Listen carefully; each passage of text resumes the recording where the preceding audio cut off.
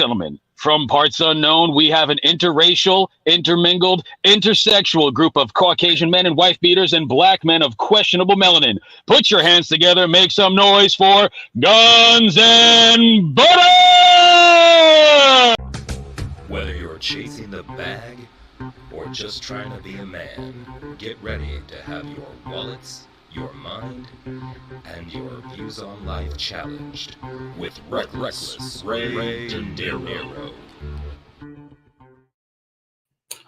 What's good, everybody? It's your boy Reckless Ray De Niro, and we are back at it again for another hard-hitting episode of Guns and Butter. We're starting off strong today. Between Rumble and YouTube, we got about like 10 solid watching. This is cool. This is cool. Hope everybody liked the thumb, because we're getting into the thick of it tonight, boys and girls, ladies and gentlemen, men and women. Yeah, you see the dichotomy there? That's what we're going with. That's what we're sticking with. My fellow American citizens, for those of you who wish to be nondescript, my human beings, my meat bags, human units, if you would.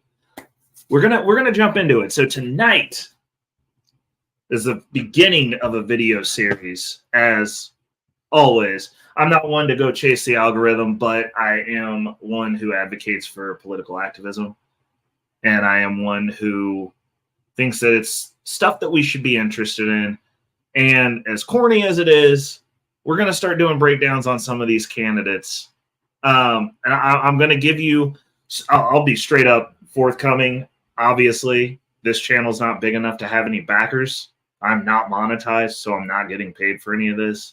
These are my opinions alone. It's an open panel. I will argue with you about my opinions. I will be more than happy to dog walk you about my opinions. I'm willing to take feedback if I'm wrong. What I've noticed is I'm starting to see like a bet Bumpkin, Bumpkin's in the building. Actually, first of all, hold up. Let's shout out to the early gang here. We gotta show some freaking respect. Casey Mo in the building first, obviously. Shout outs to Casey Mo. Carl Albertson in the building second. And T Wrigglesby, my homie, in the building third. So those are the three that have made themselves known. Obviously, Bumpkin also fourth in the building, who have made themselves known. They came in, they demanded their damn respect. And, we're going to give them their respect. Hey, bro, Bumpkin's been out there in the streets doing some work. I can't wait to hear about this. Like, this is what I'm talking about. Dude came back from, Bumpkin, literally, you could almost just throw a can anywhere and feed a homeless person at this rate. Like, I did my episode in a state of deliriousness. I got some rest from last night's recording to tonight because I've been pushing myself this week. I'm trying to get some stuff going, obviously, for next week, which sucks because I worked really hard this week and no one's going to get to see it until next week, which sucks a lot because no one's going to believe how hard I've been working until next week. But I've been working hard this week. Been pretty much working till I go to sleep, which means that my days start at about 4:30 to 5:30, somewhere in that window, depending on if I did a panel that night. If it's a panel night, if you see me on a panel, not even going to lie, I'm not up till about 5:30. If I'm not on a panel, it's somewhere in between 4 and 4:45. Because I'm catching up on sleep, but I've been working till I go to bed, literally. So I'll be sitting here cranking at stuff until about 9. I'm not gonna pretend to be a superhuman. I do have the ability to work like a maniac. That whole hyper focus side of the ADD thing, I used that a lot this week. But last night it actually got to me. I didn't realize I was tired, and so I'm recording and it's running into about 9 o'clock. My brain shot. And it was probably one of the worst episodes I did, but I didn't want to not do the episode because I'm not going to be able to do a live tomorrow because Future Financial Strategies Live was really fun. I did enjoy rocking out with you guys. So I'm going to be figuring out ways to do that live sometimes. It's just tomorrow I picked up some extra hours, obviously, because we're trying to get that bag, all of them. And I'm not going to be able to get up. So I had to do the episode. So I recorded it and I got real dumb real fast at about 9 o'clock. And I literally felt like I was drunk. So it's a really interesting episode. Go back and watch it. It's the one that released today. It's short, very short, but we're going into some deeper topics coming up that are going to be tied into these videos. But to Bumpkin's point about feeding the homeless, it seems like a bunch of people are about to be homeless, and it's not necessarily the people that you would think. It's been talked about, and like there's multiple reports from multiple different financial institutions that Americans are dipping into their 401ks and their retirement savings to pay bills. This is wild to me because I understand why the millennials are becoming homeless. They're weak. Why the Gen Z, not the Gen Zs, the millennials and whatever the hell, the toaster ovens that are behind us, makes sense because like you guys came up soft, your parents wanted to be your friend, you didn't get taught natural consequences, you apparently didn't get hit. So you don't deal with consequences well. Actually, a majority of you are running around here with the same cognitive outlook on life as most of these delusional women. You're entitled. You're not built for adversity. You're not built for figuring things out on your own. And then now Bumpkin's got to come give you cans because those of you who are obviously very upset with the mess that you've been left. But there's just not enough of you. And now Bumpkin's got to go to Florida to feed homeless people. And he probably, in all honesty, at the rate that this is going, if the older people who have retirement savings are dipping into retirement savings, Bumpkin, everybody's about to be out here in these streets. Word. Thank you. Mike Rage in the building. I was just talking to him earlier. Also crazy. Crazy stuff's going on all about. Oh, what's going on, Rage? Oh, cool. Okay, Carl, Rage, got you. Okay, because Mike has told me about you as well, Carl. So salutes and thanks for tapping in. But yeah, I mean, if people are dipping into their retirement savings, that means that y'all, and this is the thing that they say in business, that when the tide washes out, you find out who's been swimming naked. And it seems like most of this nation has been swimming naked, which means that the discipline that we thought everyone had, that I assume the older generations, I'm like, y'all are tougher than my generation. You guys know about sacrifice. What's going on, Angel? How's it going? What's up, family?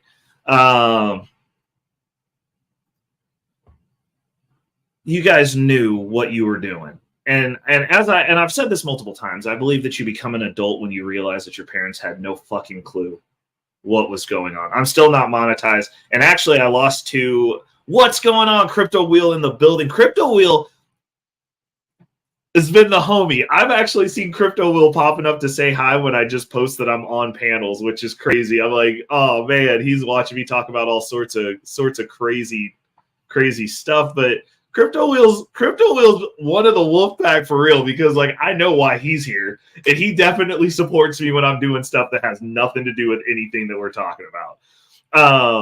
And I really appreciate that. So props to Crypto Wheel. Or Wheel Crypto, Jesus. And I read his name backwards every time and he still shows up. That's a real homie right there. Wheel Crypto, I'm sorry, and I won't do it anymore. I'm making a conscious effort to stop. The majority of people live, okay, Bumpkin's tapping in. He says the majority of people live paycheck to paycheck. It's a sad part of the American dream. It's a sad decision of the American dream, in my opinion, because I just don't understand. We have a nation of people who do not actually, like, we can talk bootstrapping, we can talk all the stuff that we want, but we have a nation of people who really would rather look wealthy than be wealthy, who would really rather pretend that they've got money than actually have money. And the issue is we front run everything. People will finance to the hilt. People will want to keep up the appearance of what their neighbors are doing. So even if they can't afford it, they finance that vacation. They'll finance literally anything but assets. They'll finance everything but assets.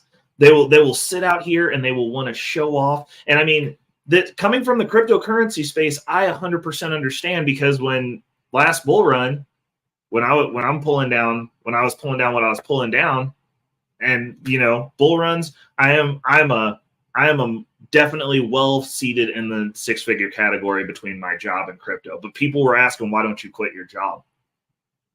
Because that's the mindset that people have. Oh, well, if you're getting it like that, why don't you quit your job? Because you only get to do that once every 4 years. What about the other 3 years? Like, people was having to take back cars. You're looking at all the repossessions that are happening now. You're looking at the foreclosures that people are having now, because as soon as some money touches their hands, they increase their lifestyle over fortifying their existence.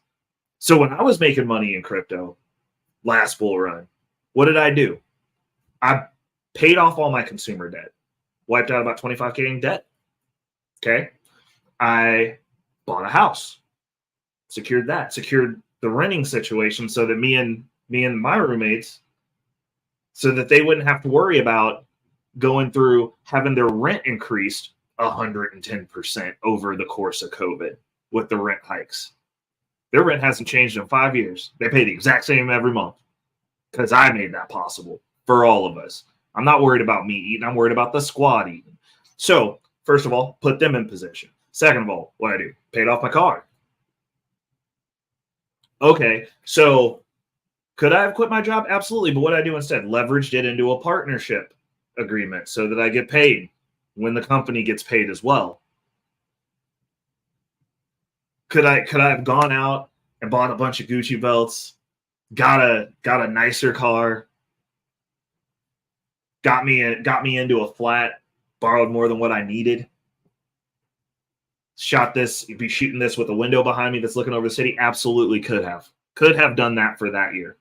And you know what would have happened the next year after I quit my job? I would have lost everything. And that's how most Americans function, because you don't actually understand how money works. Now, what am I preparing to do this next bull run? Oh, plan on getting another house. I'm about to diversify into a bunch more assets, setting up a private banking relationship. Still not quitting my job, folks. Still not quitting. But we got plans. We got plans for when that money wave comes in. Even better plans than I had last time. Because like last time, by my standards, screwed the pooch a little bit. I didn't do as much as I could have done effectively because my mind wasn't on right. I'm not going to say that the money didn't affect me. That was the first time I've seen that much money coming in that fast, period. So I did what I could. Like, you're getting started, get that taste. I did what I could. I did screw up some stuff, in my opinion. But I am leaps and bounds ahead of what most of the other crypto bros did, because most of the crypto channels you'll see shut down after the bull run is over. You'll see a bunch of people crawl out from under their rocks. They want to talk about what crappy coin you should get into. They're giving no context. They're not teaching you any type of skill.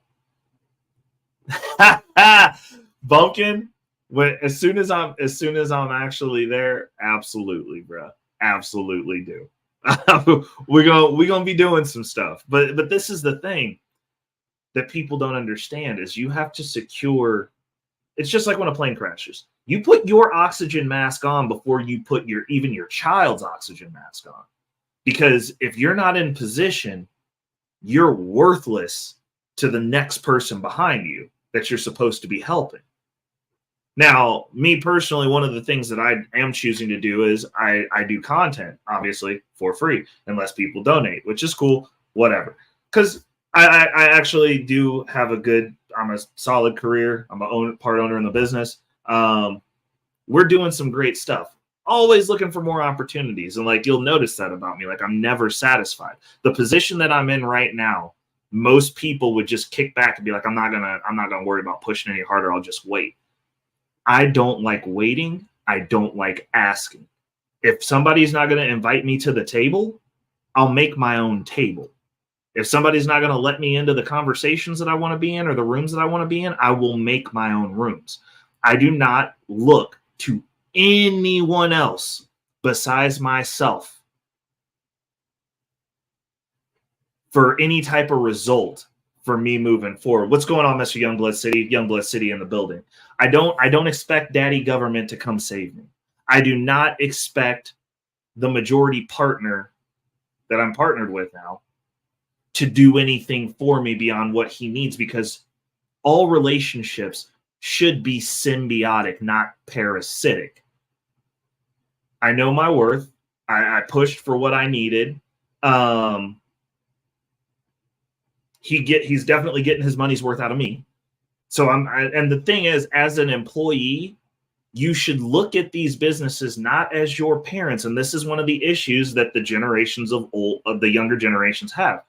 These people don't owe you anything. They don't. Oh, the business wouldn't run without you. Yeah, well, if you never went to work, you also wouldn't have a house. You would have no place to live. You would not be able to exist because most of you like really aren't that great of hunters. And like real talk, if we wanted to get down to brass tacks, if the lights went out, a lot of you would just get taken out in the initial onslaught of people going and taking stuff. But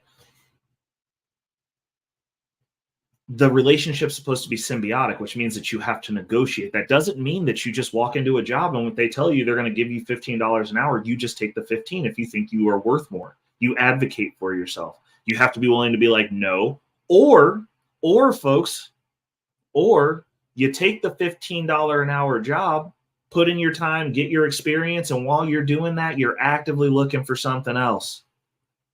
You know, I worked with a guy one time, and it was one of the things that he did, even though he's like definitely far left and really very much a victim. A white victim. It's wild because he tried to tell me about racism and how I'm being taken advantage of.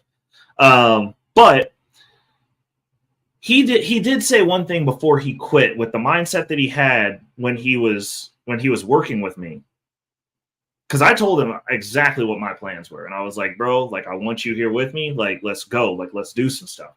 And he was all about it, but he wasn't about the action, which was a red flag for me. I'm like, anybody who's not actually about that action, like I'm not about riding somebody's back until they do what they need to do. I keep moving forward regardless. Like if I set my destination, I'm going where I'm going. You can come with me. You can be a part of it. I try to set up as many people as I can along the way, but I'm going where I'm going. What's going on? Wife School Podcast in the building. That's what I'm saying. So for the ladies that are catching this stream, y'all gotta start rocking with the real ones. So definitely get over there and subscribe to Wife School Podcast. She's solid. Great peoples. But I'm not stopping for nobody, and I'm not waiting for nobody. The ship is forever moving forward. And he said something that was very profound. He was like, having a really hard time and just not having a good way about it because the job's hard. This job is hard. And he said that every day that he left mad, he'd fill out 10 applications. I was like, you know what? I really rock with that. Like, if you're at a job that you think you're better than and you're not, and there was one caveat though that I've always had, because what's up, Simon in the building? What's going on, Simon? I've never left a job where my work output was not better than everyone else's there at the time that I quit. I don't believe in this quiet quitting. I don't believe in this loud quitting. I don't believe in any of this loud crying shit that people are doing now. I'm not about it. I 100% believe in being the best. And then, you know what? If you don't take care of me the way that you need to, or the way that I feel I deserve, or my time's not getting what it needs, I'm not getting paid what I need, I will leave. And there will be no conversation about money at that point. When I walk out that door and I'm like, it's time to go, there's nothing you're going to say to me that's going to get me to stay, because it's time to go. The decision's been made. Like, I don't. I'm like, cool. I'm out of here. You guys keep rocking how you're rocking. I'm not going to be here because I don't have to be. A lot of that drive and a lot of that fire has been somehow, well, actually, I think it's by agenda, has been sapped out of men. A lot of that, I'm the best. I'm not going to sit here and cry. The issue is you've got men who are now functioning with their emotions like women. They're going, I'm going to sit here and I'm going to cry about this. I'm going to have an emotional outburst. Oh, the pension's gone. Why is the setup 100% reliant on someone else? Why are you relying on the pension? Why are you not handling your finances yourself? Why are you not stacking money outside of that? I'm not saying that if you got an opportunity to get a pension, you shouldn't extract as much value out of that as possible. But as a man in this world, you should understand that nobody's coming to save you. No one is obligated to save you. Don't complain about your job. Quit your job. If you're living in a place that you cannot afford to live at, guess what? You are non-competitive in that environment. You got to regroup. Don't go to California, go homeless, not be able to leave, and end up out on Skid Row because you're too proud and you think you deserve the sun because you're depressed, as though the sun doesn't shine a whole bunch of places that aren't $1 billion to live in, just to get robbed, raped, beat up, and have to sit in the middle of a homeless civil war because they're fighting over territory with firebombs because your liberal government decided to make nothing illegal anymore. So y'all living in the Wild West, and you're not built for the Wild West. You're not entitled to be anywhere on this planet.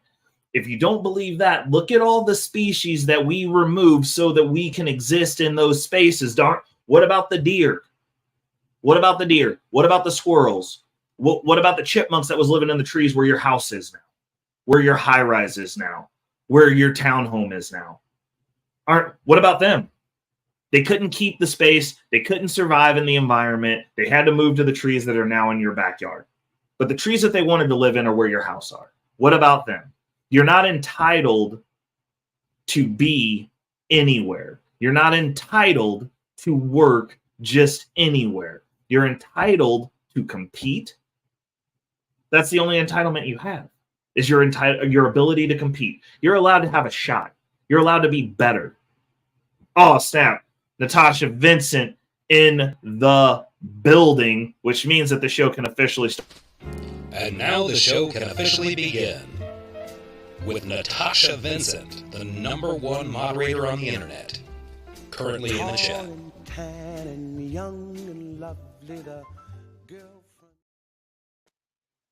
But you're not entitled. You're not entitled to anything. That's the issue that we're facing right now, is that people are feeling some type of way. They're feeling some type of entitlement, that they're owed something. We have a whole generation right now that feels like they're owed something. The workplace doesn't pay too much. Minimum wage needs to go up. Does it? Does it? Does minimum wage need to go up so that you can do a child's job that could also be replaced by a robot? Because if the kids aren't working, I don't want adults working anymore. I want kids either to be able to go work so that they can get some job experience and understand what's up, world class. What is up, world class? World class said he'll be right back, and we're going to wait for him.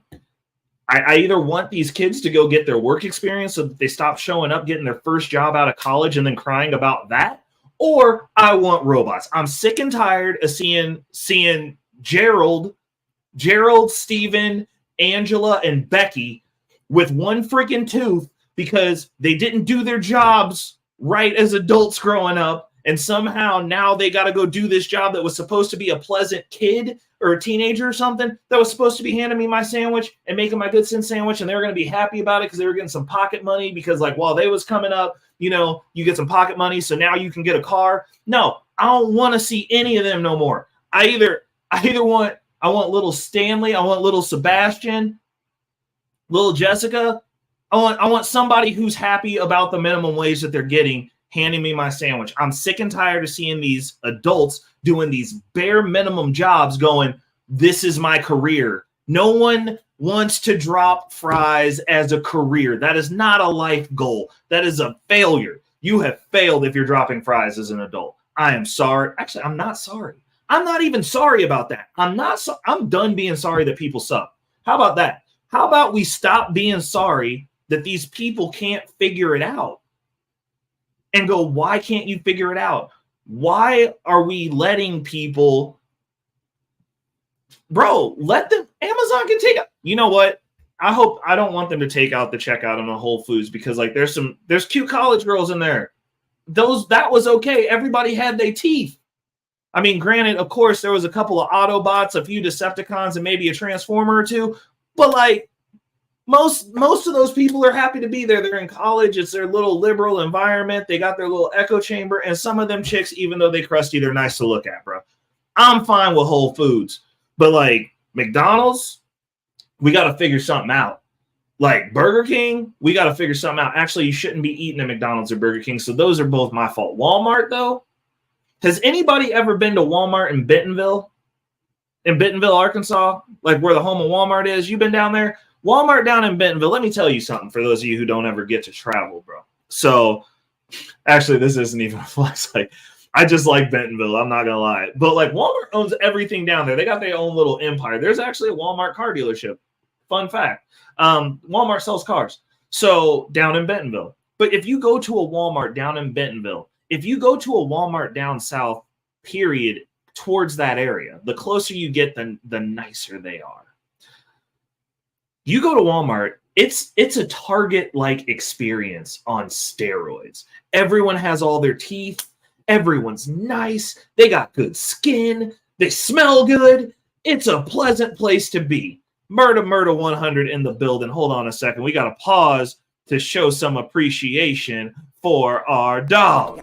Is he our number one fan, or are we his number one fan?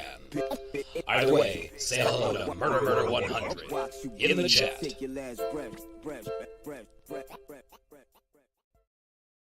Shout outs Murder 100. I'm super happy you're here early, brother. Appreciate you. Shout outs to everybody over on Rumble. I see all 6 of you ghost watching. Okay, 5 of you because I'm one of the ghost watchers because I'm sitting there watching you guys, watching me, watching you guys. But shout outs to the Rumble tribe over there.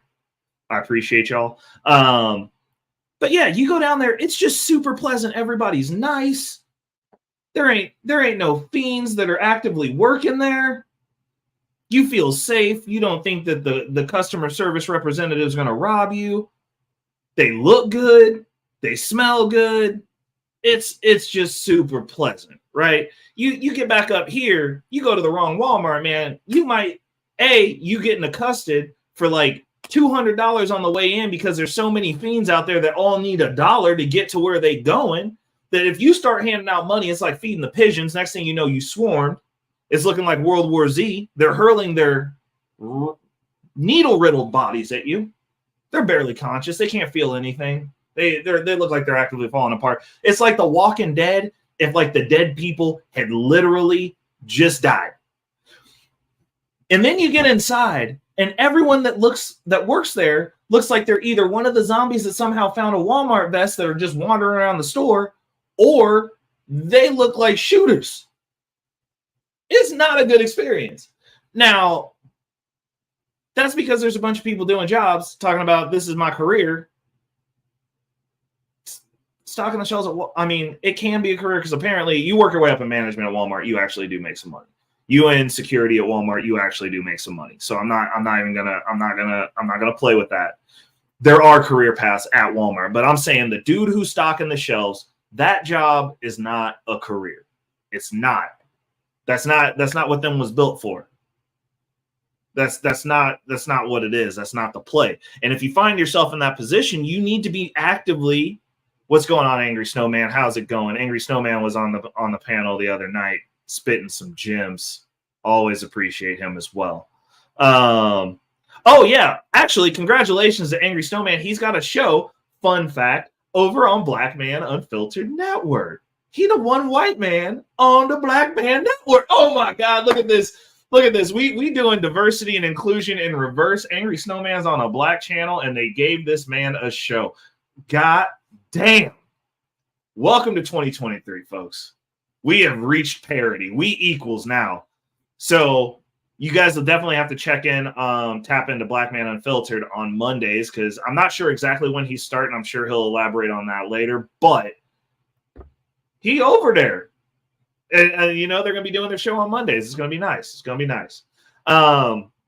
But yeah, like those aren't careers. Those aren't jobs that should be anything but transitory. And they shouldn't be transitory for so many adults that now kids get no work experience because they're competing with adults for jobs that were originally for kids. And then the adults get those jobs and then complain that the pay is that of what you would pay a child.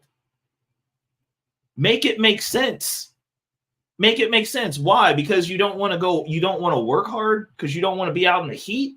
You can go you can go walk on right now and do some concrete.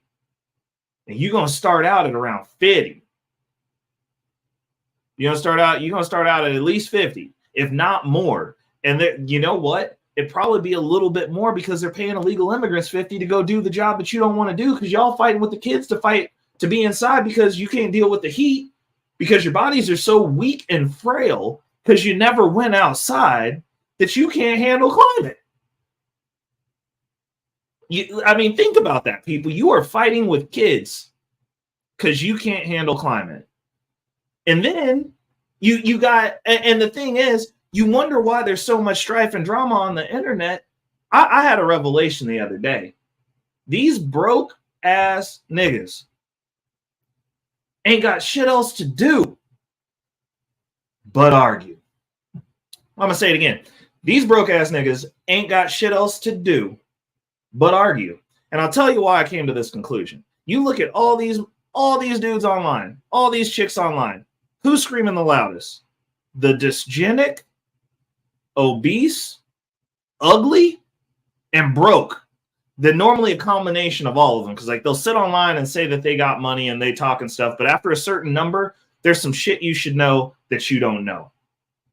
So you are broke. Now, if these dudes was in their 20s, I'd understand because you're supposed to be broke in your 20s. You're supposed to be getting some work experience. You're supposed to be sorting it out, you know, hopefully finding somebody who will pour into you, like Reckless Rated Narrow, help you get your finances right so that you ain't got to go through all the hardship that I went through to get to where I'm at. I can give you the game and make it a lot easier for you from where you at. But you got to be patient. You got to be disciplined. And you got to be able to set a plan and follow the plan. But no, you got these old niggas, old niggas and these old bitches that'll sit out here and be online all day talking about their high value man. I'm a boss babe. But you online all week for 18 hours a day. Obviously you catching government funds. Obviously I'm paying for you because you're always online. So when do you work? When do you work if you're on every panel? You on Fight Club? You on the Fight Club reaction channel? You over there arguing with Daryl? You over there arguing with Aaron? You over there arguing with Anton? You over there arguing with Angry Man? You on all the shows. I don't even know when you go to sleep. I'm starting to think that some of you niggas are the tweakers outside of Walmart y'all on here so much. Because I'm like, these niggas don't go to bed. They don't. So, like, you definitely ain't going to work unless you on a 24-hour cycle where you don't sleep, which would involve some amphetamines. Go meth, meth. I can't eat and I can't sleep, but I got the cleanest house on the street. Y'all remember the song? Y'all remember the song? We seeing some of these niggas now online. Murder said everybody's angry because they're broke. Like, hey, bro. Natasha said I can get 6 figures on government assistance. I'm doing life wrong. I think you have to have about 10 kids and like 4 baby daddies to do that. But I don't know. But they're online all the time. And you see them in the same spot all the time. So they're not leaving their rooms. They're not going outside. How do you talk about women and men all day from the same room, and we ain't seen not one woman or one man's hand you shit? How do we get here, folks? How do we get here? Like, the math is not mathing on this. It's not. It don't make sense. Everybody online ain't making six figures. All 18% of the population that's making six figures right now is not on YouTube. Y'all all ain't here, bro. Matter of fact, I know quite a few people that are over the six-figure plus echelon, and they're never on YouTube. So if every person that I know, anecdotally, that is actually making six figures or more is never on YouTube, then is it only the black section of that six figures, or is it like I don't know. I'm super confused. I'm super confused because apparently everybody's rich and everybody's making six figures and everybody needs submission and everybody needs a woman that'll listen to them and everybody needs a high value man. But y'all all on here, and apparently you all have dipped into your 401k savings to keep up appearances, and now you're using your 401k and your Roths, your all that stuff to pay down bills, just regular bills. Regular bills. You're not expanding wealth. They're eating up your wealth. And this is the agenda. This is what happens. And this is why there will always be a peasant class. This is the reason I say straight up, you cannot, bro. Yeah, Mr. Youngblood City said it straight out. They all over 100K with submissive women in a huge house, but they're always online complaining about what modern women are doing. Right? It's crazy. It's crazy. And this is the agenda. This is the agenda that I keep bringing up. And like I know people get sick of me talking about communism and the agenda that's going on and the destabilization of the family unit in America, because this ain't just happening. When you start seeing reports about 401ks and Roths getting drained, that's not just black people. That's white people. That's everybody. And it's because we want to keep up the appearance of wealth versus doing the work to build wealth. Now over here, the wolf pack, I'm trying to get as many people as I can with me, not because I give a shit about you. Mind you, not because I give a shit. And that needs to be very well understood. I like building up my competition. I'm a competitor. I'll pour into people who I don't agree with so that they can win. Because when the time comes, I want people on equal footing so that we can have a good clash of ideals. I don't want anyone sitting behind me and have that be the only reason I beat you. I want to beat you because I am better. And I want you at your best when I beat you. So don't think it's because I give a shit. But I want as many of you as possible that are rocking with me. Because eventually, y'all going to turn into little me's and it's going to be beautiful and the world will be a better place. Because you will understand the fun and the goodness of true competition. Of going, you know what? I'm the shit. I want you to be the shit so I can find out if I'm really the shit, because like I don't want you to feel like you're held back in any way. I'm going to give you all the game. And then we can duke it out. And like it's going to make us all better. We're going to galvanize each other. Matter of fact, the wolf pack eventually will turn into like a bunch of well-honed swords. But it's just going to be a bunch of indomitable snowmen, a bunch of angry snowmen running around. Like it's going to be wonderful. Because once you get it, you're going to get it. And then you're going to do exactly what I do, which is be the best version of yourself and inspire everyone around you to be the best version of yourself so that you can validate that you're actually the best version of yourself because you're still better than them. Like, it's going to be good, people. It's going to be good. And you know what? I'm willing to bet that probably about 3 or 4 of you have the potential to be better than me. And I want to make you better than me because then I get to play catch up to somebody and you're going to keep me motivated. It's going to be good. It's going to be good. I want winners. But the people don't want to do that. They want to flash fry or microwave their existence. And that's not how this money game works. Money is a very long game. It's a very sacrificial game. It's a very how much discomfort are you willing to take game? How much pain can you take? I mean, you guys, oh, by the way, you guys need to tap in over with Mandrell. He's putting up his fitness videos.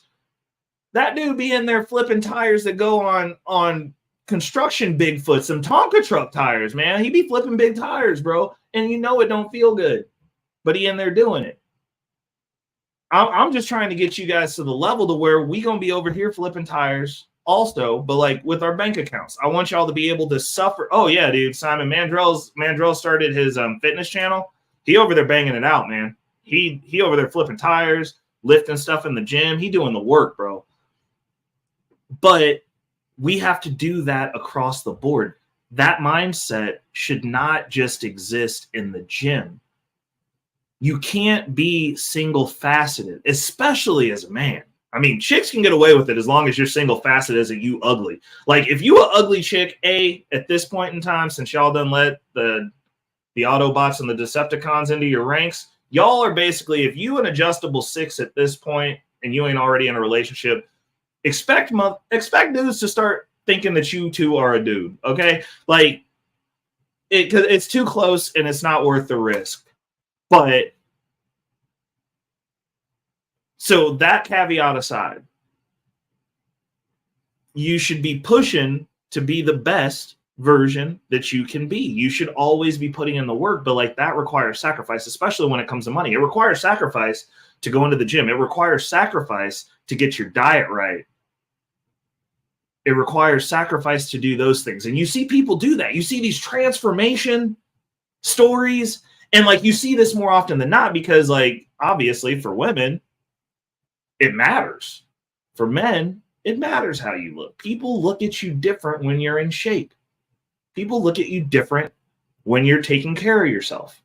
People look at you different when they know, because you know why people look at me different than some of these other people, and the reason I can get away with saying some of the slick shit I say on some of these panels as opposed to some of these other dudes is because I am not a dysgenic male.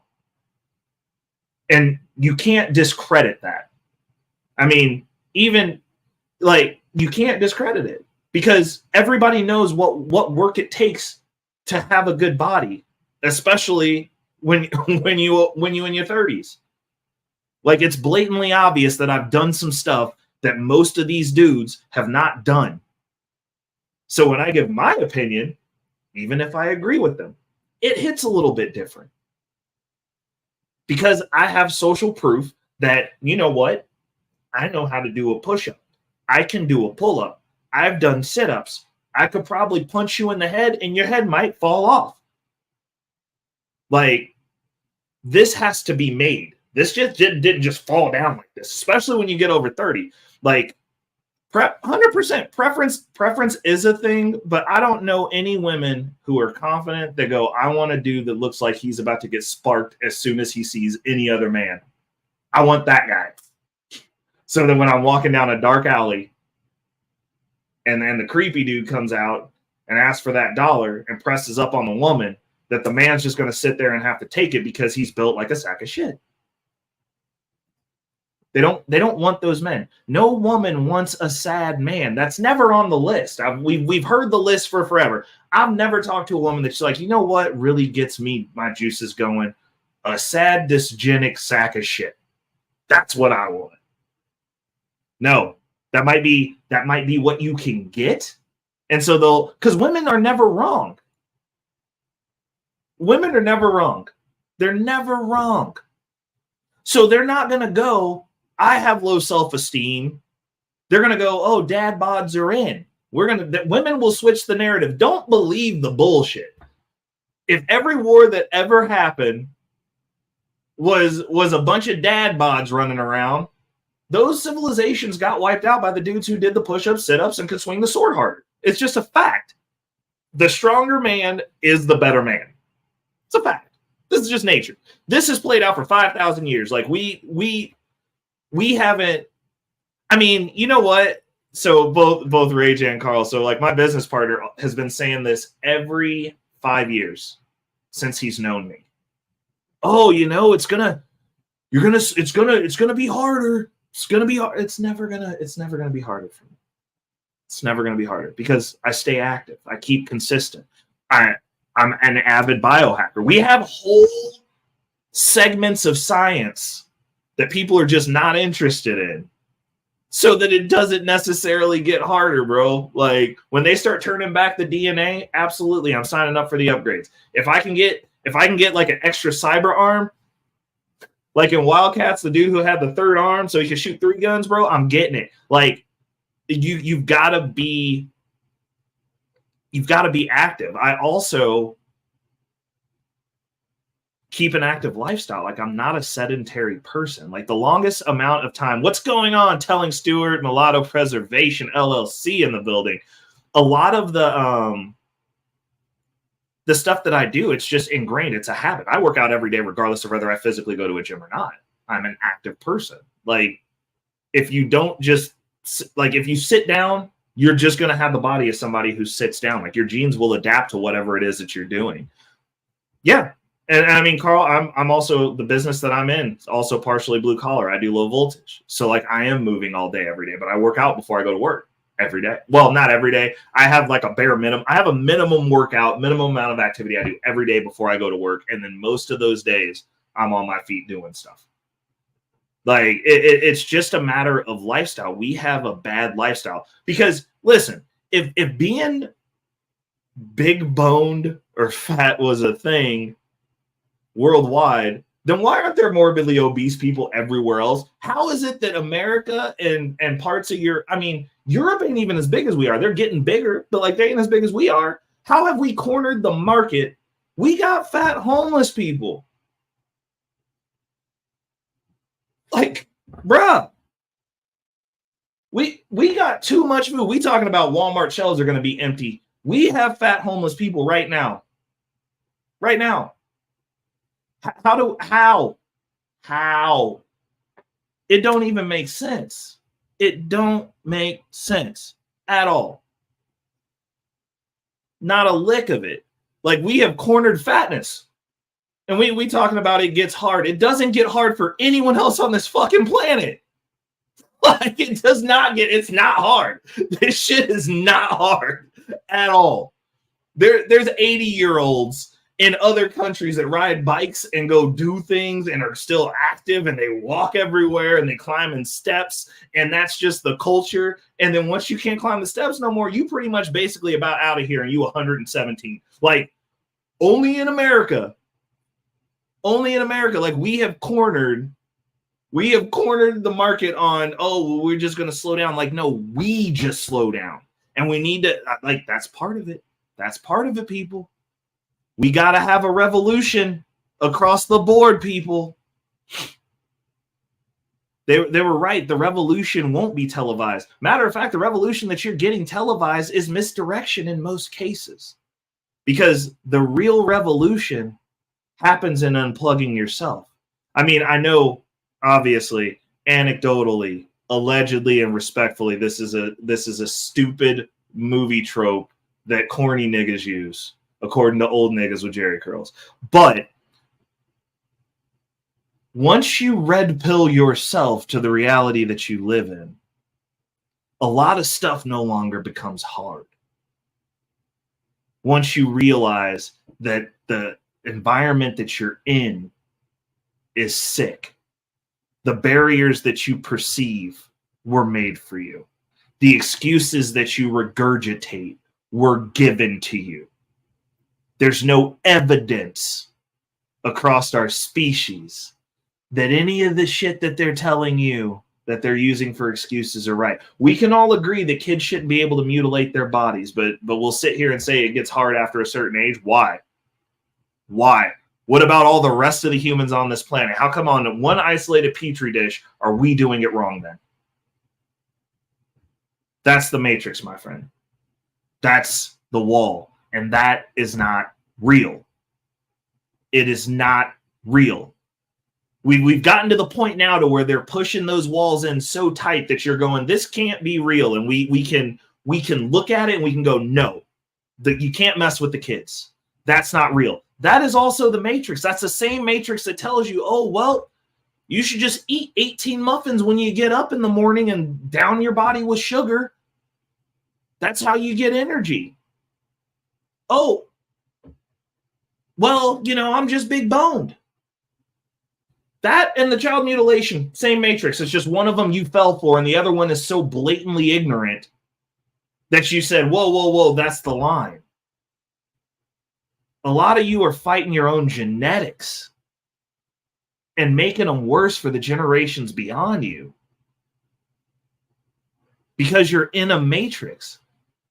And it's not that they're weakening you per se, because like obviously you being dysgenic and not in your best form, not at your peak performance self, that doesn't just weaken you.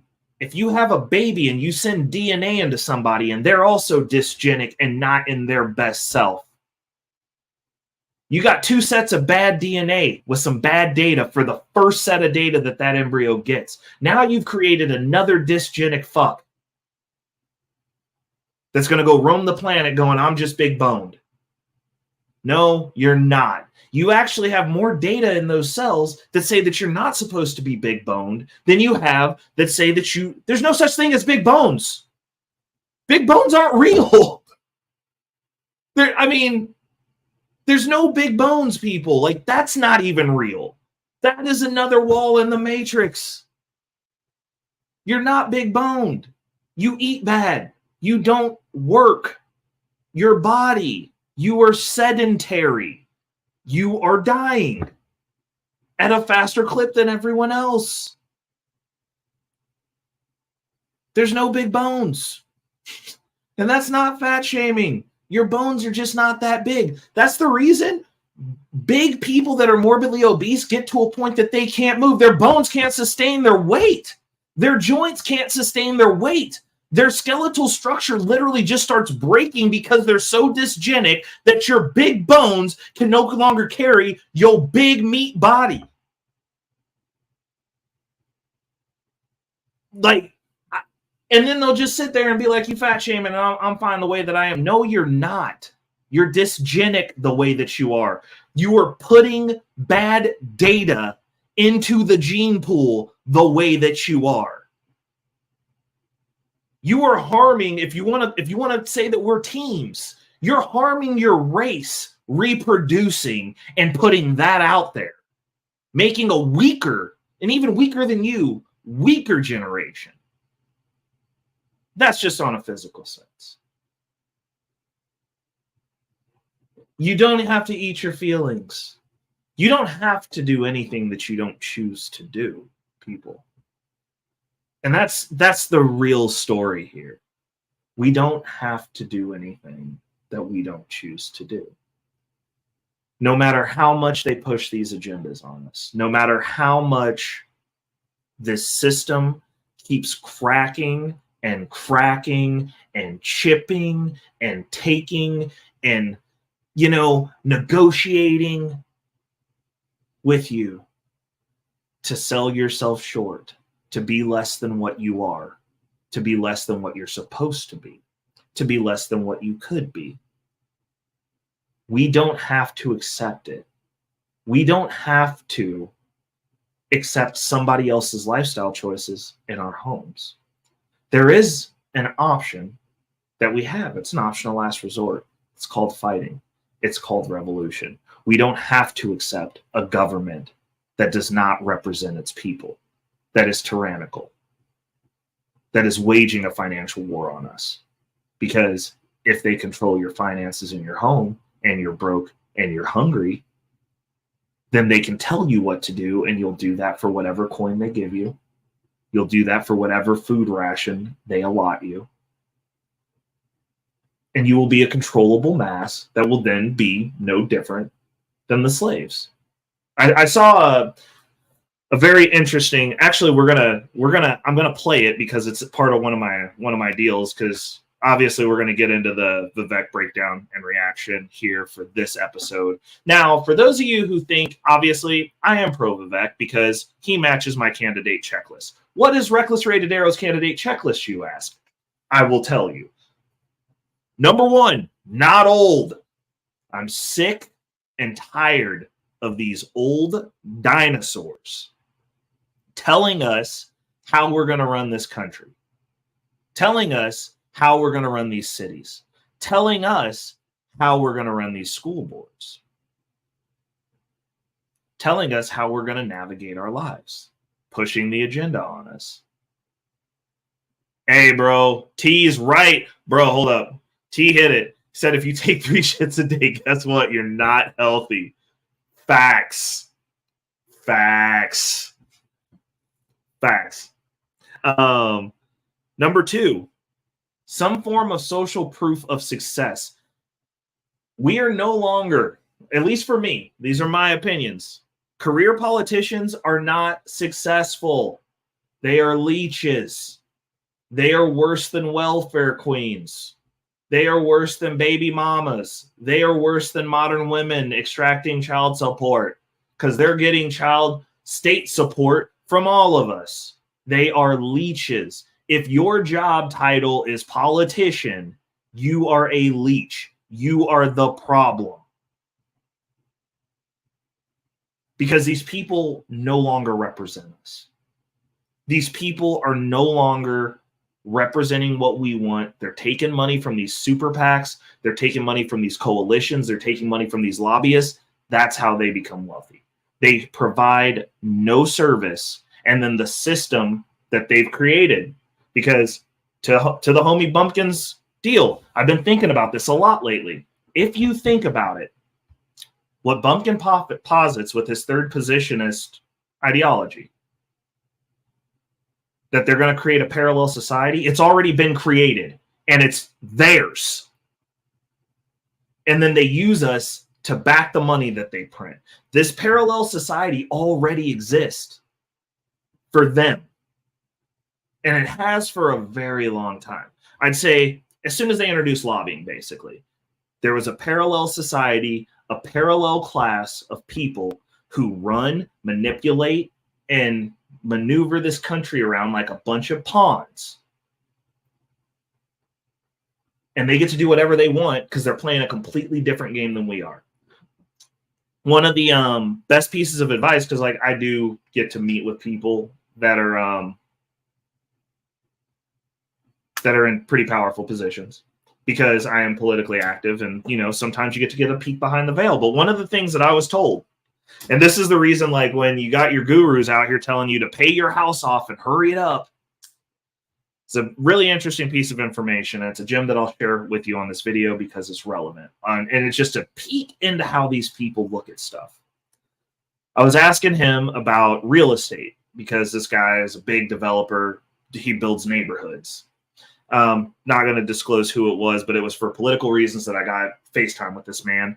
And he told me, I was like, so, you know, what are your thoughts on real estate? Like, how do you navigate that? And he was like, because like I was asking him some of the stuff the gurus say, pay your home off. I'm like, and he was like, no. He looked at me dead in the face and said, you take as much money from the bank as you possibly can. Because if the bank's more into the deal than you are, you're partners if something goes wrong. I'm going to repeat that. You take as much money from them as you can because that makes you partners if something goes wrong. Now, if you pay it off and you pay all your stuff off and now my home's paid off so I can go flex on the internet that my home's paid off, if something happens, you got no partner. Something happens to your house, the bank doesn't even have to let you tap the equity because they got no vested interest in it. They just make you sell it for cheap. If you're dealing, that's the way that these people look at money. That's the way that they look at business, especially when it comes to borrowing money. But who's the backers for this money? We are. So you got everybody out here trying to pay their home off. Funny thing, you get your home majority paid off to where you're no longer partners with the bank and the economy goes bad. You know who they didn't work with on payments to keep their houses? Those people. Because the bank has a vested interest in taking your house. Now, if you're paying the bare minimum, but you're paying for your home, you know, keeping it afloat, give yourself a little cushion. Me personally, I like to stay 3 months to a year ahead on my house payment just in case, because you never know. But if you're almost paid down and like you do something and you can no longer foot that bill and you owe, they'll just take your house. They're not going to negotiate with you because they have nothing to lose and it's all gain for them if they flash sell your house. But they don't tell you that caveat about paying your house off. The other thing, interesting one, and I know somebody who almost lost their house because of this. Once you pay your house off, you're responsible for paying your taxes, which you still have to pay. You get behind on those, guess what? State takes your house and sells it because the house is paid off. You're responsible for the taxes now, and they know that. Not going to be too much negotiation there either. So they can sell your house off. State makes a little bit more money than taxes you owed. But no. Pay your house off. You're good. You're good. But I don't consider politicians being a politician. No, I don't know Ben Mala. I'm gonna have to check that out. Miss Youngblood City. I wouldn't murder. I wouldn't say that you need them, but you need to know how that beast works. If you're just trying to get rich and get left alone, kind of like me, you don't need them. I just like to know. I like to know how my enemies function. I like to know how stuff that affects me works. And at this point, you at least minimally have to be politically active and politically aware because everything that they're doing affects all of us. But I don't consider being a career politician proof of success. I want you to have successfully run something. I want you to have successfully led people. Being a politician isn't successfully leading people, in my opinion. I know that a bunch of the woke blackety blacks would say otherwise. They want to know if you were your class president. I want to know if you built a business. You're dealing with a lot of money. I want to know if you know how to balance a checkbook. I want to know if you know how math works. Because we're finding out that a lot of people, even in these spaces, when it comes to money, which is a non-emotional conversation, put their emotions into the conversation. And they'll just be dead wrong giving horrible advice because of how they feel. And then I have to go get my receipts. And I have to explain to them and give an educational lesson for all of you, which actually benefits all of you. So like if you want to argue with me about money, definitely argue with me about money because it'll help the wolf pack get stronger. It'll help you get stronger too. But the medicine's not going to taste good. My medicine doesn't taste good. It's bitter. It's bitter, it's direct, and it's to the point because when it comes to money, I am not emotional. Either the math checks out or it doesn't. What's going on? Easy Money Jones in the building. Bro, we gave him the 2 what for yesterday. I hope your wife didn't destroy you, bro. It was all in good fun. But so proof of success, some form of proof of success of leadership. That could be military, that could be business, it could be community service, anything besides just going, I'm a politician and you should listen to me because the other guy's racist. Actually, I'm going to add another one to it. Hold on. All right, so it's 7 things now. So number 3 for me, you have to be an America first candidate. If you're not putting this country first and its citizens first, I want you out of office. You, again, are a leech. You are a part of the problem. Matter of fact, those people, and I say those people because obviously if you're not America first, why are you governing over America? Go to wherever you're putting first. Go there and be in government there. Don't be in government here. Like if you don't care about the soil you're standing on, that's a problem to me. They have to be unpopular opinion. They have to be anti-immigration right now. We cannot have this open border. We cannot have these people flooding into this country. We cannot have, if you're not coming here via the legal means, you can't be here. You can't. Like there's too many people that want to be here that come in the legal way for us to have the problems that we're having because of the people that we're just letting walk over here. Good. I'm happy she's a good sport about that. Well, I mean, Snowman, it is. I'm gonna do the panel. I mean, I could technically talk about this all night by myself, but it is my show, so I get to bogart. I'm a bogarter. I'm a bogarter. I mean, in all honesty, not gonna lie, the numbers are better when it's just me talking. Just so y'all know. So they have to be anti-immigration. I'm going to drop it right after this because then we're going to jump into the other part. But I'm just saying, I look at the analytics. I'm looking at the analytics now. This is like the longest I've ever talked. Well, not ever. This is the longest I've talked on this show in a long time. Also, the best numbers we've had starting this early in a long time. Just throwing that out there. Anecdotal evidence, but people do like me when I'm in my bag. They have to be anti-big government. We have a bunch of redundancy in the government. Bro, I can't do it. I mean, I'd be sitting up. Actually, you wouldn't notice except for like my eyes would be like blood red. Like it's either that or I'm sleeping. Like I don't smoke weed. They have to be anti-big government. We have a lot of redundancy, a lot of useless people that are leeching off of our money, a lot of misplaced funds, a lot of misallocated funds. We can't figure out where the money went because 19,000 people sign off on every single thing that we do. Next, they have to be anti-Great Reset.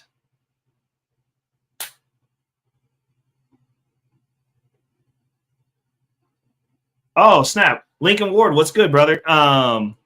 He said, Grant Cardone said him having so much debt is what saved him during 100%. He was in for $300 million in the bank. Exactly. If you're into them for a bunch of money, you are partners.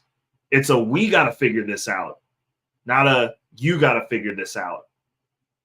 Exactly, Lincoln. Lincoln Ward just dropped the gym. I'm going to leave that up there for a second.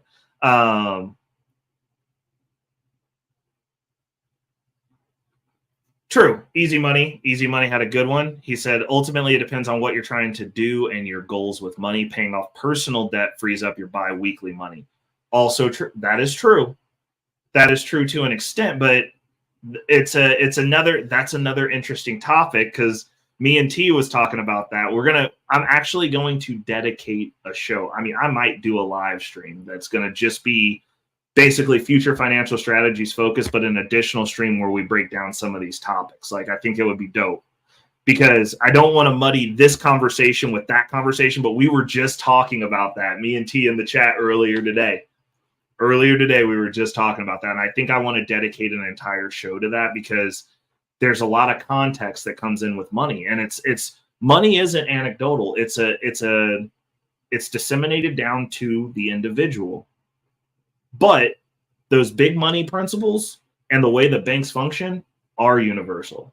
If you pay your house off or you're close to paying your house off and something happens, the bank will not negotiate for you to keep your house. They'll take it because they make money off that. Now it's your problem. That house is your problem. Okay, so the next one, anti-Great Reset. The agenda is happening, man. Like it's coming. It's happening. It's not going to be good for anybody, and any official that's pushing that is actively against your best interest, no matter what they say. No matter what. They want slaves. They want a slave class and a class that has all the money. And most of you will qualify for the slave class when it's all said and done. That's part of the reason that they've made things so bad that you've got all these boomers and apparently everybody else who's got these fat 401ks and Roths dipping into their 401ks and Roths now. They want to take away all the wealth. You need them poor. You need them hungry. That's how you control people. You guys like North Korea? Go ahead and keep advocating for this Great Reset stuff because you think you're going to get some free shit. You're going to get all the free shit until it's time to starve, and you're having to pick which one of your family members you're going to eat because there's no food. That's the end goal. That's the end result. It might not be the end goal, but that's the end result of how this works. We do not want to participate in the Great Reset. You need to be navigating you need to understand financial principles so that you can navigate what the agenda is. Because, I mean, obviously, that's going to be too great for us to just go, wow, I'm going to go out here and stamp out the Great Reset. Like, you're not going to do that. But, like, you at that point, then it's just like, you got to be rich then. If that's what's happening, then I'll be damned if I'm the person starving. Like, that's not happening. That's not what we're doing over here in the Wolfpack. We're either sidestepping it, avoiding it, or we're gonna be on the right side of that line. Bruh, right? Rage Nation said, I got the feds making me spend money. Now bastards ain't even giving me a reach for facts, bro. The Angry Snowman said, the youngest always goes first. Oh, jeez. And then the last one that I just added. The last one here is my candidate has to have the ability to articulate ideas and visions. They can't, if you're running on the premise that the other guy is racist and you're positing no ideas, Biden, but y'all voted for him like some dummies. Now look at you.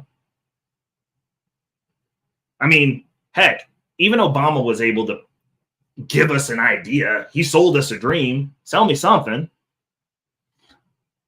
Oh, thank you, Latanya.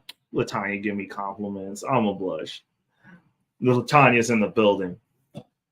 Don't tell, if Reese shows up, we're not telling him Latanya's here.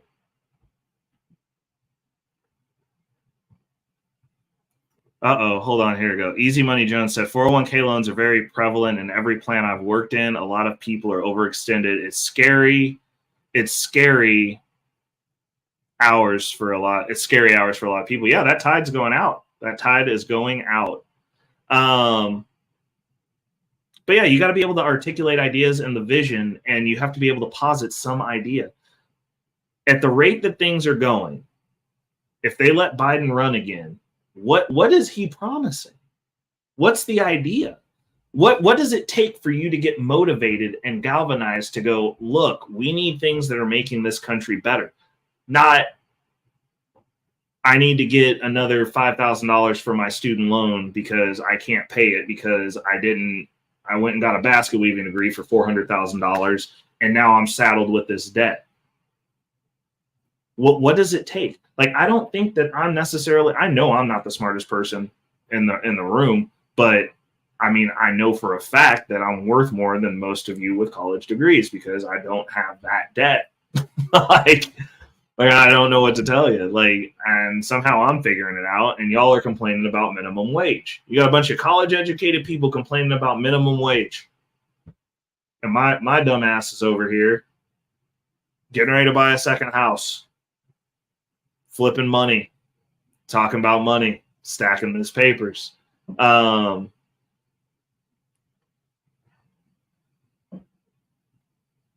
Oh yeah. I actually did an episode a little while ago about that, but I mean, that's part of the deal. That's part of the way that they're doing it. Easy Money Jones is asking, for those of you listening, did you discuss the mortgage rates going up over 7%? The money is pushing retail home buyers out of the market. Right now in real estate, cash is king. That really depends. Now, the reason I say that depends is it depends on how you look at money. Like, I don't look at any property that I buy as like, oh, this is my home. Like, I do it strategically. The only reason I bought the place that I'm in, actually, I would have bought the initial place regardless, because I knew what was getting ready to happen to the rental rates. And I did not want my rent going up astronomical amounts every 6 months to a year. Oh, Jesus, the world class is in 3 lives right now. This dude is wild. I didn't want my rent going up. So, like, I needed to secure that. Like, for me, the defense on that is I'd rather deal with the incremental increases in property tax and home insurance, which has gone up, than dealing with the consistent chunking up of the rental rate. So when COVID started, my rent was at the place I was staying, which was in an area that's getting gentrified. That was actively getting gentrified. So like, we were in there with the art kids gentrifying it, and then they were just like, oh, there's an additional black person that never had to leave. And I'm like, oh, I showed up with you bitches. But we were staying over there, and the the way that we did it was the unit that we were renting, and I'd been there for 6 years, and I'd cycled through a couple of different roommates, but the rent was $650. The average rent across the area right now where I live is $1,200. Like, and then like when we were living there, everybody else, like we had one of the least expensive units, because I told them when I went and looked at the unit, I was like, we'll clean it. And it was like a local landlord. And I was like, dude, if you give us this rent rate, a lower rate, and cut us a deal there, we'll clean out the apartment ourselves. And so like we went and did the final clean on it ourselves and moved in and like called it a day. Like, because you negotiate things. It's amazing what you can get done if you actually ask. And I mean, it doesn't hurt to ask. You can ask people stuff. Like, I don't take anything at face value that I don't think is a great deal for me, where I'm getting everything. I feel that I'm getting everything I possibly could out of it. But going from that, and like at the time, I think that was probably a pretty decent. I think we undercut the rental rate for that area, because like it was like, I think it was probably about $800 for those size units, honestly. So like we got a little bit of we got $150 discount off of it that I've rode out for 6 years, because the landlord never raised my rent. Like, he was happy. We paid early. When we showed up, we had money to put down. Dude was cool. And you know, when you have a personality and you can talk and like bond with people, you get better rates on stuff. That's the other thing. Like, you show up, and like if you're kind and like not know how to speak, and you know how to speak, you can get stuff out of people. It's crazy. People will go to bat for you. People will want to be a part of your life. People will want to help you, as opposed to walking around with a chip on your shoulder saying that everything is racist. You know, I'm just calling it what it is. But hold on, there we go. But when I bought this place, we made this work, but like we haven't had to like adjust the rent and since this started, and that's what I wanted. Everybody else's rent's gone up a lot. Like that's almost 100% increase from like the average around here, and it's still going up. The homes prices. So like the way that I look at those mortgage payments, my question is, how much of it are you paying easy money? That's the way that I look at it, because I don't look at homes. Like, I don't buy homes to be like, oh, look at this home. Like, I don't care. Like, I wasn't raised that way. So actually I was raised that way. It's just like, after you lose the home that like from your childhood, after your family loses that, you lose an attachment to property, period. Like, which honestly was good. It's good because like it helps me make sound decisions. I look at stuff and I go, this is based on the money and the things that I need that are in it. Like my next home, I will have a dedicated office space. Oh, good Lord, Scam Likely. You're going to be Scam Likely done coming in. I'm gonna let me put my aviators on. I got to go arrest Scam Likely real quick. He's oh my goodness. Scam Likely in the building. But yeah, so it depends on how you're looking at it. But the issue is this is all done by design. They don't want you to be able to own a home. They don't want people to be able to own a home. But the fact of the matter is, y'all will be renting with 2 and 3 and 4 and 5 of you in a house anyway. They're doing that in all these high expense places now. Somebody get your credit together and buy a house, so that way you don't have to worry about them continually jacking the rent up, because they know there's 5 of you living there. What about that? Like, the way people look at money and finance and their position in this society, because they view it from the lens of someone owes me something, is 90% of the way that most of the things that they've gotten through have gotten through. If you need them, they have the leverage. The reason they don't want you rich, the reason they don't want you in shape, the reason they want you dysgenic and weak and poor is because then you have no leverage. If you're weak, you can't even say no, just based off that. We have a disagreement. I'm like, okay, bro, like we're breaking down to the point where we're no longer talking. What is it now? Oh, well, like it ain't got to be like that. Like, but it does though. Because that's the way that they're pressuring you into doing things that you don't agree with. They're pressuring you to challenge your values. That's how that happens. They're going, hey, we'll pay your student debt off. We're going to do this, this, and this that you don't agree with, but like, we're going to give you $10,000 to pay your debt off that you accrued yourself. And you know what's funny? They're not paying for it. You're also paying for it because inflation. As when they print money, the prices of everything goes up. So you're actually paying your debt back one way or another anyway, except for now you're sharing it with the populace, which is a selfish thing to do because of a decision that you made. Think about that for a second. Because everybody says you got to vote in your best interest. And I agree with that to a certain extent, unless it's detrimental to the society that you live in. Now, do you want to go and set every other house in the neighborhood on fire to put out a corner of your house being on fire? That doesn't make sense. Now the whole neighborhood's burned down. But you have these people, namely liberals, who are on this free money kick. And they want free stuff. And they go, we'll use your student loan debt. We'll give you benefits.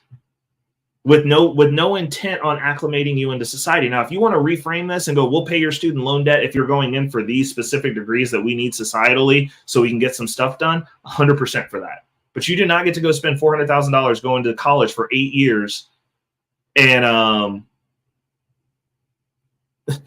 go to college for 8 years, rack up $400,000 in debt to get a degree that nobody gives a shit about, that's not viable, and then go, somebody pay for this. Like, no, we're not paying for that. Like, you're dumb. You are dumb. Scam Likely, for those listening, tapped in. He said, vote, vote, vote. Satan or Lucifer, who's the better candidate? That's kind of, I mean, that's, you can have that angle, but the reality of the situation is you're going to get one. You're going to get one. I mean, the president doesn't matter. Is it Satan or Lucifer in your local school board? Those are people. Those are people who live in your town that you can go see. You can pull up on them at Hy-Vee in the fruit aisle. But we don't want to have that conversation because it's always just about the presidency. That's the only one that matters, apparently. As you lose your rights, the president's not taking those most of the time. It's actually the people who you're voting in locally that are allowing these things. And then you get to pay for that also. But I'm going to go ahead and throw out the link. Hold on a second. Let me copy it.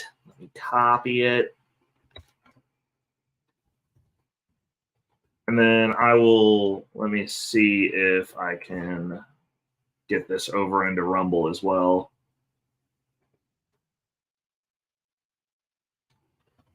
Hold on a second, since I was hogging the mic apparently, and we're going to get into some of the breakdown on Vivek.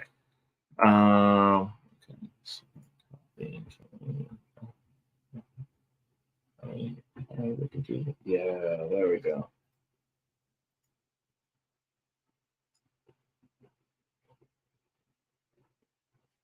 Hold on. Dang it.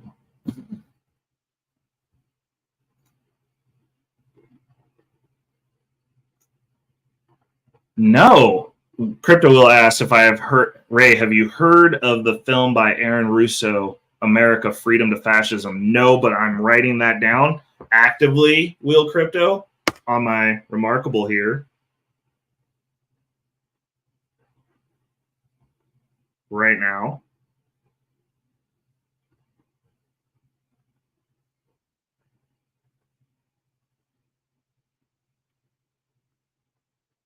Boom. I got it written down. I'm going to tap in. Javi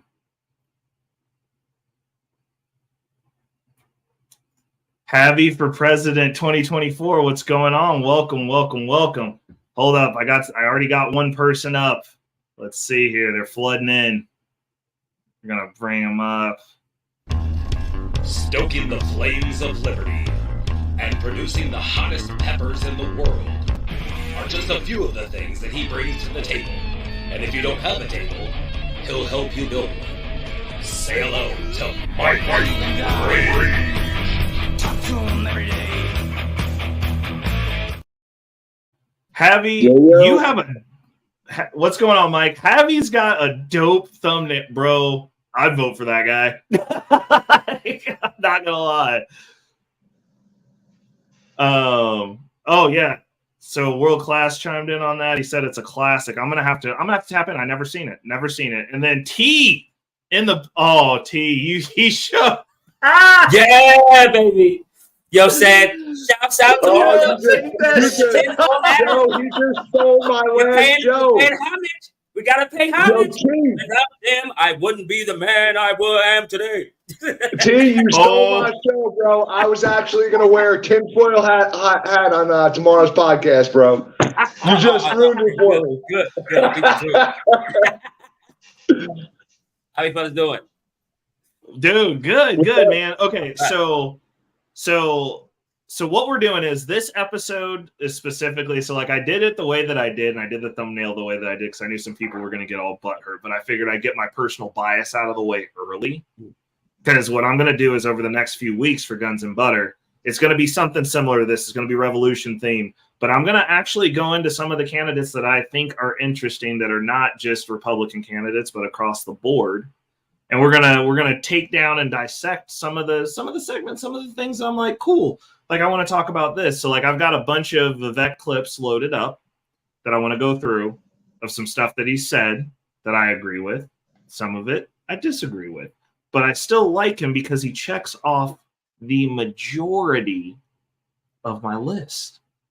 Now we're not going to get perfection. But as far as voting in candidates, I'm like, why did Trump get voted in? Because I didn't, honestly, not gonna lie, didn't vote for him the first time around, did vote for him the second time around. But actually, I didn't vote for him the second time around. The second time around, I voted for Joe Jorgensen. So I was like in a very libertarian phase at that point in time. But when Trump got voted in, he was voted in on the premise that like we needed to vote somebody in to shake things up. We were channeling that 1776 revolutionary vibe, and I understand.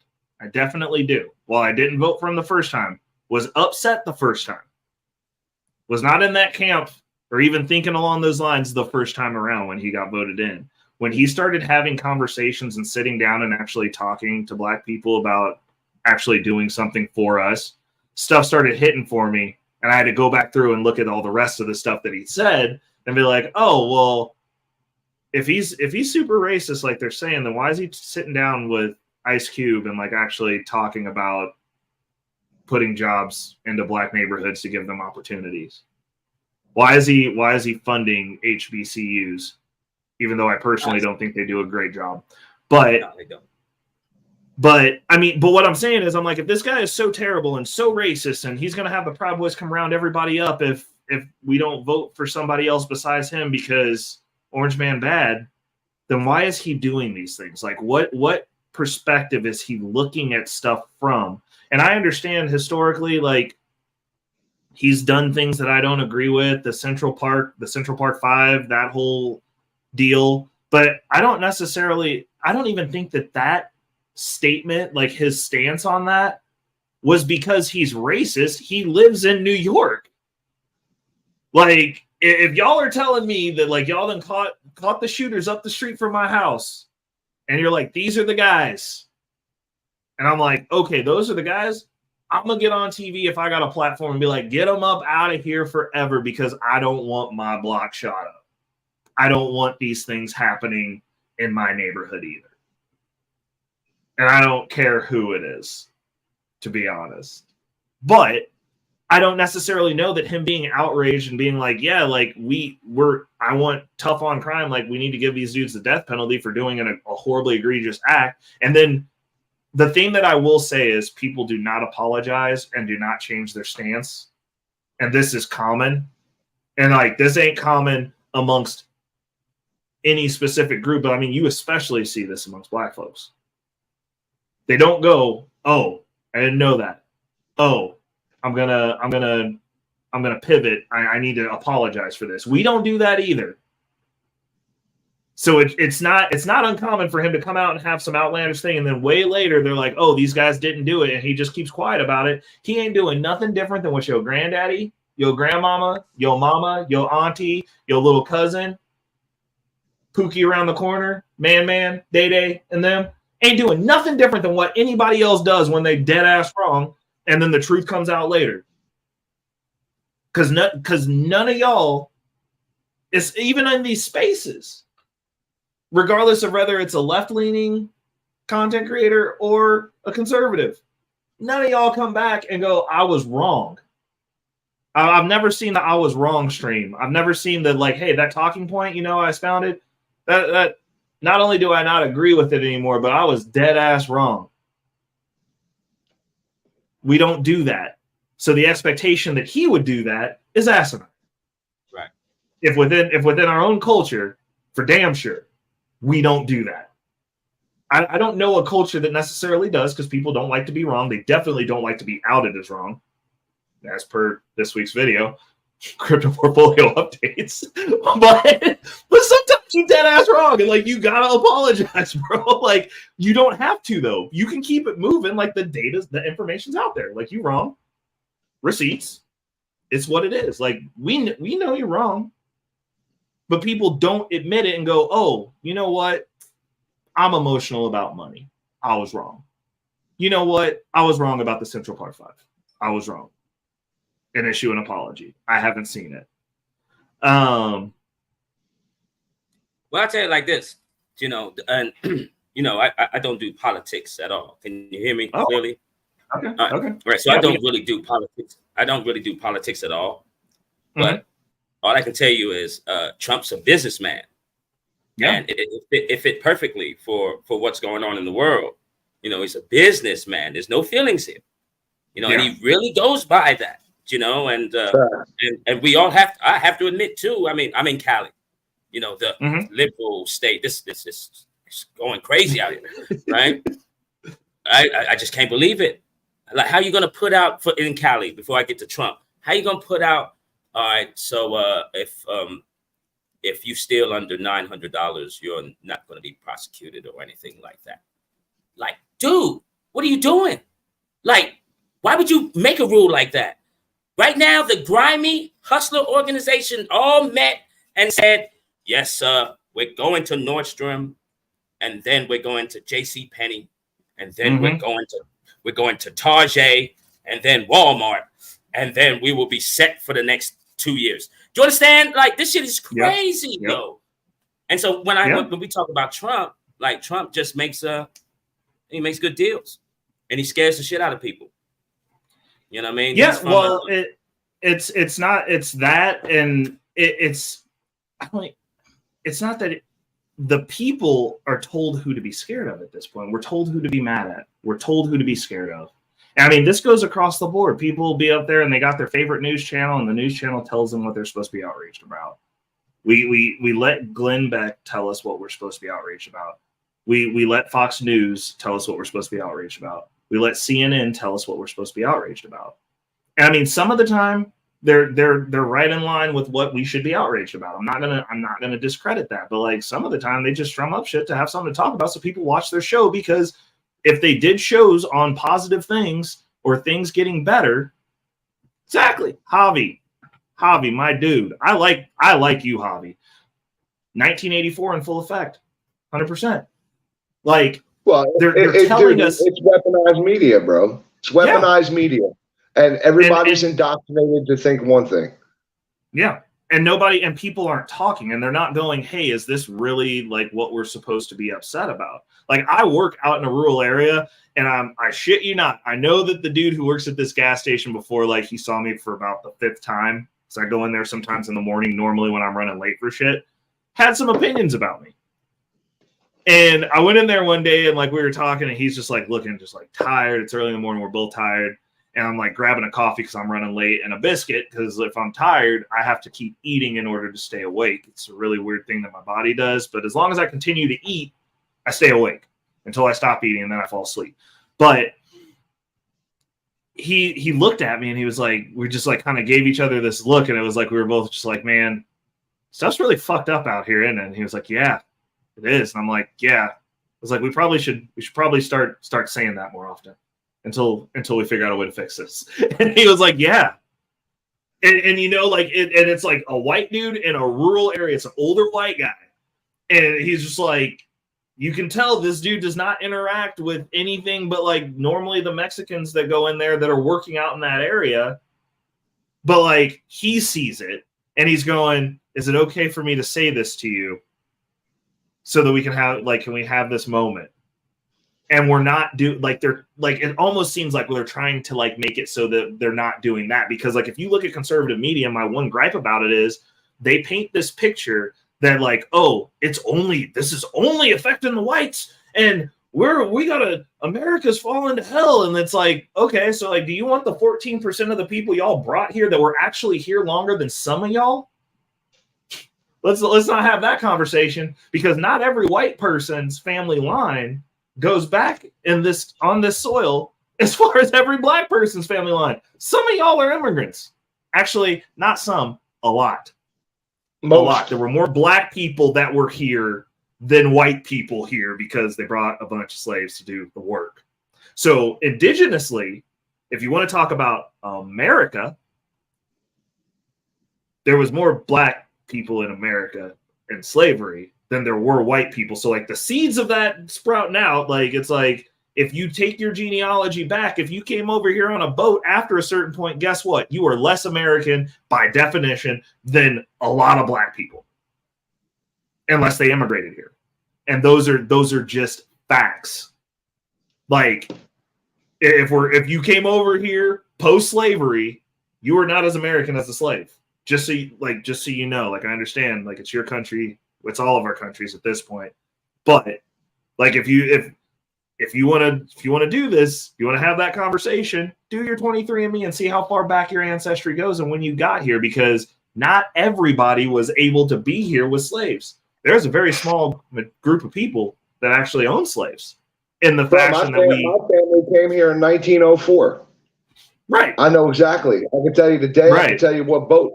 My family came over here in 1904, so my lineage ain't that old here. Right. But that's the thing. It's like people don't even know that, and they get out here and they talk reckless. You know. Hold up. We got another contestant to go through the chum machine known as Prince and Putt. From the deepest recesses of Indiana, a man with enough children for each day of the week. You may get trolled, you may get rolled. Either way, it's gonna be bold.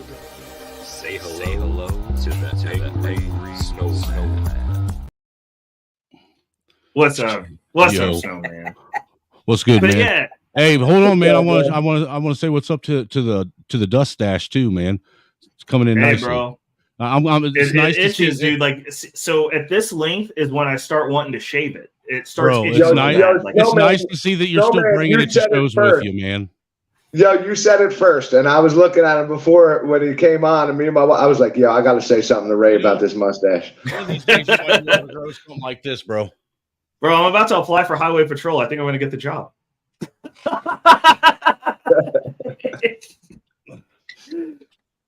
But no, that's what I'm saying. I'm like, so when we're looking at hold on. I just noticed something. Uh-oh. He wriggles. Tell me that him and American First Rifleman don't look like they could be twins now. No. You can see the family resemblance. Look, I'm just paying homage. I just want everybody to know that I'm one of the thinkers over here. I've got some things in my head, you know what I'm saying? As you can see, I'm ready to be binged up too. Yo, I am so mad because I was literally going to do that tomorrow on my podcast, and here he comes with a tinfoil hat. I'm so pissed off. Hey, I couldn't believe you came up here with a bionic dick on your head. Hey. Dude, that's what we should do. We should do one. We should do one. They say, as above, so below. Yeah. We should do a you want to beamed up, with didn't the you? Stick-ons. So everybody stick one on. Be like, next Pride Month, man. I'm picturing it. That's the mythical creature, man. He's a black unicorn right there, man. That's fucking.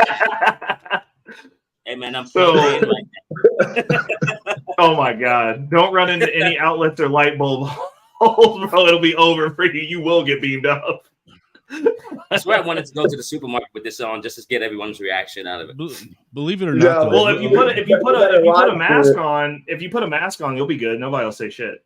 Yeah, if you do that, live stream that shit, especially in California. You think I should? I mean, I went on the show earlier with it. You know what I'm saying? They appreciated it. You know what I mean? So I got to make some alterations. Hey, did you ever see that meme of that dude during COVID, like when COVID first broke out, that someone took in a Walmart store? He was wearing nothing but, well, he went into Walmart. It was the craziest meme. Apparently, man, the dude like had on his pants and then some rain slickers on over top of that, and then he had his hoodie and then his rain jacket over top of that with a gas mask on, and the shit was all duct taped off and shit around. He had welding gloves on his hands and shit, and the welding gloves were taped to his fucking shit. So, I mean, basically, he was completely sealed off with a gas mask on, dude. Everything was all duct tape, sealed closed, and brown camo. I did see that. That's hey, bro. You want to know who that was? I mean, we need to bring that back, though, because, like, think about it, though. This is the one thing that I appreciate. That was me. That was a picture somebody took of me. Well, did anybody notice that Walmart's logo looks like a giant butthole? I'm just saying. Yes. Yeah, I did it just to be a dick to see if they would let me. Because look, dude, I grew up in the era where if you didn't show your face in a grocery store, you were going to jail. And they were telling me that I had to cover up everything, dude. I wanted to be completely anonymous to any. I didn't want nobody fucking know who I was in there, dude. Like, look, my gas mask, dude. It fogged up on me when I went in there, dude. So I could I was sitting there constantly doing this and trying to. It was funny. It was bad. Yeah. I sweated my balls off shopping in fucking Walmart like that in the middle of the summer. Dude, that's crazy. Okay, so we have a living meme on the panel. That's awesome. Yeah, that was me. I appreciate it though, because sometimes I go out and I don't want to talk to people. So I'll like everybody's like, it's mind control. I'm like, no, it's actually a way for me to not fucking talk to you. Like I love it. Like it's super nice to every once in a while throw that fucker on, and then like I just look. You give them the menacing, piercing eyes so that they know you don't want to talk. And then people who maybe or maybe don't recognize you don't talk to you. It's fucking great. Like, it's the ultimate leave me the fuck alone card. And I wish that we had thought of it earlier. Hey, dude, the shit I put. Go ahead, Angry. Go ahead. No, I was just going to say, honestly, the things I probably could have got away with stealing that day are ridiculous. And I didn't take up on the opportunity. I probably could have went in there and pulled a Black Lives Matter on them motherfuckers, and they'd have let me. You probably could have. You could have cleaned out the store. I'm telling you, bro, and I didn't capitalize. I could have came in there. True. I could have rented a U-Haul for the day, went in there, and just started hauling shopping carts out, dude, and nobody would have said shit. I could have had all brand new one-up video game machines, 3 65-inch flat screens, a couple gaming computers. Facts. Go ahead, T. Get it? Oh, I lost my damn train of thought. I got caught up with the Walmart. Dude, I'm just saying that hat's blocking your thoughts, bro. I do, but I'm getting the downloads. I'm getting the. He's getting the downloads on the down low, man. His space internet speeds are garbage. He ain't paid the bill. You get these slow downloads now. What are you getting? Like 1,154 megabytes a second? I don't know. It's Spectrum. I don't know what's going on. Okay, so I'm gonna throw this first video up. I'm gonna start. We're gonna start it off because I'm trying to figure out a way to keep these down to 4 to 5 hours. Because I'm looking at another platform where I know I'm gonna be hard capped at 6. So we're trying to make some adjustments, which means I have to be more responsible. I got to get better at this every week, guys. So you got to help me, okay? I'm not helping do shit. Right. Yeah, you will when I tell you to, whore. So, all right. So here's the first one. It's him talking to Russell Brand on free speech. I used to not like Russell Brand, and now I love him. The only issue I have with him is he looks like he could come out the closet. I don't care. That doesn't mean he has bad ideas. I mean, 1 + 1 is still 2, bro. I'm just saying. I don't know. Look, I don't know if I'm ready for. He's living that guru life, bro. It's like the body's just molded into one, and you don't even know what's a vagina or a dick anymore. Like, come on, bro. I mean, look, I give you this. I'll give you most of what you said was spot on. There's just a couple things, and that's one of them. I don't know if I'm ready for somebody from the alphabet community to, be deciding whether or not to make Congress work harder to make us all criminals. You already did. We had Obama. I didn't vote for that bastard. That's true, but we already had somebody from the alphabet community, which is why they got the leverage that they have now. Who? What? Obama's from the alphabet community? Oh yeah, you're right. Oh yeah. Oh yeah. So see, I got buyer's remorse from the first time I put one of those in there. Facts, dude. I got buyer's remorse from when you guys made me watch that video 19 times till I saw it. I hate you. Still. What video was that? The video on Ellen. She's dancing with the meat. Oh, the meat swinging. Swinging. Yeah, the meat swinging. Yeah. That's funny. I was traumatized. It ruined my whole life, dude. Like now that I know the tooth fairy's not real, I'm super upset because I voted for that asshole. So hey, T, I needed 3 sessions of therapy. Hey, T, by the way, it's nice to actually meet you for the first time, dude. Hey, man. For real. Yeah, I was about to say, I was like, dude, I feel kind of special because like T, I haven't seen T on anybody else's panel. Dude, that's how I felt when be the ones that I see him in the chat on. Like, yeah, I was talking in the chat. Dude, I'm gonna tell you what. Yeah, we talk in the chat all the time. That's how I felt the other day when Deacon Dave hopped up on my panel. I did a panel about a week and a half ago, and Deacon Dave hopped up there. I ain't never seen that dude hop on anybody's panel. I was like, and you hopped on the Honky Crackers panel, dude. I feel special. I feel love. Hold up a second. So before I feel like I just got an invite to the barbecue. Man, if you don't shut up, I'm trying to be nice to you, and you won't shut your mouth. Like, damn it. Okay, so before we start going down this rabbit hole, I want you to give a little. I want to give a little shine for your upcoming show venture over on Black Man Unfiltered. Do you want to talk about it, elaborate about what that's going to be about, and what you guys are looking to discuss? Well, it's me and Illuminated, obviously, Illuminated Revelation, and basically what it's going to start out as is it's going to be an introduction into civics. Nice. That's how it's going to start out, and that's what this Monday, that's what the first episode is going to be, is Civics 101, and I'm going to be discussing what. Do you guys have the thumbnail up for that already? Not yet. He will come probably. Okay, tomorrow. So as soon as the thumb comes up, I'll have a community post for it on my channel. Yeah, I got to actually come up with I got to give him the description tomorrow yet.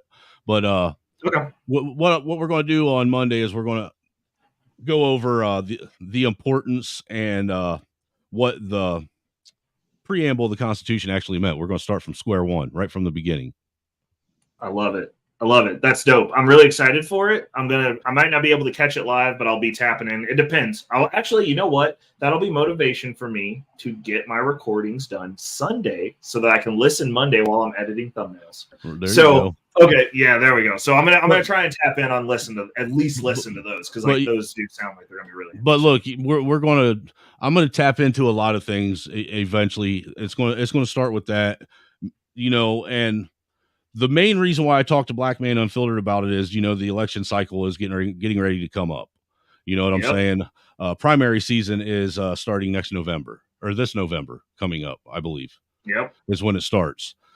So I want to I said, are you planning on doing anything to where you got somebody coming up and actually, giving unbiased information about candidates that are actually jumping out that, people aren't generally looking into, because mainstream media ain't covering them. Do you got anybody that's actually going to be sharing with people who all's actually running and giving them, a real pedigree and breakdown of who these people are and what they're doing? He's like, no, but thanks. He said no, but you got the job. Good. That's dope. Like, see, that's what I'm saying. You got to ask stuff. Hold up 1 second. This is huge. Okay, so hold on. Dude, shout outs to Sir Hale. He just hit me with the 10 ball on the Cash App. Thank you so much, sir. Much appreciated. I'm like, that's freaking awesome. Hold on. We gotta hit him with my Here Comes the Money. Here comes the money. Here we go. Money talk. Here comes the money. Money. Dollar. Cheating, bling, bling, cut the chatter. You ain't talking money. Much appreciated. Shout out to my brother Sir Hale. Getting ready to do the Enclave. I'm planning on going next year. It was too short a notice this year, but I am planning on coming out there because, like, from what I've heard, Sir Hale's a monster. I want to see if he can like throw me around like a rag doll or something. I don't know. He got them big ass pythons, dude. He got Hulk Hogan arms. I don't have Hulk Hogan arms. Like my arms was built for something else. His arms was built for WWF, bro. But no, it's like I really think that the conversations since I've actually started doing, I mean, I'm not going to say that this is me, but the conversations have gotten better across the board. And I'm seeing a lot of important things start to spin up, and I'm really excited about it. It like makes me super excited about the future, you know, like it's like maybe there's some hope. Maybe it's gotten so bad that now we get to have that pendulum swing back the other way, and we can, you know, make the, or as it was said, make America great again. I hit the wrong button. I noticed. I got you. You're good. Hey, at least it wasn't the wrong button on my stream, because we know that happens sometimes when a certain someone taps it. That dude needs to stop smoking weed. But I need to start. so I like it. I think that we're going to have some counterparts for that for election season, because like I do think that that's important as well. So we'll have some conversations. Honestly, that's what I was going to say. Honestly, that's why when I was talking to Black Man Unfiltered and Illuminated, that I wanted to spend a couple, at least the first month or two, really breaking down civics and the Constitution and, you know, the way things are supposed. That way people actually know what they're voting for, why they're voting for it, you know, the purpose of all these things, and what functions they're supposed to be actually, providing for us or not providing. You know what I'm saying? Because I think there's a lot of people that they really have a misunderstanding of what each body of government does. What you know Absolutely. what I'm saying? Honestly, they give too much. They think the wrong people have. They give too much power to the wrong people and not enough power to the right people.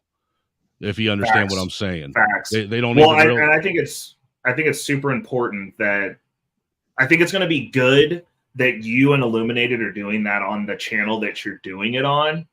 So that way you get some exposure to some of those people. But like also I think it's on everyone as a community to actually share and reshare and get that content into the algorithm, because the community that's going to be targeted to be taken advantage of is specifically the Black community. It happens every election season. They're going to tell us that somebody's racist. Like apparently every conservative candidate. I mean, they even said Vivek's racist, and you know who's going to do? And you know who's going to do it to him? Who's going to do it to him? Ray, tell him who's going to do it to him. Who's going to take advantage of him? The goddamn cracker ass honky. Facts. The liberal ones. Well, can you guys hear me? Because absolutely, sir. Yeah. All right. Yeah, so ahead, I just want to put this on the table. You know, let's not forget. You know that all presidents are Freemasons. I hope we know that. This is why I got this hat on today. Okay. Yeah, you know you are right. All of them are Freemasons. And so when you have that going on, look, fellas, look. And nobody really kind of like feels me on this. You know, when you've got this secret order going, and then you've got the HBUs that no Black people owns these colleges now, just for your information. Right. I got it on today. Right. So you've got this filtering system. You know, now George Carlin said it. Yeah, it's a big club, and you ain't in it. So, you know, this is why, Ray, we're going to sit down and talk how we're going to maneuver through this whole thing. Yeah.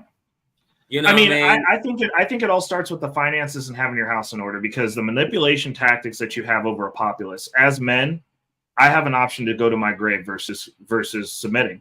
I can do that. Like, we can just kill each other. I'm ready.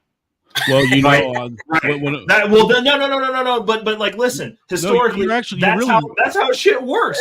You have unreasonable men that go no, and then you go, you're going to do this, and it's like, okay, well, like now you're going to have to send somebody to make me do this that you're not going to get back. Then you're going to have to send some more people, and we're going to do this back and forth until one of us ain't here no more. But the reality of it is, those people who chose to fight and die on their feet thought that was a better option than living on their knees.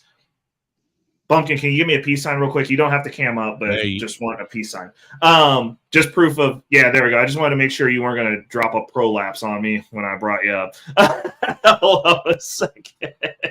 God, I'm terrible. I don't understand why you guys entertain this shit. It's real bad.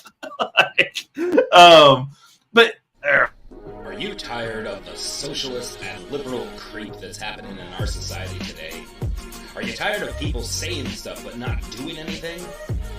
Well, this guy is, and he's doing it at New Frontier USA. Go check him out there. Until then, say hello to Bumpkin.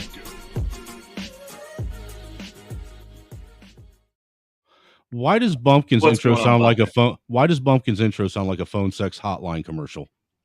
because Bumpkin be hitting you with them sexy bars and his stellar intellect, and then next thing you know, your pants are off and you're getting smashed on, dude. Yeah, I was on the phone with your sister actually when he recorded that. Man, dude, I'm gonna tell you what. I'm surprised you got up in that fucking bitch, dude. For real, straight up, man. A white boy can't survive. A white boy can't survive. I'm just saying, dude. She don't even give it to it. Well, I guess she has been married, so she would be giving it to someone else other than her husband, wouldn't she? Oh Jesus, she's from Houston, man. Go get tested. She is a redhead too, man, and she's like Oprah. Her weight fluctuates back and forth to extremes. Oh wow, she's like a redhead. Dude, I don't like that, dude. I do not like that. That's literally. I don't like any. You know what? It's really weird. It's part of my OCD. I don't like things that aren't like consistent. Like inconsistency like that. Like if you go from like 110 to like 230 and then back to 110, I'm like, I can't deal with you. Like I can't wait until you knock up your girl. Dude, she gonna gain like 40 pounds and that's it.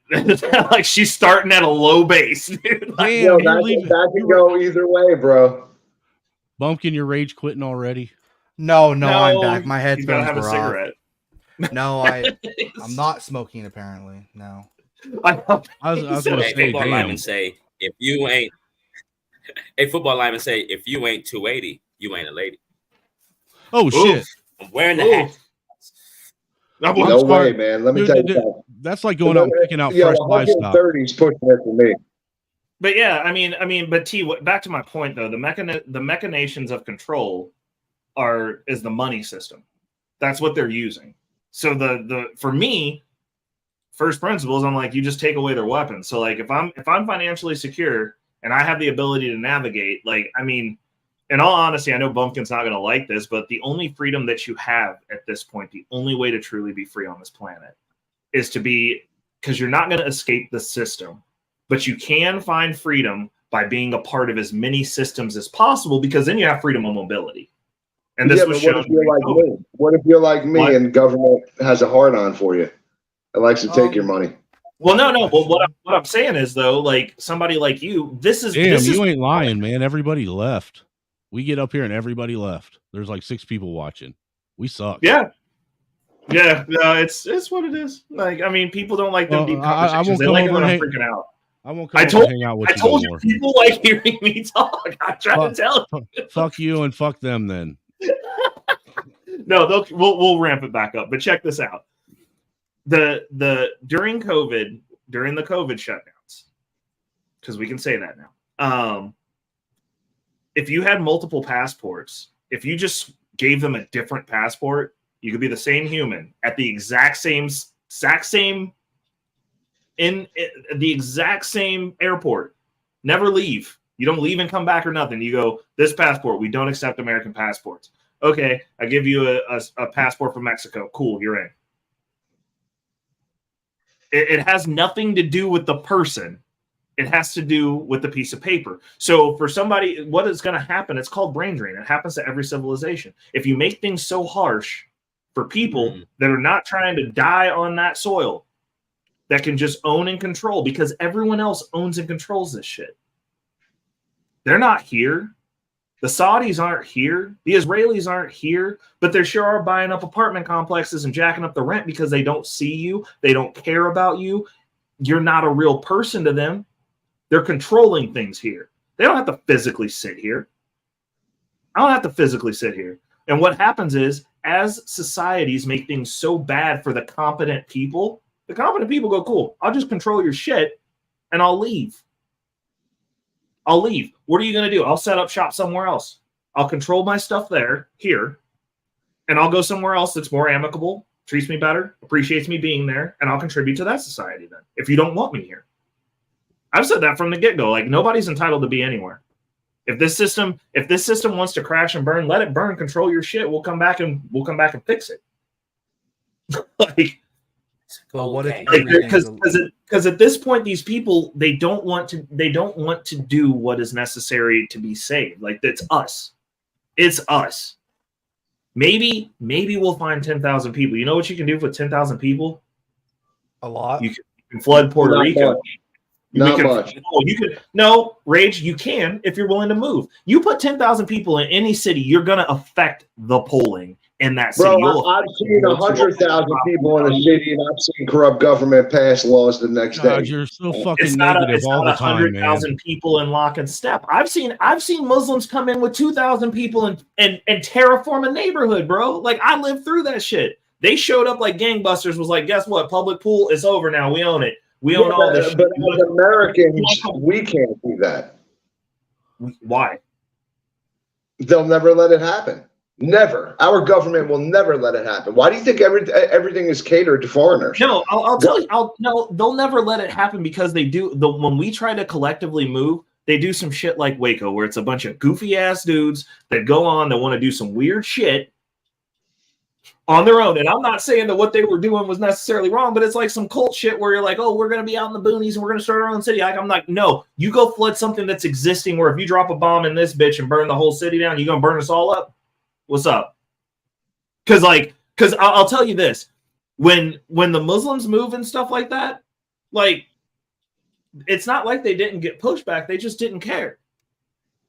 Yeah, but I'm telling you, as American citizens, if you take 10,000 people and you move into a neighborhood specifically and you target a neighborhood, if you take a few, you could do less than 10,000.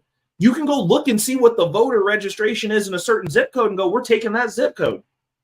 Government will never let it happen, bro. They'll never let it happen. You're telling me that they won't let us buy houses and congregate amongst ourselves and vote how we see fit, that this doesn't happen all the time? I'm telling you, government's never going to let it happen. They're not, and they're going to pull some bullshit like they shoot have me and stop everywhere. me. So, well, 100%. But look at this. Look at this. Look at this. If you force their hand and show that, then there you go. You spark the revolution of the one. And Bumpkin, you say that, bro. You say that. Let me tell you something. You say that, but when government's knocking at your door and does to you what they've fucking done to me for so fucking long, I want to see how your opinion is after that. I went through it today. Ray saw what I fucking went through today. Yeah. I'm going through it at this moment. If you went through what I'm going through, your tune's gonna fucking change. And trust me, listen, the FBI Snowman has seen me evolve over the years. Snowman has seen me go from just like you to having a little more fucking common sense, realizing how bad the corruption actually fucking is and what lengths they'll go to fucking get to you. So so that's one option. Well, hold on. That's one option. But Ray, real quick. I just wanted to let everybody on the panel know that currently right now on my stream, I got a poll going right now. Is Mike Rage a negative Nancy? So please cast your votes. I would like to know what the audience thinks. Is Mike Rage a negative Nancy? No, I don't think he's negative. Call me a negative Nancy, but like I said, no one on this panel, no one, including you, Snowman, including you. Well, and I know you've been through the stuff, but no one is going through what I've fucking gone through and what I'm currently going through. No one. I know that Mike Rage is voting no. So listen. I'm just fucking with you. What I'm saying is, if you go in and you target, we're going to move into a certain area. I mean, I don't understand how we can say that this doesn't happen. Areas get gentrified by white folks all the time and the voting changes. You get these areas that are in the hood. They're doing it in Kansas City right now. These white people come in, they buy up all the property. Wait. They buy up all the property. They go, you know what? We need some more police around here to police these niggas. And they get it. And the voting changes. They're like, we want this, this, and this. We want these potholes fixed. We want this fixed. This is what we're trying to do with the school board. Granted, in Kansas City, the issue that they've run into is the school system has completely collapsed. But they go, fine. We're going to support the charter schools. We're going to support the private schools. This happens regularly. Regular. The only way to bypass any backlash from government, honestly, is to create a fucking religion. Because remember, you take over a city, they can cut you off at any fucking point that they want. They can cut you off in infrastructure. They can cut you off in fucking trucking and everything else, and fucking produce and shit coming into your You have to understand. What cities are? But my deal is this: So this is still solutions based. So if we're talking revolution, and we force them to cut off a city that's well functioning. That's and they different. say, well, you know what? We're going to send no more trunks in there. So now you go, cool. As a city, we're gonna put this. This ain't China. They can't turn the internet off.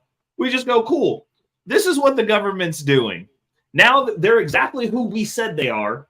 We've pulled the veil off. This is what we're dealing with, America. That's different, though. So we don't get sidetracked no more. Let's watch the video. Yeah.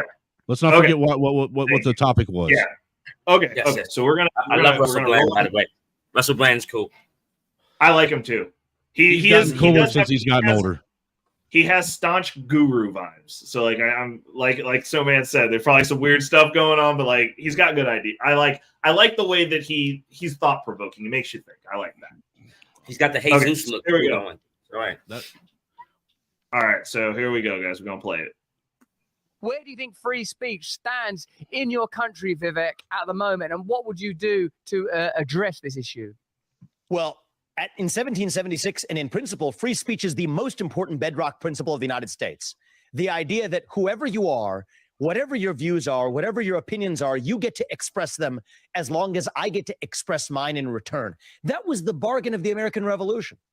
This is a radical idea. For most of human history, in old world Europe and in England, it was done the other way. They said that no, the people cannot be trusted to speak their minds. In fact, we, the government, cannot trust the people with the truth. We have to tell them noble lies. And if they criticize us for us, they must be suppressed because that's what's required to preserve order and structure in a society.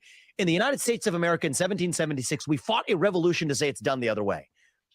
I am sad to say, Russell, that that's not the America that I live in today. Can you play that? The America that I live in today is one where the government deputizes private companies to do through the back door. Yes. What the government could not do through the front door under the Constitution. Indeed, that is why we are unable right now to have this conversation on YouTube. That is pathetic. That is whoever you are, a principle of the United States. The idea that whoever you are, whatever your views are, whatever your opinions are, you get to express them as long as I get to express mine in return. That was the bargain of the American Revolution. This is a radical idea. For most of human history, in old world Europe and in England, it was done the other way. They said that no, the people cannot be trusted to speak their minds. In fact, we, the government, cannot trust the people with the truth. We have to tell them noble lies. And if they criticize us for us, they must be suppressed because that's what's required to preserve order and structure in a society. In the United States of America in 1776, we fought a revolution to say it's done the other way. I am sad to say, Russell, that that's not the America that I live in today. The America that I live in today is one where the government deputizes private companies to do through the back door what the government could not do through the front door under the Constitution. Indeed, that is why we are unable right now to have this conversation on YouTube. That is pathetic. That is shameful. That is a hollowed out husk of the country that I grew up in. If George Washington and Thomas Jefferson and Alexander Hamilton were walking the streets of this country today, they would not be proud. They would be appalled at seeing a country that looks more like the kingdom they declared independence from than the country they actually set into motion. And you know what my job is? When I leave office in January 2033, right, I'll be 47, 48 years old. Twice the age Thomas Jefferson was, by the way, when he wrote the Declaration of Independence. People forget that. My son will be just entering high school. Young Americans will once again be proud of those radical ideals we used to set this country into motion rather than being ashamed of them. Alexander Hamilton and Thomas Jefferson and George Washington will once again rest in peace. But the only way we're going to get there, the first step we're going to have to take to get there is to restore the First Amendment itself. And it's in the First Amendment for a reason. We have absolute free speech in this country. There's no opinion that you should not be able to express. That's what absolute free speech means. Doesn't mean you could fraudulently lie to somebody and sell them a product for private gain? Does it mean that you can threaten somebody and then follow through on that threat? No, those aren't opinions. But free speech above all, if it means one thing, it means that all opinions are fair game, and any criticism of the government is also fair game. And yet that's exactly what the government is clamping down on today. And that's exactly what I will restore as the next president. All right. So I noticed Bumpkin had some opinions on that. Wow, sounds good. Pretty tall order he's asking for. I mean, or that he's promising, really. I think the issue is it's that these big companies, as far as free speech goes, they target and go after based on these. Oh, what's going on? Ricky Williams in the building. If you guys aren't tapped in with Ricky, he be cooking. Definitely tap in with Ricky over here. Hey, take it easy, Mike. The issue that I've got. The issue, actually, I don't have an issue. The issue that we have is we're not able to even have really free speech platforms. They'll attack the platform because we have this thing in the back end again where they use the corporations, the ESG scores and stuff. I mean, when they set up Parler, what did they do with that? They went and took their servers away. Like, how do you have free speech if there's no counter? You know what I'm saying? Like, as great as Rumble's cool, it's no YouTube. Like, shout outs to the 8 of you that are watching over on Rumble. But that was a dick move. It's cool, but there's no YouTube. It's no YouTube. Like, YouTube is the powerhouse. It's the hub. And granted, they can do what they want because they're a business and it's theirs. But when you're going, we're gonna axe the competition. We're gonna go after the servers. Like, there's no real competition. Like, technically speaking, YouTube is a monopoly in this space. So, like, they govern what we can say. They govern the speech. They can push what they want to push, which, again, ESG involved. Now they're going, well, we can get some free money if we push the agenda that they're saying that they want. The government is backdooring itself because the government can't go, you can't say that. But they can go, YouTube, tell them they can't say that. Twitter, shadow ban these accounts. Turn these accounts off. They can't say that. Twitter did it, not us. Plausible deniability until the Twitter files came out. Technically, social media shouldn't be able to either, though. Technically, I mean, I that's a gray area. But when the issue is the government is blatantly using these companies as tools. They're going, well, if we can't shut you up, we'll just have Twitter do it. Well, first off, we don't like what you say, we'll have Twitter take you off. We didn't do it. Twitter hit you. I didn't hit you. Well, the thing that we got going on, though, is these companies are literally making billions of dollars off of you and then telling you what you got to say for them to be able to make money off of you. Right. Okay. So that's not the way it works. If I'm providing a service for you that you're making money off of, and I am subject to rules, then I should be getting some monetary gain here. Right. Because my labor isn't free. So we got this weird dichotomy here when it comes to social media platforms. You know? Yeah. And you look at that whole Section 230 crap that they give them, protection that they give them. That's how they're getting away with doing this, because they shouldn't have that. If they're going to sit and tell us that these are their platforms and that they get to dictate what the actual, content is that we as creators are putting out there, if they're going to literally sit and be what's it called, a fucking gatekeeper? No, is it an editor, Bumpkin, or is it or no? It's what. If they're going to sit and tell us that they're going to control us, then what, censor? No, there's a specific term that they call like news organizations when it comes to that. That's why news organization. No, yes, I think that's what it is. If they're going to claim, thank you, Cody is king. Yeah, if they're going to, thank you. I smoked weed before I got up here. Thank you, Cody.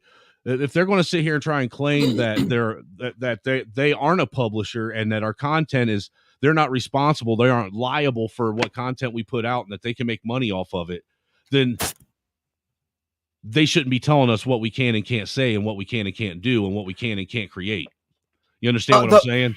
The problem with that is you can go to the Supreme Court for this. Companies are people technically, and it goes to the point of technically you're using that company's product, so technically they can tell you to do. But technically, it's a public utility, though. I don't think that I would say that the internet is more of a public utility than YouTube is. It is more of a public utility, yes. The fact that YouTube is on the internet makes it a public utility. But a truism, this is live, bro. No, this is live right now, bro. Yeah, this is live. You'd have to ask the state to step in. You'd have to ask the state to step in and throw out some power. You'd have to have the state step in and say, hey, listen, free speech, Second Amendment, across the board. If you limit anyone, those nice tax breaks you get, not going to happen anymore. What's up, True? But see, that's the thing. They shouldn't be able to fall under that 230 protection. Then they should, if they're going to control us, then something needs to give. They can't. You know what I'm saying? One way or the other. I mean, that goes both ways, because when Fuentes made his social media thing, he was silencing people that didn't agree with what he said. Absolutely. Well, I think that kind of like he gets to do what he wants. Like, dude, what I'm saying is with that 230, it's kind of like their loophole to be able to control you and make money off of you and not have to pay you if they choose not to, though, and get away with it legally by law. But Fuentes, when he released his platform, it goes both ways. He was silencing people that were liberal or espounding liberal views. So, it's his platform. He does what he wants. It's just the issue is this. If they want to do that, then the government needs to release a social media free speech platform. And then do that to where it's like these are where they can collide. Otherwise, the company... If news agencies have freedom of speech on here, then so should everyone else. Well, I tell you like this. Because if they get to terms of service to be on here, here, so did they. So did they. Why are they exempt from the terms of services then? Why do they get to sit and spout whatever? The terms of services, what? They make the terms of services. I'm talking about social or regular media, legacy media, mainstream media. They don't make the terms of agreement. Hell, if you think about it, there was a point in time when you didn't see Fox News and CNN and MSNBC on YouTube. It was us on YouTube and not them. They started realizing that they were losing fucking money and business from everything, and then they decided that they wanted to be part of the YouTube algorithm. And then it got forced upon people. What are they doing? They're allowed to say whatever the fuck they want, Ray. If you're legacy media, if you're mainstream media, you don't get silenced. You get to say whatever the fuck you want and call it news and fact. True. But I mean, they're normally and make money off of it. When is the news not within the guidelines? So because is that it's not on is TV? So there's only so much shit you can say on TV too. What I'm saying is, like, what I'm getting at is, if they're doing that for just one specific segment of society, isn't that kind of like breaking some kind of antitrust law or some shit as well? It's not one specific segment, because there's more stipulations to be able to run a TV channel. Like, we couldn't be on TV speaking freely like we are now. We can speak more freely than we can on TV on YouTube. So, the stuff that they take from TV and put on YouTube is already so neutered that is going to be within the guidelines. Like, I don't understand where they're pulling out. Because that shit's, some of that shit, a lot of that shit's more damaging than anything we can say. Think about it. Is anyone actually free speech? No, I don't. Ray. I would say this. I would add this. Absolutely. Hold on. Let me get this out. I am. I mean, think about the conversation that me and Muslim guy had when we first met. That was very uncomfortable for me in the onset. Like, I let him get his big dick energy off, and we came to a consensus, and now we're friends. That's fair. I mean, that's free speech. Thank you. Like, I mean, yes, I am. Like, he said a bunch of stuff that I didn't in the initial, from an irrational feeling perspective. He said a bunch of things that I blatantly didn't like. in that first conversation. Freedom of speech is the only thing that honestly is going to keep this country from falling into a shithole, dude. If men and women aren't able to act, and specifically men, if men aren't able to actually have free, unfiltered and unbiased fucking speech with each other, they're never going to figure it out. Well, but everyone has their. But I think that's the problem, though. I think that's the problem. I think that you know, when they said "land of the free and home of the brave," that was the trick. Because when you've got the Senate and Congress passing and talking about the disinformational dozen during the event, right? And all of these 12 people, one was named Rizza Islam dude, and there was a guy that lived out here in Agora that they recently killed, Rashad something, right? And so you're going to ban these people as disinformational dozen. This is from the Senate or the Congress, and stop their money flow from telling the truth. Hold up, we got a problem here. You know what I'm saying? And so I feel you, Angry Man. Yeah, we all need free speech. If we don't get free speech, it's going to crap. But we're going through that right now, and this is why everyone's feeling it. You know what I mean? That you can't say certain things. Like, that's weird to me. But that just shows everyone. This is why I got my hat on today, just to let everyone know you're not kind of free here. You know, you got limitations. As Ray just said, you got guidelines. Do you know what I mean? That we have to live by. So what if I don't want to go by those guidelines? I get in trouble? So if I tell the truth, I'm going to get in trouble. So we have a problem. Right. Dude, but I mean, everyone. Yeah, I see what you're saying. Everyone has their point where they're just gonna pop someone in the mouth for saying something, right? Which you are technically, that's part of free speech. No, it's not, because you are limiting what they're able to say. If you knock someone out for saying something, then you are limiting. You're using your look, dude. If somebody gets knocked out for no, because if somebody gets knocked out for saying something, they knew damn well what they were saying was going to possibly get them knocked out. No, well, no. This is the deal. And I agree with you, Bumpkin, but this is the deal. Free speech isn't for weak people. No. And it's just the truth. It's just the truth. Like, if you're going to say something and I have the ability to put you off this planet, I'm like, I would reassess who you say what you say to. Like, everybody knows this. Like, if you were in a situation, certain people have a certain way that they navigate with somebody that they're like, man, this motherfucker could put me off the planet, and a certain way that they navigate with people that are smaller than them or that they perceive as weaker. It's a certain demeanor. Most people, unless they've actually seen actual violence, do not navigate with a consistent level of respect across the board. Most people are opportunistic. If they can fuck with you, they're gonna fuck with you. Yes. That's 90% of the reason that these cops, who do you see getting shot all the time? They fuck with who they can. They're not gonna deal with somebody in that same fashion. I'll tell you who you see with when they go, this motherfucker, if you shoot me, your whole family's gone. Guaranteed. My mom's a savage. You know who they fuck with all the time? Men. Men are who get attacked by cops all the time. Men. Well, 100%, but which men? They're not all men. I mean, no, it's not all men. It's not all men. They're not.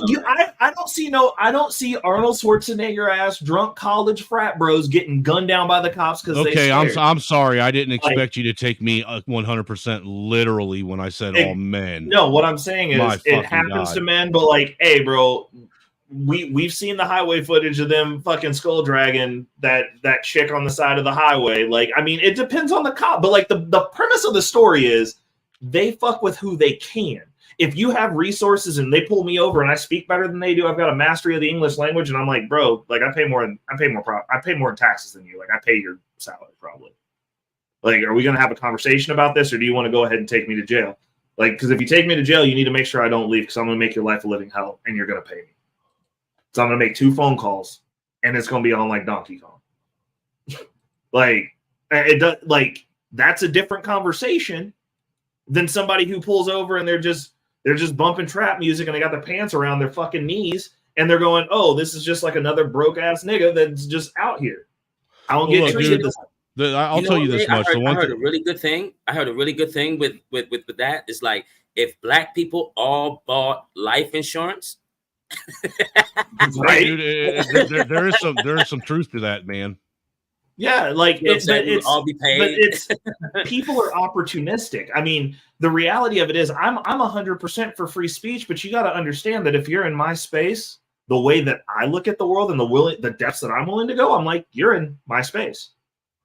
So if we're going to have a contentious deal and this is going to break down to a point that we're not going to talk, I'm like, okay, cool. Then let's just go ahead and get to the killing each other part. Because like that's what that's a more comfortable zone for me anyways. Because me taking the time to talk to somebody is actually an inconvenience and an act of mercy for the way that I was raised and the way that I grew up.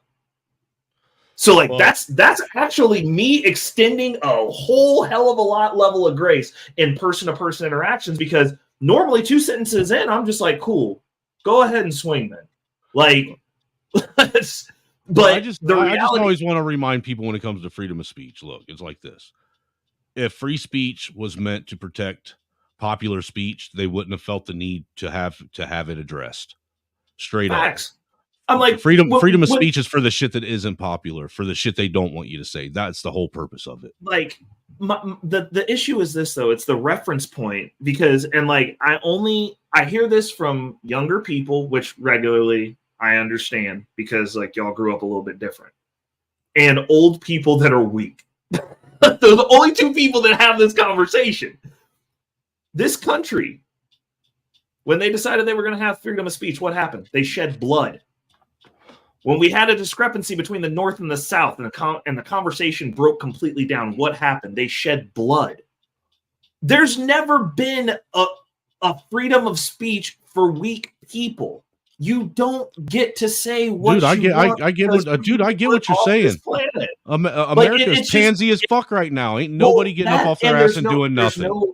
There's no conviction behind what anyone's saying, because like they're not taking free speech at like what free speech actually means. It's like you can say what you want, you stand on your square and understand that like you could like when I like exactly what I told Nevy. Not everybody's cut from the same cloth, man. The panel. When they stuck us on the panel, I was like, well, if you're going to be on the panel and you have this opinion and we're not going to have a conversation, then let's just fast forward to the part where you guys go door to door to try to force your agenda on people, and you send 10 motherfuckers you don't care about so that I can have my fun. At a certain point, when you're dealing with men, and as men, you have to go, this is the line, this is my stance. And I'm willing to go to whatever depth the hell is necessary to go, you can do whatever the hell you want to do over there, but when you get to this door, just know shit's going to pop off. Yeah, it stops. And that's the piece that's missing. I believe that everybody should be able to say whatever the hell they want. You can carry whatever opinion you want. If you want to bring your opinion into my arm's radius and put it in my face, you have crossed the threshold of my personal door. Now you're in my world, and we're dealing with this. Like, I'm not letting it's not a high ground for a man to suffer disrespect in his person. I didn't touch you. I don't give a fuck. You're weak. You're weak in talking, and I want you to shut up, and I can make you shut up. That's what being a man is, people. That's manhood. It's not fair. It's the laws of the fucking jungle. Do you think the deer gets a say while a fucking lion's eating its ass? The fucking little deer's like, hey, you're stupid. We should talk about this like civilized animals. Like, what the fuck are you talking about? If you can't articulate your point well, and you want to go to insults and trying to like verbally instigate shit, then like, yeah, you get your jaw broken, some teeth knocked out. Like, that's on you.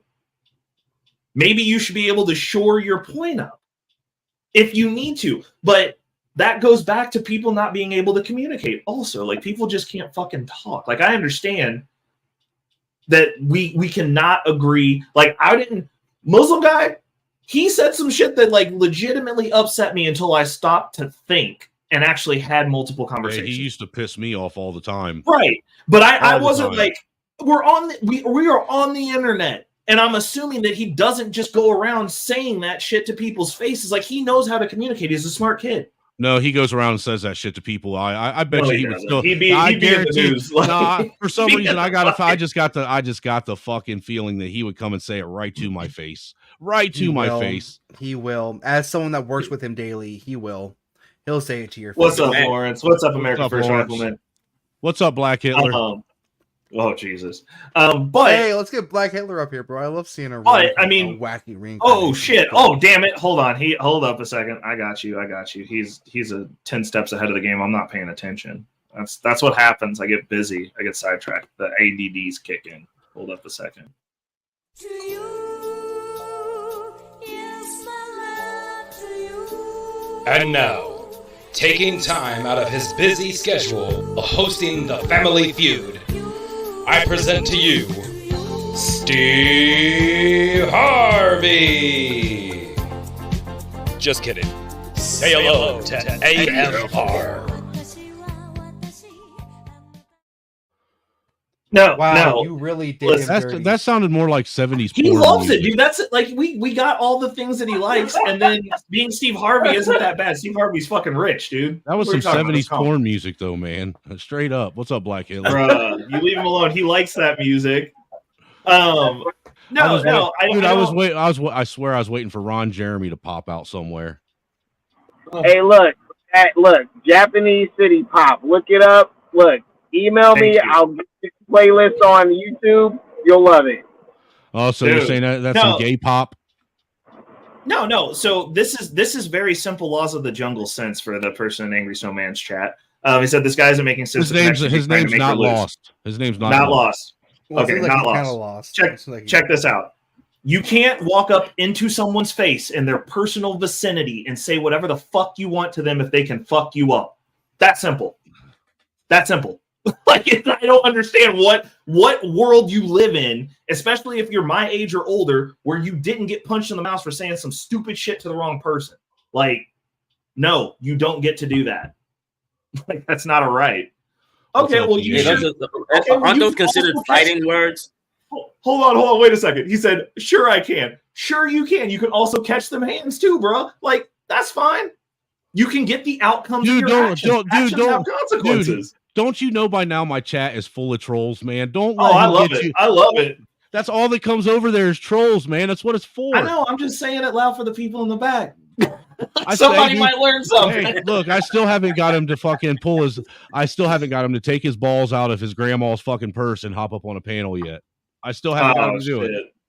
He can't. He's afraid to do it, man. He keeps saying he might, but in closing, I mean, freedom of speech. It's never been free. There's always a cost described amongst men. I mean, literally, look at all the duels. Like so many notable people were like, "You disrespected me," and they had a whole process that they went through, and they were like, "Nope, we're shooting each other with muskets." Like, what the fuck are we talking about? I think that shit should still be legal, personally. 100%.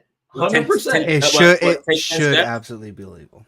Yeah, no, you should be able to walk up and smack somebody in the face with a glove and say, "We're shooting each other at noon, and the last man standing wins." Fact, but it has to be with muskets. It has to be with muskets. Oh, absolutely. You get two muskets. You get a holster. Get two holsters with a musket in each one.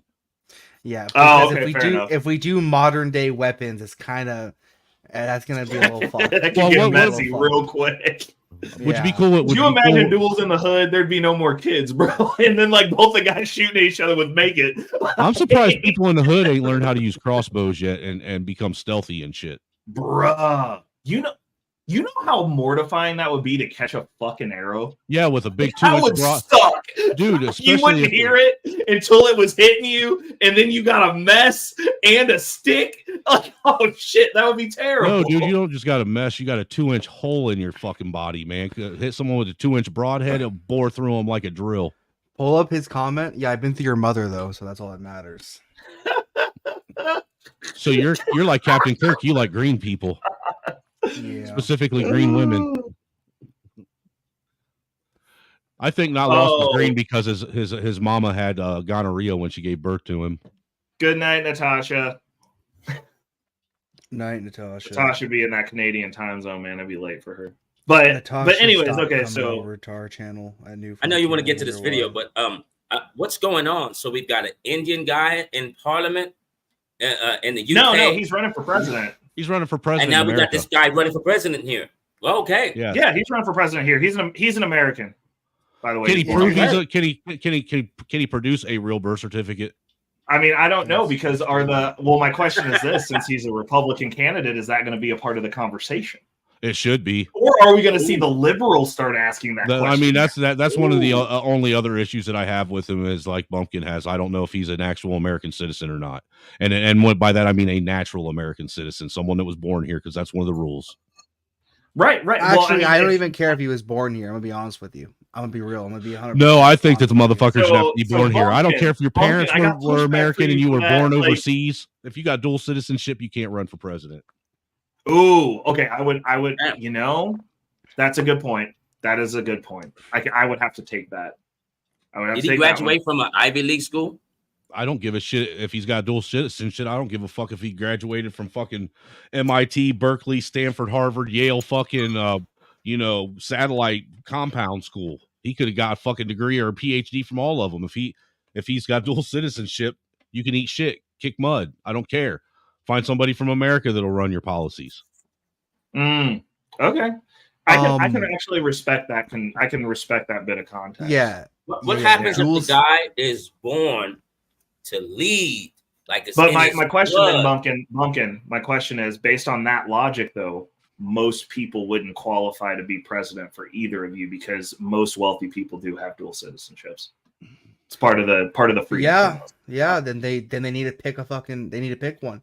Pick a lane, bro. If you want to run for politics and actually try to benefit your fellow citizen, which that is the point of being a public servant, then you need to pick a lane. You don't get to pick dual. So let me get this straight. Let me get this straight. So if the guy could do the job and he can do the job better than anyone, dual citizenship matters? Yes. But my question is, the deal is this though.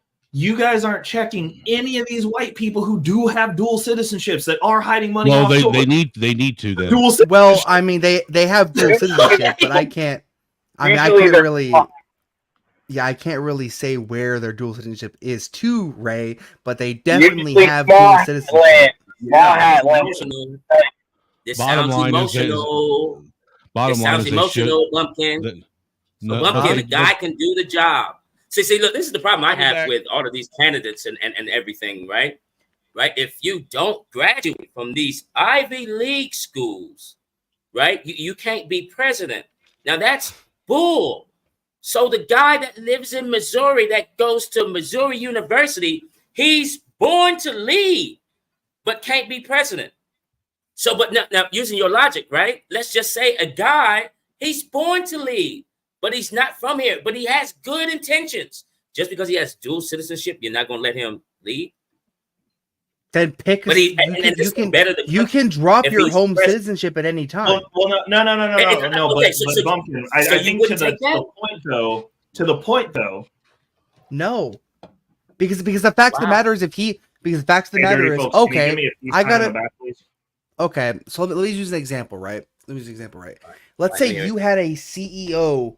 Let's say you were a CEO of a company, right? And you're trying to elect a president, right? But this president was also the CEO of your straight competitor. Okay? Would you then put him as a president if he's good at the job?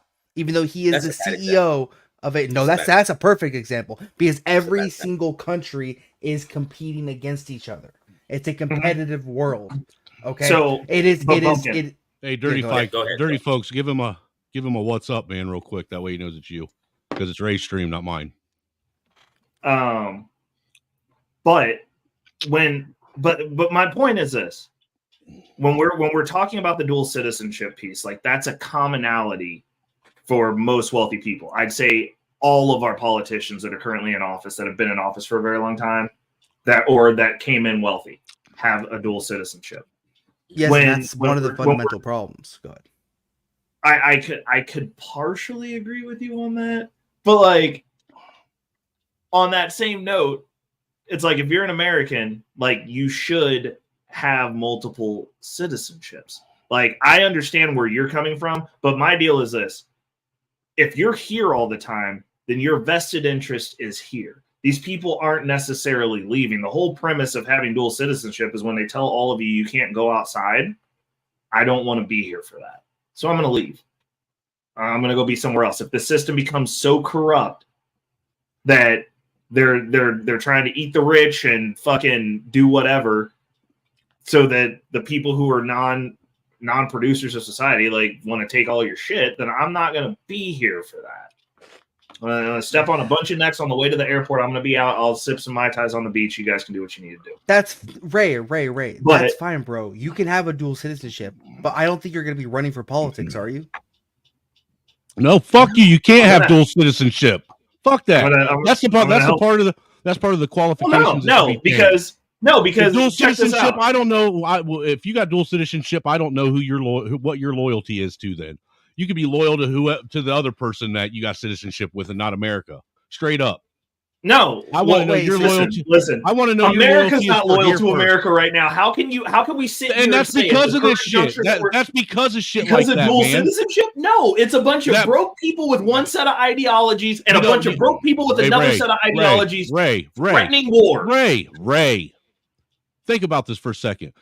If we're in a situation where we're trying to alleviate and try and make sure that not only we get rid of this corruption, but it never happens again, what is the most logical thing to do? You remove all of the things that allow corruption to happen from that seat. Well, yeah. Of course. Fair. And dual citizenship is an avenue to corrupt people from other nations being able to control our nation. Our issue isn't other nations right now. Our issues are right here with us. Here. Listen, our issues are not other nations. Our issues are here. Our issues are ESG scores. Our issues are American. Are you really this thick that you're going to let the point go right over your head of the point I'm trying to make? I mean, you're literally letting it go right over your head. I'm confused. Run it back. You're talking about eliminating all of the issues from outside. You're talking about outside when we have an internal issue. Outside isn't going to destroy America. America's going to destroy America. Yeah. Oh my Lord. What? Wait. Let me ask you a question. Angry Man. Right? Like so I can understand. Angry Snowman. Angry Man's a different person. Just call me Snowman. All right, Snowman. Let me ask you a question. So, the 9/11 was an inside job, right? No shit. All right. Hey, how was that? How was that inside job? Let me ask you a question real quick. Let me get it out. So that means that we have an internal problem. It's not out there. It's in. Hey, sir, you don't need to. You don't need to. Hold on, Bumpkin. Because how did that internal problem become an internal problem from outside influence? Who was the outside influence? Holy shit! Oh my! Never mind. Never mind. Okay, so I literally broke out the crayons and the construction paper the best I could. Okay. So if we are having internal problems right now, but those internal problems became how do I fucking put this right? Okay, so you have a country, right? You have a country with a set ideals, set peoplehood, right? Oh, but we don't have any dual citizenship laws because when they wrote the Constitution, there was no idea of a dual citizenship. But nonetheless, right? Oh, but now we have it where 80% of our Congress has dual citizenships to other countries, right?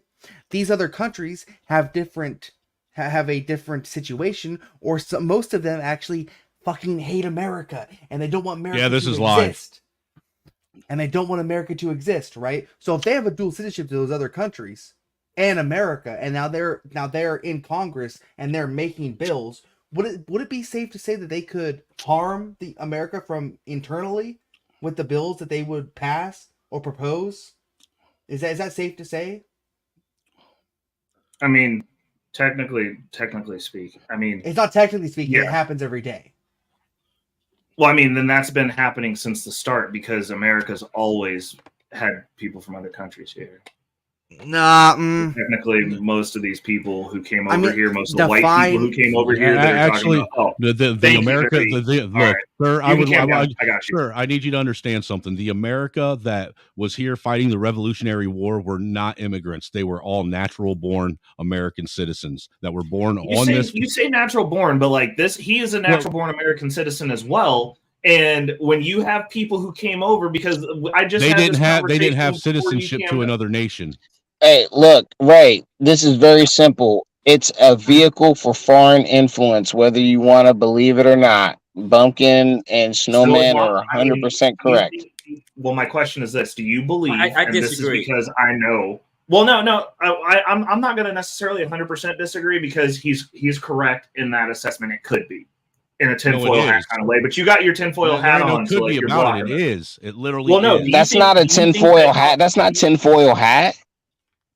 You think that foreign entities have more influence than lobbyists do? They are the lobbyists, sir. No, they're not. They are the lobbyists. Yes, they Bro, are. What do you mean? you're They're telling me that international corporations, Ray. Ray, come on. I know you're not that. So what's the influence? What's the influence? The dual citizenship or the fact that lobbyists are putting money in your pocket? Because we've gone over how bills work. Because I do know that. I know lobbyists that lobbyists have been putting money in my pocket. I'm afraid not, sir. You're not a politician. He meant money in politicians' pockets. It's both, sir. And it's literally both. changing bills. Yeah. I mean, I live in a region. I was with somebody. I dated a woman who was C-suite at Koch brothers. Like I know. I don't see how this is even an argument. I really don't. I don't see how this is something that's being missed with you. I don't understand it, dude. It's a simple fucking thing. It's a simple idea. Okay, Cody put Cody, I got you. Okay. That's fair. Thank you. There it is. Oh, Thank you, Cody. God. Thank you, Cody. You took it all the way down to kindergarten. He brought it all the way down to kindergarten. That's my dog right there. But my question is it though? Like, okay, so if as an American, I've always been a natural born American. I am intending on getting I'm getting dual citizenship because I'm going to have properties outside of this country. Who am I going to be loyal to? America. That's my first country. Okay, well let's take it down a step further. She ain't still sleeping with her ex. She's just fucking you, but still calling him. Dude, dirty folks, how many times you going to be on the panel, bro? This dude just joined like 5 times. No way. Well, he didn't join 5 times. He joined twice. How'd that happen? What's up, Dirty? I don't know. I couldn't hear the other ones. Dirty's he's a good dude, man. You know what, Angry? I will say this. I will say this, and I would agree with you on this. I would give you with this. I would agree with you on this. If the outside forces you're talking about in this dual thing, if this is linked to secret orders and secret oaths, I'm with you on that. I don't give a fuck if it is or well, no. But my deal is this. So as an American citizen, if you go buy property somewhere and just go ahead and get your citizenship because you're buying property there, you just get you own property. If you're boots on the ground in Puerto Rico for 2 weeks, you get citizenship. Puerto Rico is a territory of the United States, isn't it? 100%, but also the Puerto Rican passport get you in places that the American passport cannot. If your citizenship is to a territory that belongs to the United States, then I don't have an issue with that. I'm talking about the countries that are other countries. I mean, I'm just saying. I have huge problems with all that, and I'll tell you what. Even if your territory is owned by the United States, I was just trying to find a medium to where me and him can come together. I'm gonna break this down. I'm breaking this down easy because I understand that coloreds play crayon games, so they think they're globalists and they think, there's something about a Haitian that's the same as a Native American or an indigenous African. No. And it's just not true. Right? It's just not fucking true. So that's why you got all these Jamaicans talking about they invented hip hop. Look, here's what happens. Alexander Hamilton couldn't be president of the United States because he was born in the islands. So if they had it in real time, who are we to change the Constitution? There is here's the problem. There was a movie called Colors. Colors came out when the late 1980s, early 1990s. Mm-hmm. And what happened to my mic? Anyway, I don't know what happened to your mic. You sound like there shit was now. a character named Hightower. Hold on, man. I don't even know what happened to Go my ahead. shit. Go ahead. Anyway, there I was a can hear character you. named Hold on a Hightower. second. I got you. There you go. Okay, go ahead. Oh man, somebody hung up on me. It's not y'all, man.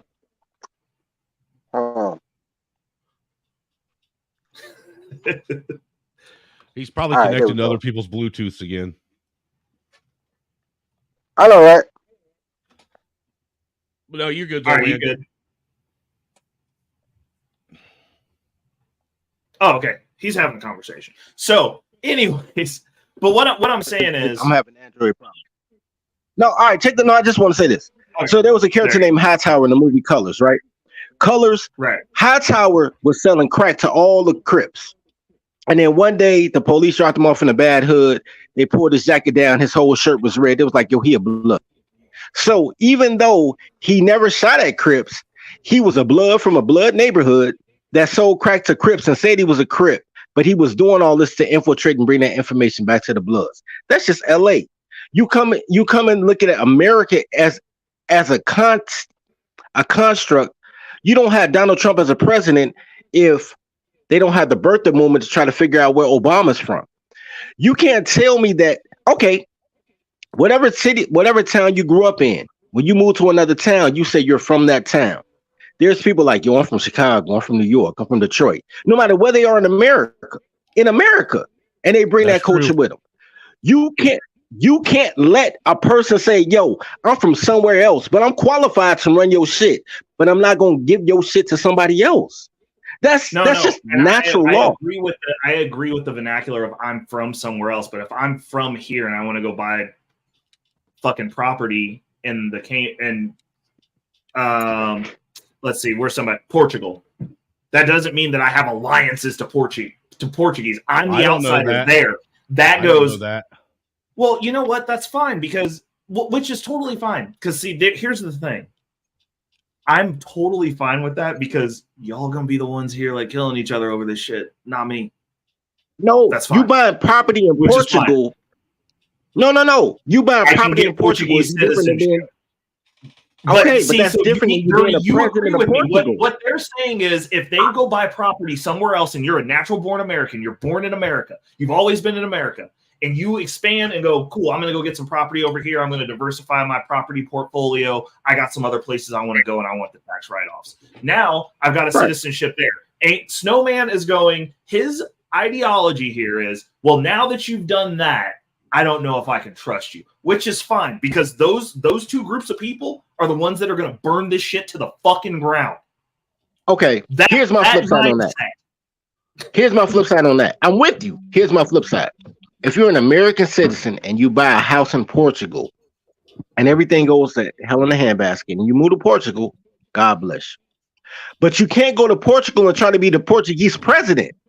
Exactly. I agree with you on that. I agree with you 100% on that. That we're in agreement. That's all I was saying. I'm agreeing with you there. Dude, you can't even go to Portugal and become a part of the police force. Period. Well, I mean, this government that y'all done voted in is about to start letting illegal immigrants come here and be the police force. So, like, what's that even mean? That's why we're where we're at, dude. That has nothing to do with people who live here already getting passports. I ain't messing with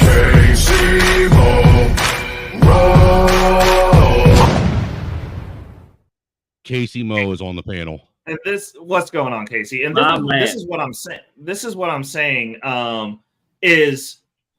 Which is fine. You can have that opinion, and you know what? I don't have to run for office. Bumpkin's going to do it for me.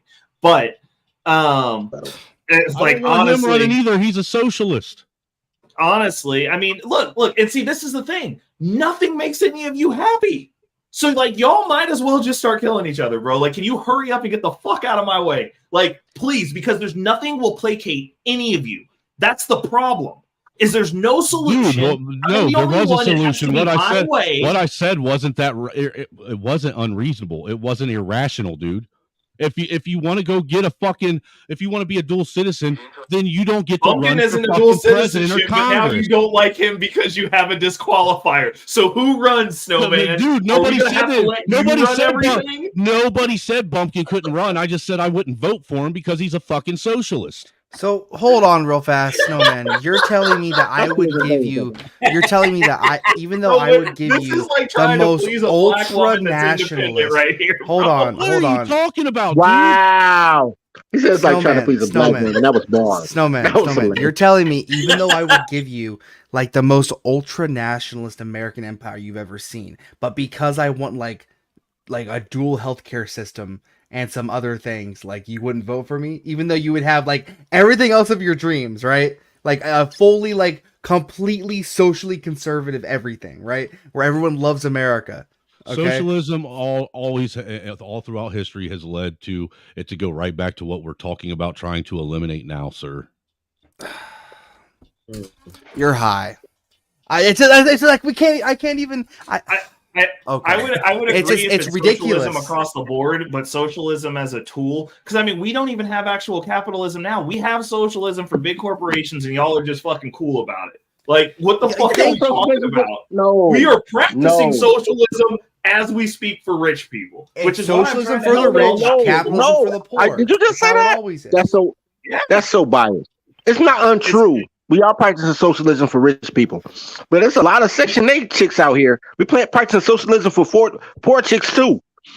Well, yeah, but think about that though. If you choose to be a slave, then yeah, they'll give you free stuff. Of course, slaves always got free stuff. Yeah. Slaves never paid rent. What are you talking about? This is actually worse slavery than pre-slavery, bro. Hey, You bro, gotta be in the house.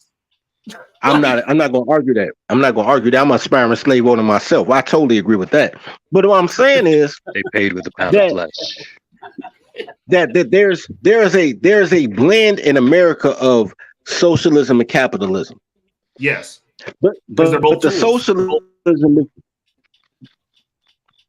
Go ahead. Right. Sorry, Dirty. Because you need slaves. You need single moms to send their sons to jail, right? Because jail is slavery, right? So you got jail and slavery for them, and then you give women, Section 8 so they can be breeders. So now you have your breeder plantation. I get it. And I also get corporate. But here's the thing. If you're big enough to get a corporate break so you don't pay taxes, how many jobs have you provided? So that's the yin and the yang on that. So I'm not mad at either one because it's part of the game. But we still live in a. But that's not my question for you, Dirty, is where do you think that we have capitalism left in America? Because I have a hypothesis on this, and I think I'm spot on. But where do you think that we actually get to have actual capitalism in America? The Amish. Fair enough. I like that. Everything else is compromised. No. You know what else isn't? You know what isn't though? You know what isn't? Drug dealers. Drug dealers are actually pure capitalists. Supply and demand. That's pure capitalism. Pure capitalism. I agree. But the Amish and drug dealers. I'm with you. Okay, so we on the same time. I feel that. All right. So check this out. This is supposed to make me want to like it. Yeah, you love it. I'm just saying that's pure. Relegated it down to that's all that's left, Bumpkin. It's a sad state of affairs. You got to be Amish or a drug dealer to practice pure capitalism. Well, look at history. Look at history. Whenever you have a laissez-faire capitalist system, it always devolves down into this. Always. Yeah. Because everyone consolidates power, and then eventually you just. And then what do you start doing? You start participating in socialism. And once socialism is across the board, it turns into communism, which to Snowman's point, that's what he's getting at. But I believe socialism is a tool. I think it's a tool. It's a financial tool, just like capitalism's a financial tool. Well, hold on. There has been socialist countries that didn't turn into communism. And you know which one? Say, but I'm not going to say it. Don't say Panama. No, don't say Russia. Russia gave it up. Let's go with the Axis powers, World War II. Nazi Germany, fascist Italy. They were both socialist nations. They were not communist whatsoever. They actually fought the communists. But if you look at their economic, survive long enough to here's the problem with that. But if you look at they only had a 20-year run. Okay. So hold up. Time out. Casey made a solid point. Casey, hit that again. They didn't survive long enough to become communist. They weren't communists, sir. Okay, so I know that they were not. the fundamental. They weren't. Germany were had a not. 2-year run, bro. The fundamental problem with liberal socialism, and I'm gonna start keying this term, is the lack of meritocracy and the lack of hierarchy. They believe everyone deserves everything free without working for it. You cannot have a system that works like that. I'm tired of I'm tired of having to come on these goddamn shows and defend fucking Karl Marx when I would shoot him in the goddamn head. Okay. Then don't defend him. Yes, but but I'm not just going to let you. I'm not okay. It's like looking at a fuck. I can't make. Some people deserve to be lambasted, dude. I'm sorry. You just have to accept it. Okay, but it's like saying that fuck, how do I? God, I can't even. See, listen, you can't. There are two different forms. You know, there are two different. Snowman, stop. There are two different types. There are two different types, right? There is the high. There is the low IQ, low cell, fucking just straight up. Everyone deserves equal rights. Retarded socialist garbage, right? And then there's like Prussianism and socialism with high hierarchies. If you don't work, you don't eat. Actual like true meritocracy that actually still involves small businesses. Okay, and socialism that hasn't worked, and there's never been socialism that worked. The other one did work. It worked very efficiently. Then why isn't it still around? Oh, well, because the entire world decided to kill it, bro. I don't want to tell you. I don't know what to tell you. I just died. It's deeper than that. Okay, the entire world got together. Both capitalism and communism got together to kill this one ideology. So I don't know, bro. It didn't fail from a fundamental level, that's for sure. It's deeper than that, though, because the fundamental levels, the fundamental ideals behind European fascism are built around the war economy. So you didn't read the book, did you? I haven't read them all yet. So, but for Italian and German specifically, their entire economy was based off of the war economy. So, from where I've read so far.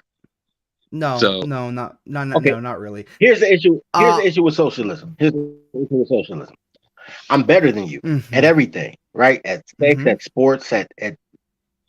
So now you want me to dumb down in order for you to feel equal, for us to be a society? No, not at all. That's communism. Yeah, no, not at all, bro. I would actually, if you're smarter, right? If you're more intelligent, right? If you're stronger and all of that, then you'd be put in a leadership role in my society. That's just the way it is. Okay, but if it's a leadership role, then it's not true socialism. Because this is what I'm saying. I'm about to grab a book. I'm just gonna grab a book, bro. Hey, real quick. But I'm saying socialism doesn't believe in hierarchy. Yeah, so while he's doing that, though, so this whole thing started because y'all were talking about the possible dual citizenship of Vivek Ramaswamy. Yes, he does not have dual citizenship, and not even that, but whether or not he's actually can prove that he's a naturalized or a real. Born here American citizen. So you're saying he has a birth certificate and was born in a hospital like everybody else does? Do you think he'll have to prove that? Do you think that we're so screwed up that the Conservative Party would allow someone to run under their banner that they hadn't already vetted like that? Like what? Yeah, I do. Listen. I'm sorry. He will have to prove the it. People who said birthers, the people who started the fucking tinfoil hat birther conversation, are going to allow somebody under their banner to run. Yes, Ray. Yes, they would. That's the dumbest shit it won't matter. He'll have to prove it. He'll have to prove it because of his party affiliation. So I don't think so. If Lady Mega is a thing, I don't think so, bro. I'm gonna be honest with you. But hey, real quick, because I do gotta jump off here soon. Hold on. Let Casey talk. Yeah, I'm literally just in and out. We done jumped all the way off this shit. So Casey, what you got, bro? So real quick, I just wanted to let you know, starting September 1st, I'm selling my company. And the dude I'm selling it to, I'm picking up a part of his company So that basically how it's going to work is instead of working these crazy hours that I currently work, I'll be on a regular 7:30 to 2:30.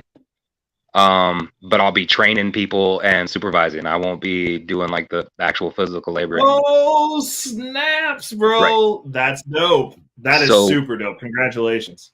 Yeah. So the deal we worked out was basically I will be getting an annual salary that is equal to at least the minimum that I've made over the last 10 years. Mm-hmm. So nice. Right. So that works. But in selling my company, I'm also picking up a part of his company, which means I'll also get a percentage annually of the entire business itself. There we go. That's what but that'll give me time to finish my books that I'm writing. That'll give me more time to actually be able to be present and actually start running, panels and lives and everything else. So go to sleep. You actually go to bed. And sleep. Yeah. So not everything's black and white is gonna be popping off real soon. Thank God. Jesus Lord. So and I can be more active. Like I can come over to New Frontier and talk. I can actually jump on when somebody's got something going on. You know what I mean? So it'll be a thing. Do keep looking at New Frontier, by the way, Casey. I'm gonna be making some audiobooks. So hold on, you were really soft. I can't hear you. Yeah, I said I'm gonna be making some audiobooks, right? So I've been trying to tell him he's soft since I met him. As Charmin. Wow. You would know about soft, wouldn't you? Anyways, Oof. I sure do, man. I know that ED's got you down bad anyway. Hey, you know what? Whatever ED is not a problem in the snowman house. I'm gonna tell you what. I'm the last person you need to be talking about ED to, bro. I know you keep. I got like 100 kids. You know what I love about that? That's my ex-wife's first name. Kids in a circle drive because he can't pull out a shit. Hey yo, that's my ex-wife's name, Edie. Oh no! Damn. Nice. Hey, Casey, I'm gonna be doing audiobooks. The first audiobook I'm doing is The Coming Corporate State. I don't know if that was one that I wasn't able to send to you. Oh, okay. So, I was gonna say that doesn't sound familiar.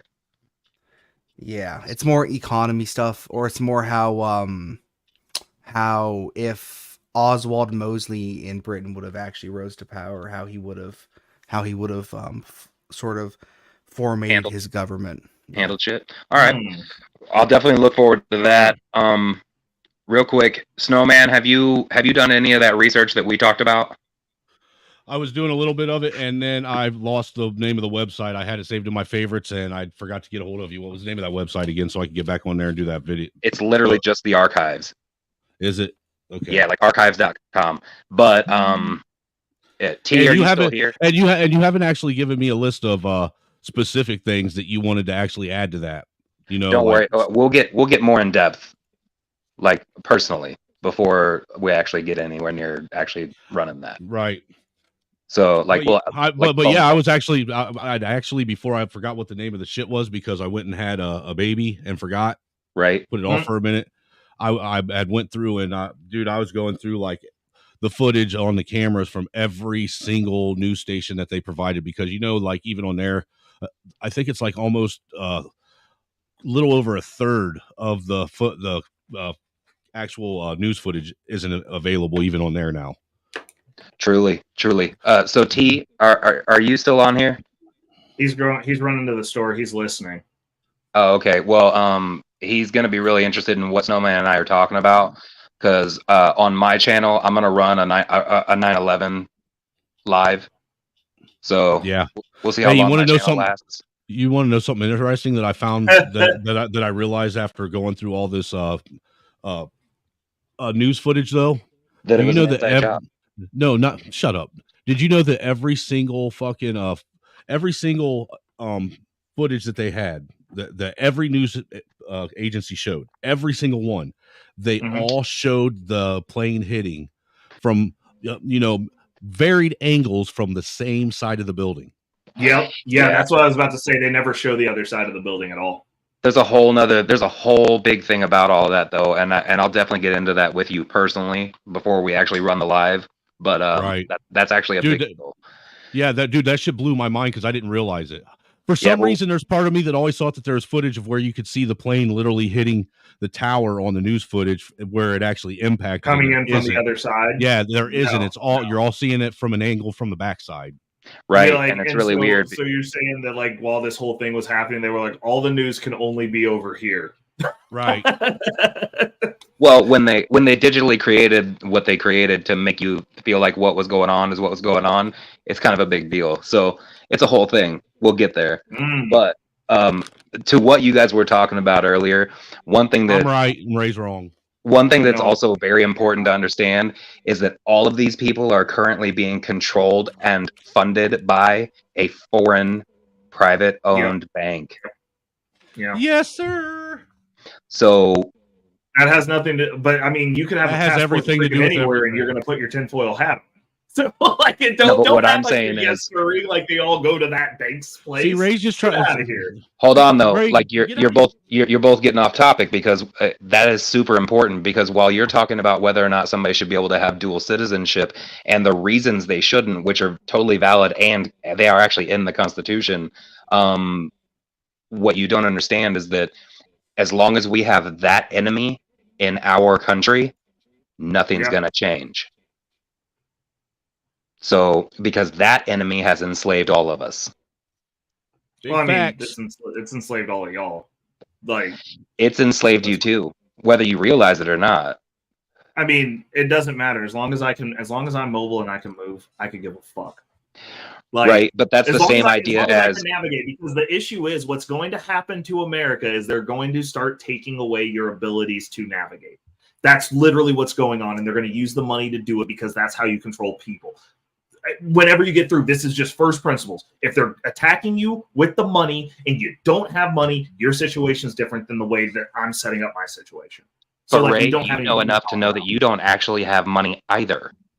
That's not 100%. Real money. 100%. You're right. But Bitcoin's real. So Bitcoin is real, but you gotta have 100%. At least you need at least one full Bitcoin to navigate. My guy, I've had at least one full Bitcoin for over 5 years. Well, that's like nice. I said, don't talk to me. Yeah, you're right. It is. You know how easy 100%. It's called intent, motherfucker. Like, I'm just saying. That's the reason I'm like, if I need to put a small bag together and go set up shop somewhere else. What are you going to do, Ray, if they just say, guess what? That Bitcoin ain't worth shit. Well, hey, your money's already not worth shit. America can say whatever the fuck they want if I'm not here.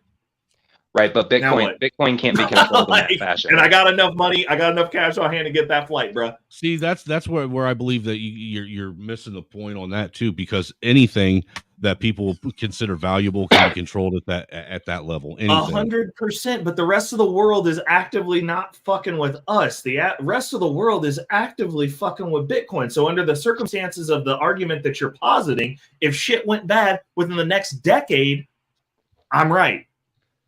I'm not saying I'm right indefinitely. One other thing that needs to be understood. Twisted, what's up, bro?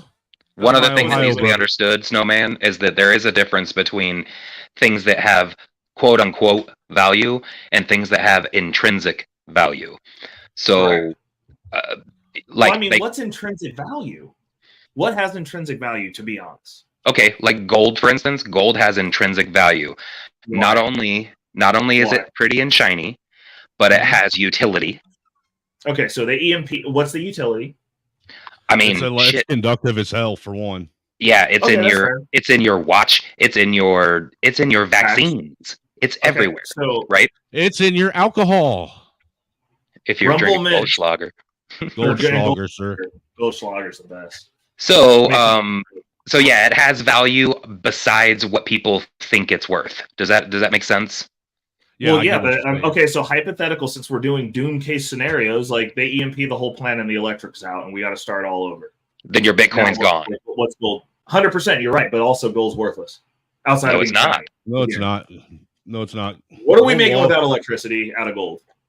A bunch of shit. What they made during the fucking Bronze Era. Are you like, you know what I mean? Like, you're talking about smelting at that point. It becomes ridiculously valuable. We're going back. We're gonna have to get the mining out of the ground. What he's saying is that it'll just become the new currency. People will find a way to turn it into coins and shit again and make it valuable. No. Not Okay, initially. Okay, not Yeah, that's what I was about to Really? say. I mean, initially, I bet bullets would make good currency.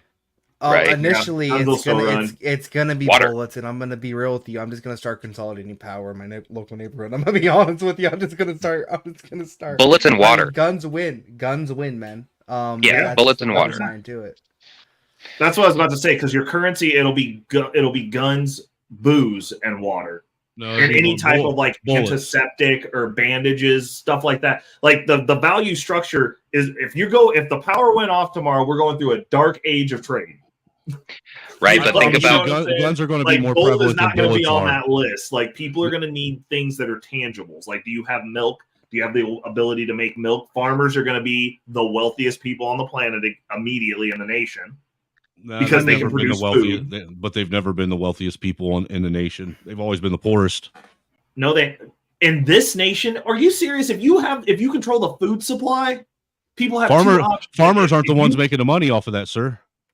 They aren't after the Great Depression. Power goes out. The person who has the farm that runs the farm. There's no corporations at this point. Gets killed first.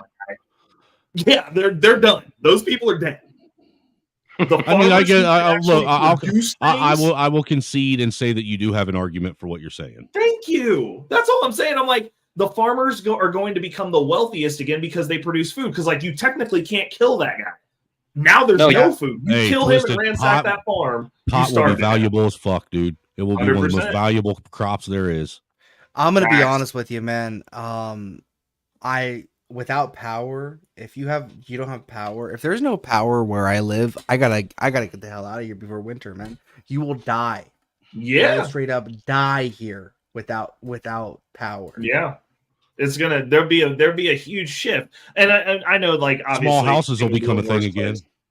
100%. Small houses built into the ground in cold areas because at least then you can survive the cold if you're like submerged and have that earth contact for insulation. Well, yeah, and fireplaces. If you're in a small enough house, fireplaces. But I mean, I'm in a 2-story apartment, bro. So I mean, oh no, it's gonna be cold, bro. You know what? Honestly, if the power is out, civilization's fallen. I'll be honest with you, bro. I'm just gonna make a fire. Fuck it. I'm just gonna make a big ass fire. Well, you ain't got to worry about your stove exploding. Just turn your stove into a fireplace. Facts. True. Also, fuck it, we ball. Hold on, though. You guys are talking like it's fucking 1920. You know, it's 2023. If this were to happen tomorrow, EMP, you know, we got batteries, right? That is true. That's true. That's true. You know what I'm saying? Like timeout. Yeah, but I mean, if they EMP, the cell towers are down. Right. So you have no communication. And yeah, for a little while, you still have radio waves. Like radio waves still exist. Bro, how many people have like a radio wave means of communication? Dude, I have 2 ham radios. Hold on. After this shit, if that shit went down, fucking everyone. What's weird about having 2 ham radios? I mean, that's just because you're like prepping for the end of times battles. Like that's fine, but I'm should. just saying normal people. No, that isn't why I got them though. I got them because I was in a militia, and that's how we communicated with each other.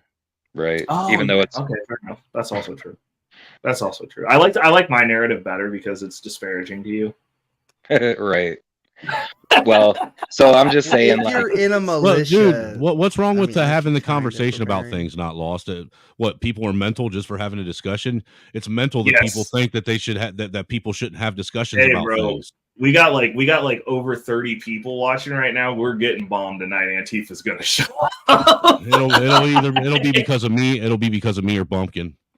No, it's gonna just be because of who's up here. Okay, T's back. Hey guys, I'm actually gonna head out because I'm not trying to get swatted by Antifa tonight. So nice, and I'm getting ready. Last time was awesome. Did they seriously do that to you? Antifa. It was actually the other side. Actually, a fat neo-Nazi did. Actually. Good God, bro! You just got. Hey, you know what? You're doing something right. If everybody hates you, that's all I'm gonna say. The dude's like 455. I was curious about that too, Joker. Whether or not a battery would be smoked by an EMP. No, it would not. No. Think about a potato. right? Like, do you remember that? Do you remember that old Yeah, well, science fair high shit? school, yeah, the high school science class experiment where you take 2 pins, stick in a potato, and hook a copper wire to each one, and put it on a light bulb, and it'll light the light bulb. Yeah, Or dude, 5th grade, depending on where you went to school. But yes, I'm just changing the subject real fast. Dude, I'm on this new diet, and it's making me fucking. I can't stay up as late as I used to be able to. What are you eating? Oh, so you quit? So you finally quit smoking meth? I'm doing carnivore. You finally quit smoking meth, and now you're wanting to sleep. So how long have you been doing it? I've been doing it for about, I think today would be the 4th day. I went through that when I quit smoking meth your too. pH balance and your stomach acid's changing. And are you making sure that you're eating like clean meats at least? Yes. Okay. So yeah, so it's gonna take. I'd probably give it like any diet that you do, because like I do experimental diets. I think Not Lost is a fed. He's just a troll. No, any diet that you do, you want to give it like 3 to 4 weeks. Like, so normally, like for the beginning of the year, I'll test a diet. I've done this like every year for probably about like, I'd say like 8 or 9 years. And I'll do like a crash diet at the beginning of the year. And it'll be like a random eating type of way. And I take the parts of it that work and then discard the parts of it that don't. But like, it takes like a solid 2 to 3 weeks for like your body to shift over. And so like while it's doing that, there's a bunch of science going on inside of you, which is why you're tired. Right.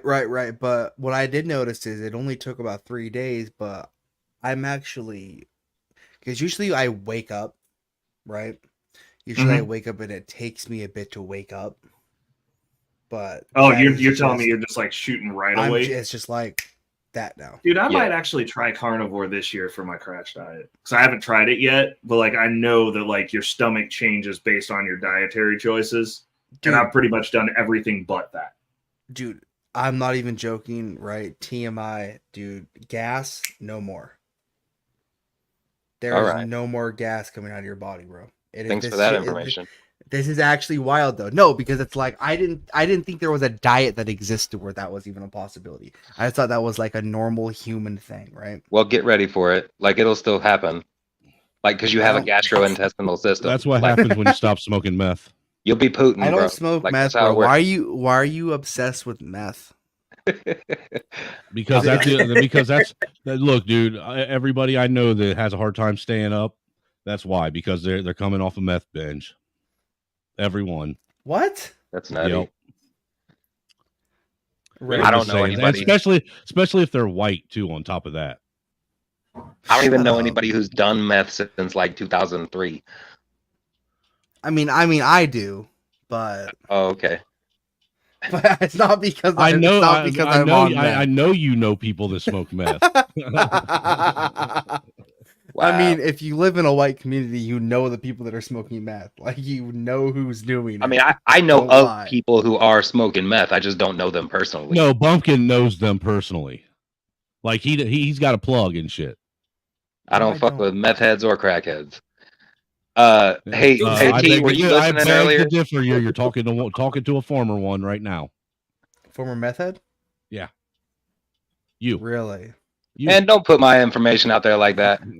Dang. Look at me. Look at my fat chubby cheeks. Look at my that's a fucking myth that meth heads don't get fat. They eat too after they've been on it long enough. That's ridiculous. No, they get fat after they get off of it. No, at least everyone that I've seen I've never seen one that was fat. I've seen husky. I've seen husky, but it was noticeably different on and off. No, I knew a dude that was fat. Heads. I knew a fat meth head. That's scary, dude. Bro.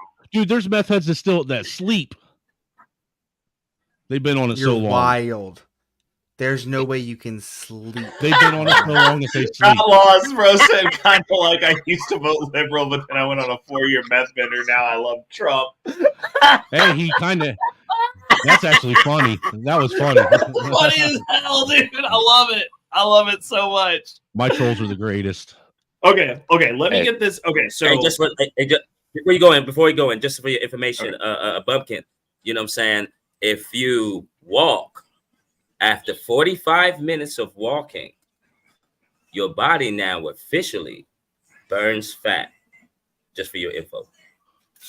So I got it on, baby. Yeah, just walk. And if you stay off the meth, it burns it faster. Y'all gotta I stop. thought meth burnt fat faster. Hey T, the only reason why meth heads become meth heads is because, like, when they first started, they stop eating because they're more worried about smoking meth. Yeah, that's basically that's the only reason. Yeah, it also terrible.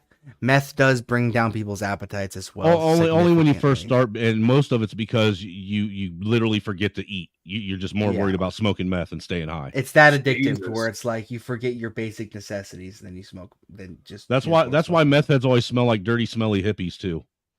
Oh God, I thought they smelled like bathroom chemicals. Well, no, they got their own smell, bro. It's unique and special. And then if you get the super meth heads, they have boils that go with it. They're actually getting cursed by the Lord. It's crazy. Yeah, they smell like wet pennies. They look like they got meth bugs. Yeah, you say unique and special. they call that meth mites. Bro, like wet pennies. Them things are nasty, bro. That's the wildest shit I ever seen. I was like, bro, you are literally cursed by the Lord, your God, right now. If you find the meth, if you find the people making meth, they smell like cat piss too. Have fun. Oh yeah, and the pool and the bathroom at the pool. Yeah. Oh no. The bathroom at the pool. Yeah. For some reason. What's up, bro? Okay, so we're about to get to this next video clip. Hold I on. got two more that we have to get done before I gotta head out, boys. Take it easy. Yeah, and I'm later, about to. Bumpkin, have a good one. I'm about to bounce also. Just lay off that meth pipe, Bumpkin. So, T, were you listening while you weren't on camera?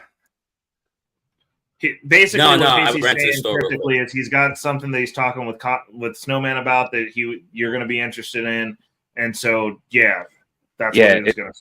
It's going to be a 9/11. I'm going to run a 9/11 live. So, you want to jump in on that? Casey's channel for that. Yeah, I'm a simulcast. Oh, most def. Okay.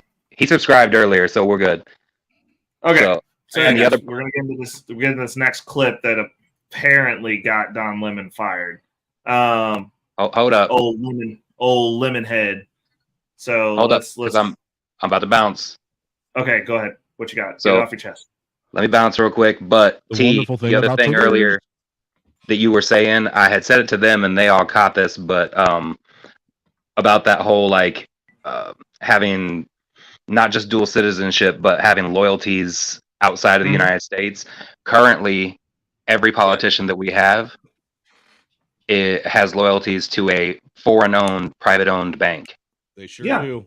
No, 100. I mean, I don't think I wouldn't even necessarily say that they directly have loyalty. I'd say that they're being controlled by it regardless. You don't have to be loyal to be a useful idiot. A lot of them are useful idiots. ESG is making companies also useful idiots. It's not like they're like, oh, yes, sir, let me take the knee. I know who it is. And there's a shadow banker that shows up in a back room. That is stupid. They don't have to do that. These people who are running things are not showing up to have conversations with people that are fucking insignificant in the grand scheme of things. Ray, I'm going to tell you this. If you and I know that the Rothschilds are running shit, then I promise you your politicians know that the Rothschilds are running shit. Yeah, but listen, they're not showing up to my house to be like, hey, quit talking about me, bitch. That's not what they gotta do, bro. No, they're not. But here's what they are doing. They're not doing that with you, but what they are doing is they are sending an emissary, somebody to come to somebody who's actually out there lawmaking and saying, this is what we actually want done. Here's the money for you.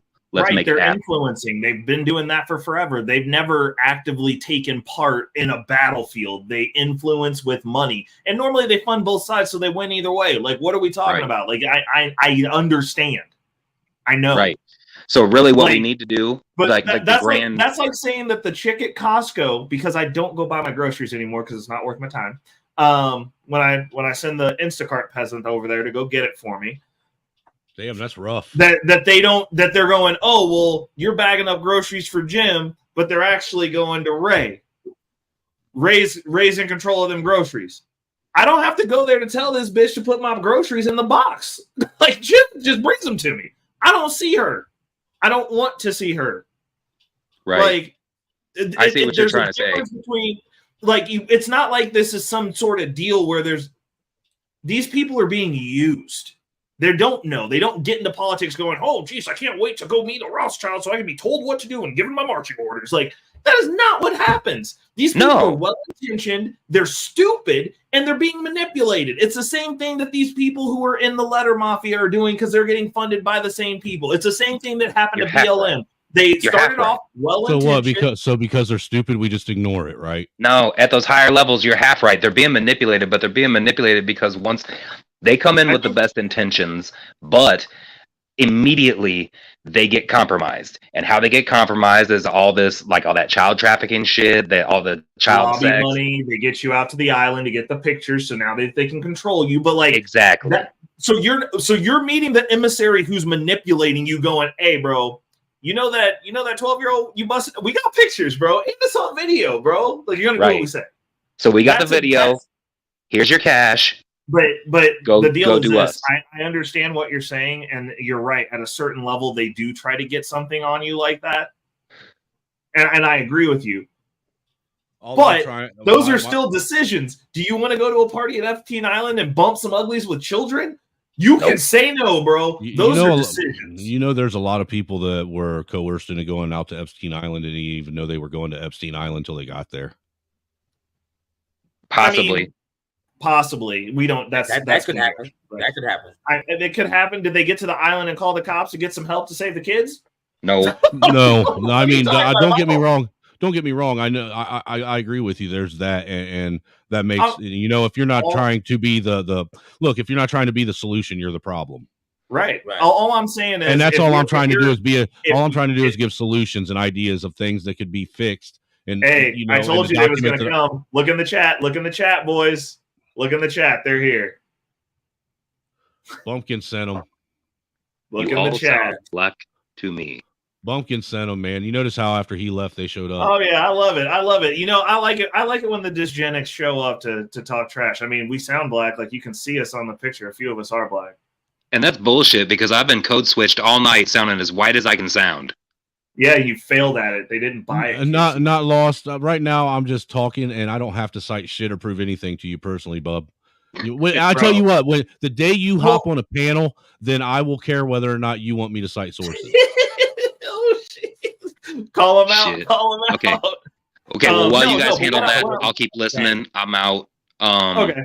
But yeah, so my schedule changes drastically September 1st. Okay, word. We're gonna get some work in then. Let's do it. I cite shit all the time, dude. What are you talking about? Hey, actually, you know what? Now that I'm thinking about it, September 1st is only 10 days before the anniversary. Why don't we run that stream on the anniversary, Snowman? I'm down. We'll run it September 11th. Let's go for the gusto and really piss everyone off, especially green liberal fucking. I love that these people flooded my chat. This is great. Hold on, I got a solution for this. If y'all gonna play control my chat, bro, y'all are going to have to subscribe. Oh god, this is so hey, good. Professor Max Mex down there, he lives in Mexico, but he's from America. He went down there and he runs I believe it's a fire station down there. He's the captain of, and he does a lot of work with helping guys that were in prison in America be able to get and pass their firefighters test to get their license, because you can get it in another country and still come back as an American citizen and be a firefighter. No, I mean, dude, that's freaking dope. So he actually helps a lot of people that were in prison in a bad way or done things where they were in a bad way, and helps reform them and get them back as a productive member of society. I have respect for that. That's somebody that's putting in the work. Yeah. All right. Well, hey, I'm out. Okay. Later, Casey. You have a good one, bro. All right, guys. Peace. Later, Case. Peace. Oh, Youngblood City. So don't end the stream. Do not end the stream. Thank you, Jesus. There is a God. So, anyways, what that's why it took him. That's why it took him so long, because he was sitting there. Which button do I push? Which button do I push? Don't hit the end stream. Don't hit end stream. Because if he would have ended it, that would have just been it. We got 32 people in here chilling, and he over here trying to end the stream.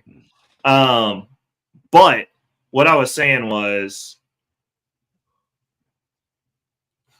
that's interesting. So hold up a second. Oh, I'm just like looking at the way that this is okay. That's nothing. It's just really weird. But we're gonna get the next. I got these last two clips because it was the stuff that I don't agree on. So everyone shut up. Okay. So now we're gonna go to the cringe part of the Vivek story, because you gotta have context. You gotta have things you like, things you necessarily don't like, and the conversations there. And so this is gonna be 2 videos, and this is the first one. Apparently this got Don Lemon fired. I don't really care. He's zesty. I don't care. So here we go. GOP presidential candidate Vivek Ramaswamy got in a heated exchange with CNN's Don Lemon on gun rights for Black Americans. Watch. Actually, you know, funny fact is, Black people. Oh. Hold up. There. GOP presidential candidate Vivek Ramaswamy got in a heated exchange with CNN's Don Lemon on gun rights for Black Americans. Watch. Actually, you know, funny fact is, Black people did not get to enjoy the other freedoms until their Second Amendment rights were secured. And I think that that's one of the lessons that we learned. Aren't allowed to enjoy the freedoms. I disagree with you on that, Don. I disagree with you. And I think you're doing a disservice to our country by failing to recognize the fact that we have equality before the law. And you live in this country, then you can disagree with me. But we're not. You mentioned that I disagree. 3 different shades. Don, I think we have to be able to here. talk about these issues in the open, regardless of the color of our skin. The part that I find insulting is when you say today Black Americans don't have those rights after we have gone through civil rights revolution in this country. You are sitting here telling an African American about the rights and what you find insulting about the way I live, the skin I live in every day. Here's where you and I have the a different freedoms point that of view. Black and white that Black people don't have in this country, and that Black people do have. Well, here's where you and I have a different point of view. I think we should be able to express our views regardless of the color of our skin. We should have this debate I'm not saying you without me regarding you as a Black man, but me regarding you as a fellow citizen. That you're That's what I sitting think we should here, say. whatever ethnicity you are, explaining to me Whatever ethnicity about I'm, I'll what tell it's you. like to be Black. Whatever in America. ethnicity I am, I'll tell sorry. you what I am. I'm an Indian American. I'm proud of it. But I think we should have this debate. Black, white, doesn't matter. I think we should have this on the debate. content of the ideas. Did she take out her cell phone? Yeah, did she take out her cell phone? At one point, poor Poppy looked like she was filming. Okay, so that's what we needed from that clip. Hold on. So we've got a person coming to the chat. What's going on? We're gonna. So far we've had. What's up, Professor? Hold on, Professor. What's up, man? What you got for us tonight? Good to see you. No, I'm just listening in. We were talking about drugs and we were talking about confusing stuff. But I don't know who these characters are that are invading your chat. I don't know the backstory, but I was just listening, and so Professor, here's the backstory. Anytime that you have, and this historically happens on this panel specifically, because I'm on other panels, this never happens. Normally, it's predominantly either one group of people or another group of people. Right. Anytime that we have a panel discussion where we're having constructive conversation about politics, making America better, and it's a mixed group of men and or women, Antifa shows up and tries to bomb my stream. Yep. But it's only on these specific conversations. Like if we're chopping it up about money and it's like a low viewer count, no one cares. There's 22 people right now that are watching. And they show up and they start saying stuff like Mancho Chimp in here talking about, oh, that's racist. I'm not liking this discrimination. Like they start saying things that are trying to like flow through the algorithm or whatever. And it's literally the wildest thing. Actually, you know what? I think they're actually over because like it doesn't look like they're over in my chat this time. I think they figured out that I'm simulcasting, and I think they're on our other channel. And you ain't got no moderator over there, do you? No, it's gonna have to just be me. So like, hold up, murder. You still here? You need to go to the other stream. Yeah, dude, and like start. Well, no, because I don't want them timed out. They control, but if you want to get your big boy energy off, you're gonna have to subscribe. We're fixing that right now. No, I think I'm a subscribe to all of you, if I'm not mistaken. I know I'm just no man. But I apologize in advance if I haven't tuned into your live streams. Been rather busy here. We have summer camp going on right now, so that's always fun. Oh, nice. What kind of summer camp is it? Well, it's a junior fire academy, so all year long we have firefighters that come here from overseas, from other countries. We're in Mexico, by the way. So when we have like American instructors come down, like right now we have an Italian guy that does dogs, like for search and rescue. So we have one entire week of nothing but dog rescue and aquatic rescue. So it's swimming pools and running around the woods with dogs. So it's kind of fun. The kids are ranged between 6 years old and 12 years old. And we actually put them through the exact same training as you would adults. Oh, that's freaking awesome. I like that. I like that. It's a great a fun time. It keeps you young. It really does. Okay. So this was like the I first said, this one. guy's and actually putting in work, man. Oh, there we go, murder. I can see. I was like, dude, I couldn't tell why I couldn't see anybody. There we go. Murder, you the dog. Murder's the homie. So I turned on subscriber mode over there. If you guys are gonna troll the High Value Network channel, tell you me guys to are my gonna chat. subscribe to the High Value Network channel. We need to get our subs up over there. Help us out. Share the channel. Or tell them to go to my chat and troll with my trolls because my trolls like trolls. Dude, I'm telling you, but like, look, this is what it is though. Like they see this, and these dudes don't want to see us. Like this is what they're scared of. This is what the establishment is scared of. They're scared of us talking across these lines that they've drawn. They want us in these little boxes raging at each other. Because once we look to what the problem actually is and get up, the game's over. When we stand together, the game's over, which is the reason I am very much pro-America. I'm not pro-Black people. I'm pro because my roots are on this soil, regardless of what other countries I get property in or do whatever I want to do, because I do plan on being rich as fuck. Like I want to be a winner. That's what I am. But I can't see myself any other way.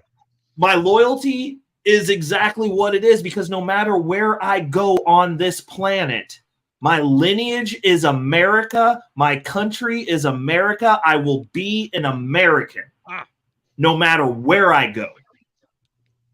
That never goes away. I will be identified as an American no matter what shore I wash up on. You're an American. You have to carry that, and you should have pride in that. And in order for us to fix the things that are wrong, we have to be able to have an honest conversation about what's harming us. But we need to understand that most of what's harming us is agenda-based. The cultures that they've attacked, Black culture, to put it where it's at, is agenda-based. Because America is a black and white country. And they've taken a whole half of it and poisoned that well, which causes a weakness. When you look at these third world cities, when you look at these Chicagos, when you look at these Detroits, when you look at these San Franciscos, when you look at these LAs, and we can go, oh, well, it's just Black people. It's like, well, okay, you can move away from there, but they're still on the continent with you. This is still our country. This still makes us weak. These children who have no leadership, these children who have no discipline, these children who have no direction. And it's not just the Black ones. I'm telling you, in my city, I've seen more poor white people that are homeless right now than I've ever seen in my life. Oh my! That we are being weakened. We are being attacked. We have fentanyl coming in through our southern border that isn't going into poor Black neighborhoods. They're going into rich white neighborhoods. That is an attack on our future leadership. We are being attacked at every level. And the fact that these cornballs want to come in here and disrupt these conversations because people are starting to wake up and see this shit. These people are being used as useful idiots, because I'm sure these are humans. They live on this planet, but they are part of that well that has been poisoned, and they are part of the problem. And they think that them LARPing around on the internet is doing whatever the hell it is they think they're doing, disrupting these conversations, is helping. The only thing it's helping to do is destroy the land that you are in if you're an American. Now, I know the one of you that I saw, the little dysgenic, scrawny neck white dude, I know you are in America. You're trying to destroy your own land. You're trying to harm your countrymen. There's nowhere else for you to go. And once this is burned to the ground, your usefulness goes away and you are the next to be exterminated, sir. Yep. Respect. I have something I want to talk to you guys about. Absolutely. That I was impressed with. I'm not impressed easily. Okay. These are great conversations, but this had some teeth to it. And it was just a simple, it was like, there was just 3 guys on the panel and myself, all 90s era veterans. And these are smart guys. So I'll give you a little background. I'm an engineer down here, and I did 23 years in the United States Air Force. Oh, thank you for your service, sir. So we got a chance to get overly educated, like hyper educated, the entire time. I mean, it's like school training. I was stationed overseas because I was originally from Yugoslavia, which was, destroyed. And I migrated to Germany and lived in Germany until I was old enough to join the military for the United States. So I was, came up through some rough times, needless to say. So I'm sitting with talking to these guys. These are sharp characters. They weren't, over the top, eggheads or anything, but they had a really grand plan. See, most people, when they think about when my country collapsed, there was no plan whatsoever after the fact. They just divided the countries up and they became their own, very poor entities for 20 plus years. What I got to hear was a plan that in the event of the United States collapses, for example, these veterans said they wanted to they were going to recreate the schools. Have you heard this? This is like a rumor that 90s veterans, specifically these guys, are talking about restructuring the school system in the event of a collapse. They're not talking about taking over now, fuck you, fucking liberal punk ass bitches. We're going to whack you all. You know what I mean? None of that. These guys are like, no, we're just going to stand by and wait and see and everything. In the meantime, we're going to plan. And they're talking about taking the Japanese math system, and teaching kids the Arabic math system, Arabic logistical system, to teach logistics. And I'm like, that's nothing they cover in high school or anything like that. So that's a I don't know, big jump. But they're talking about converting high schools into trade schools. Yeah. Like trade schools. Yeah. So, and I'm listening in, they're talking about how they systematically eliminated trade schools in the United States. Yep. 100%. And I'm like, what are you talking about? And they're in like, AC, tech and all that. Nah, all that's gone. I'm like, what? Because I remember coming up TriStars or anything like that anymore, like they used to when we were in school. Back in the 80s, there was constantly, commercials in the U.S. of trade schools. Like, I don't remember. It was just like any trade school, especially the big bucks, because they were planning on the 90s being a boom. So if there was a building boom, they had to plan for that boom. So what are we looking at now? We're looking at people that are in college that don't even know the geography of the U.S. Right. We are looking at people who clearly have something genetically wrong with them that has affected their mental health. That now we see the government had planned this. Now they're reinforcing this. Now they're protecting this. What's up, Brad? So I'm watching it from a distance and I'm listening to this conversation. I'm going, this is the first time I've ever heard anybody talk about, okay, so anarchy breaks out, so everything goes to hell. There's never a recovery plan. There's never a group of people that say, okay, here's what we're going to do after the fact. If we take over this shit, this is what we're going to do. These guys talked some deep, detailed stuff that I'm just stunned that no one else is doing this. No one is talking about plan B, that after this bullshit flies over, what are you going to do about it so it doesn't happen again? Right. And what you guys is doing is great. Okay. First of all, let's cut out the crayon coloring box and all that bullshit, because you are men. I'm a man, right?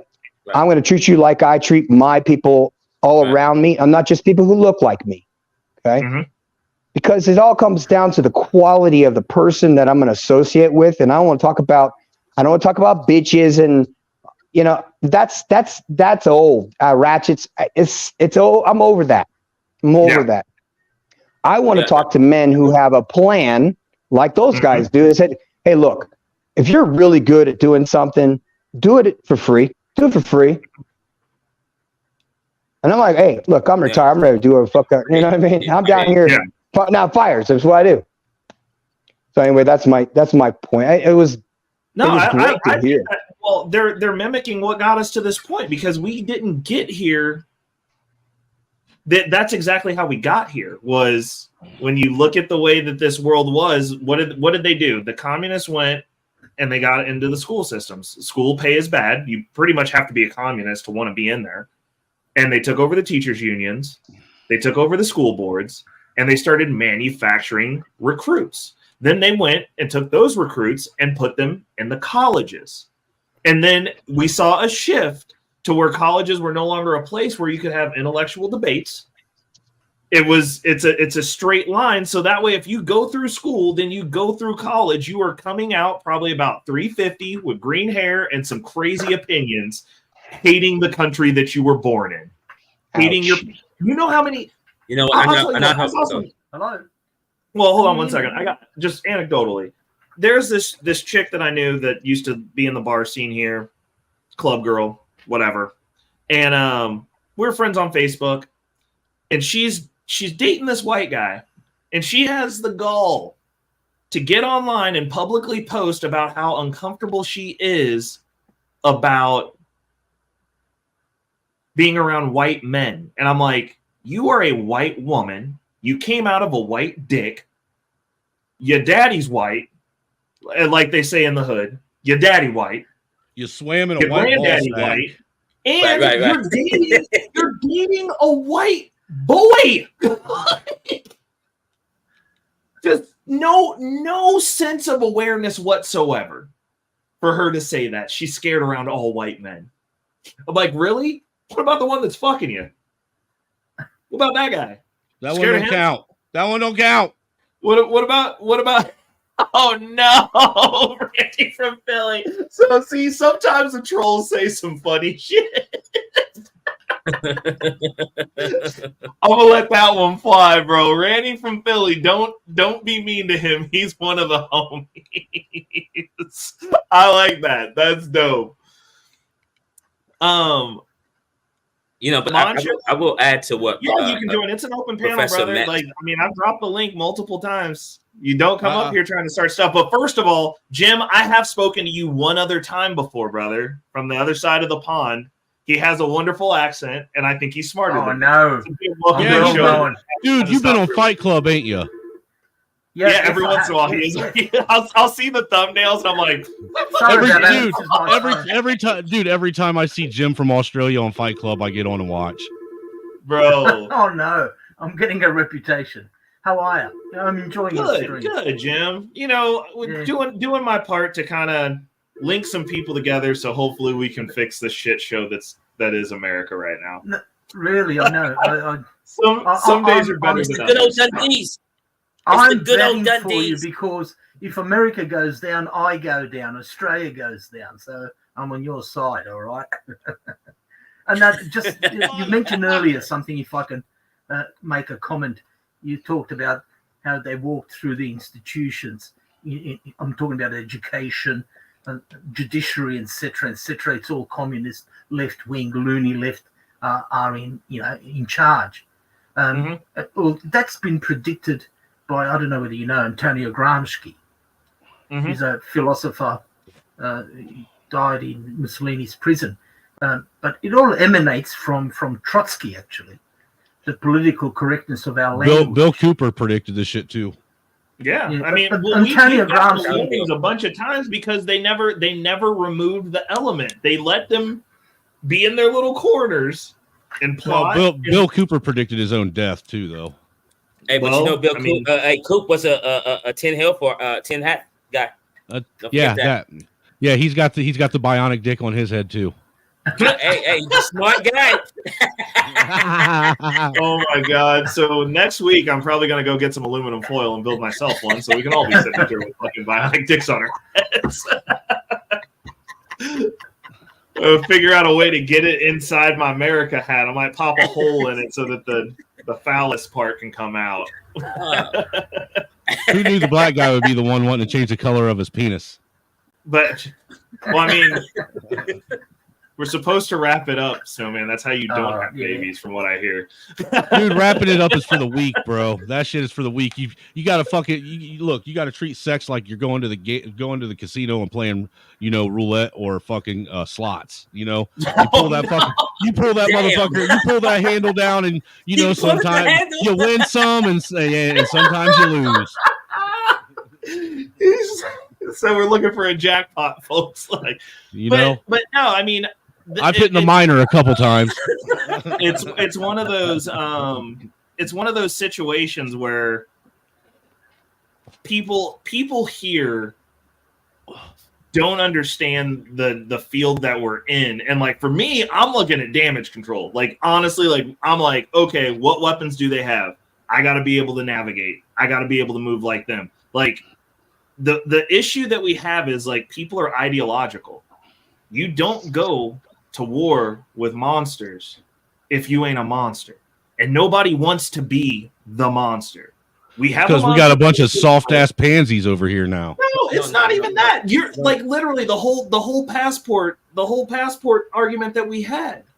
If you're not going to use every available weapon on the battlefield, my friend, then you're going to lose to somebody who's using all the weapons. Citizenship to another country is not a weapon on the battlefield, sir. How many basketball games do you think you could win against Shaq, because you're playing basketball against Shaq, with your hand in one pocket? Look, dude, if you want to, if you really want to sit down and have this debate over this one topic, you just let me know, and we will debate just this one facet of it. I mean, this one facet is very telling. It's very telling. Yeah, it tells whether or not you are actually an American nationalist, which everybody should be, or not. Because if you're in this country should come first before any other country. Everyone in America should be an American. I don't understand how argue that. I don't understand how having all the weapons at your disposal makes America not first. That was what I was getting at. Because you make it sound like as soon as you buy the property and as soon as you have the ability to navigate, now you're not American. Yes, no, I never said you weren't American. I said that you can't run for a federal political office to where you will have the ability to manipulate laws. You now have because you have now put yourself in a compromising position to where you could be manipulated by another foreign nation's government. I can't. I would understand that if there was someone coming from somewhere else here, which we have rules, but we let people manipulate laws here that become citizens here from other countries. We don't let people manipulate shit, dude. Bullshit. Arnold Schwarzenegger got into office. He is not an American. He wasn't even born on this soil, bro. What are you talking about? Reckless Ray. First off, okay. The laws that matter, Arnold Schwarzenegger, who wasn't born in this country, could manipulate the ones that actually affect you. Arnold Schwarzenegger was never held a federal position, dude. He was in government. Those laws matter. The ones that you were seeing. He was a state in state government, not federal government. And he made laws for that state. What about Kissinger? What about Kissinger? Thank you. Ooh, good point. What about Kissinger? In Nixon administration. Hey, all I'm saying is it and I say it should not happen. Americans are sure, you're not listening to me. I said it should. Shit. No, I'm saying it should not happen. You ain't even fucking listening to me, you moron. It should not happen. It's been happening. No, I'm That's saying what I'm it saying. shouldn't Like, happen. at what point was the That's cutoff? a law. That is a rule that I would put on as a stipulation that you can't have. You know what? That's a new rule. I will never be okay with someone that can be manipulated by another nation, be in any leadership position in my nation. Fair enough. But back to my point. This has been happening. So like, there's no. So we're talking about the quote-unquote ruler of the free world, the president. We're talking. Okay. That specifically, the president. I could see that conjecture being an argument. But Vivek doesn't have a second passport, so there's that's that. fine. That's all. But all I was saying, and even Casey said he's going because he's running. He's going to run. They're going to force him to prove that he was born in America. Yeah. So I can. You know what? That argument for president. You know what? I can concede that specifically. Thank you. But what I'm saying is, as far as what is affecting people, everyday people, because the president has a minimal amount of impact up until when we started doing this. We're gonna take out the pen and write in all the new rules every presidency, which isn't a good precedent to have. Not good. But I digress. The people who are affecting the policies, the people on your school board, the people that we're voting in, the people that we're bringing in, these agendas that are blatantly communist agendas. I'm not arguing that at all. I agree with you. These people can come in and do whatever they want because the president can only fix so much. So, like, I understand the president really has no power at all. Right. I mean, we're supposed to have and that's why I've always said checks and balances. That's why I say Congress should be wrapped up in that president thing as well, because Congress actually has the power to write and pass laws. The only thing the president can do is veto it, and even his veto power isn't solidified because Congress can go back and override his veto with 2/3 of vote. Hey, you know what T, I would love to see? You got a fan in the chat, bro. You got a fan in the chat, T. He said he'll lick that tinfoil hat clean, and he said, and then he'll suck it again. Okay? It's getting wild in here. They love you, T. No, go ahead, Jim. All right. Thank you, guys. Well, I'll just put a couple of propositions forward. As an outsider, as not an American. Mm-hmm. Well, first of all, American foreign policy is not run by Americans. Mm-hmm. I know. Basically, your foreign policy or any administration, take Biden's administration. Yeah. There's about 15 positions, senior positions, with people apparently, allegedly, have dual citizenship. You have got 2 passports. My question to the ordinary Americans, the patriotic Americans, is how can you serve 2 masters? Mind boggles. Well, I mean, our government has run loose. It's like, our loyalty I'm government talking doesn't about. serve us at all. The pinnacle of the government. Now, the other aspect of your government is the military-industrial complex.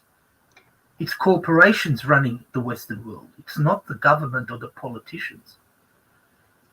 You got out of Afghanistan, and what did you do? You went to Syria. Straight away from a few months in Syria, you got into Ukraine. Yep. You left $1 billion worth of hardware, military hardware, behind. $1 billion, not $1 million, $1 billion. Mind boggles. In other words, if you're a part of the military-industrial complex, and you're producing tanks, rockets, all sorts of things, you need to use them if you don't sell them. So there's a method in the madness. Well, we're not and it's selling. all about dollars and cents. That's how I view America. But on the other aspect of America, which is very, very, very dangerous, I think, as far as I'm concerned, and that is that America is you are losing your supremacy, your world unilateral power. And if I could make a comparable comparison, I would say you're about 3rd century of the Roman Empire, the disintegration of the Roman Empire, where decadence, pornography, prostitution, open borders, you name it, everything goes. So, the lack of family, there's no families anymore. You've got LGBT, whatever, you know what I'm talking about. All that. Yeah. And it permeates not only in America, greed and perversion, the whole Western world. Well, so that's why I look at the Western Europe, Canada, Australia, America as very decadent and very, very. We are, rotting. That's what we are. Or most people, they buy into things, and you go to women. Look at women today. 40, 50 with dog and a cat, and they've got pink, purple hair, all sorts of, Yeah, tattoos and all that.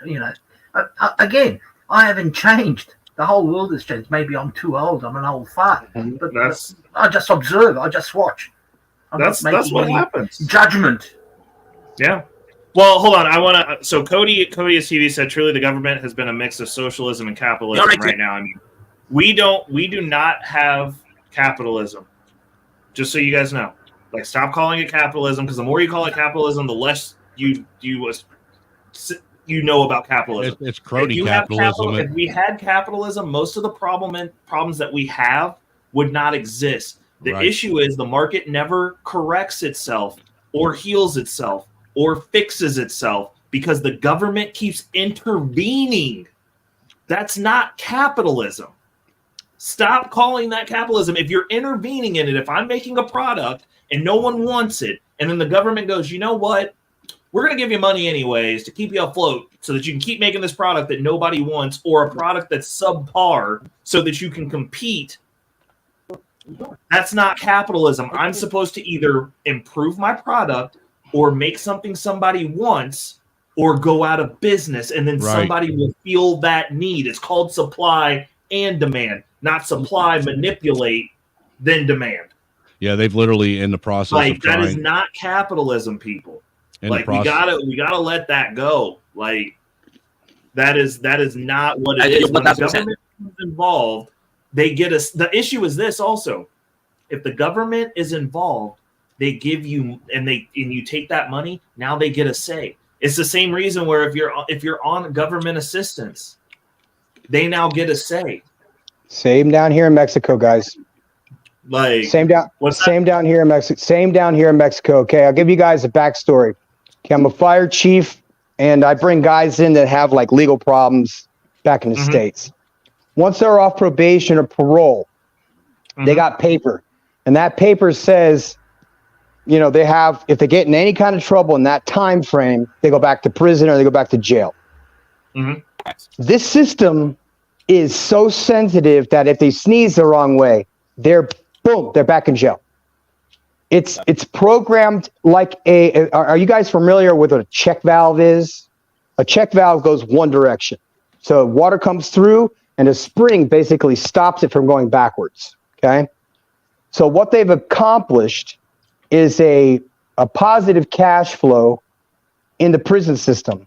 And the reason why I bring the prison system up is because it is a matter of beyond the Rockefellers, before the Prussian system was something that, the Prussians wanted to create an army that would obey because they were very, out of order and everything. So what they started doing was training the children to basically be little soldiers like what we have going on here.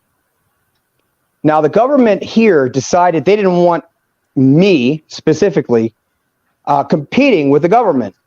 So the government offered me to take over 4 or 5 stations as district command. I'm like, I don't want that because I'm already district command. I don't need you.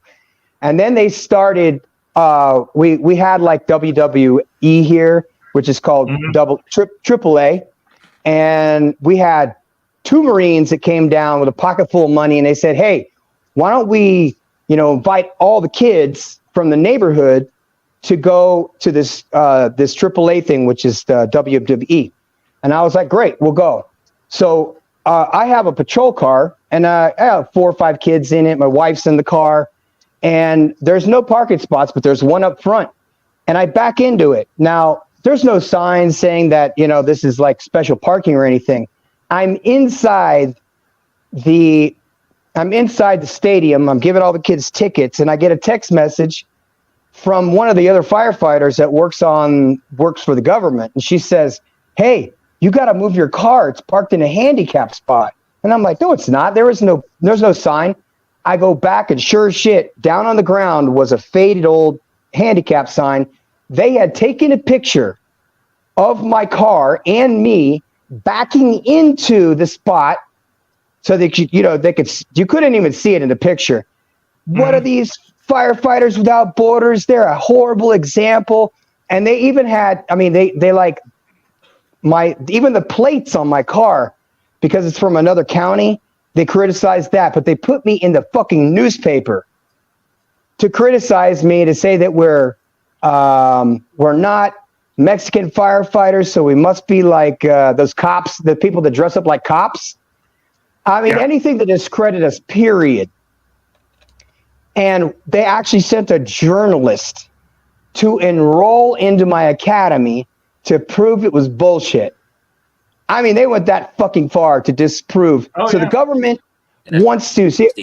I came from a communist country. I grew up going to sleep at night hungry, so I know what the fuck I'm talking about. As I watched in Yugoslavia. Whereabouts? Which part?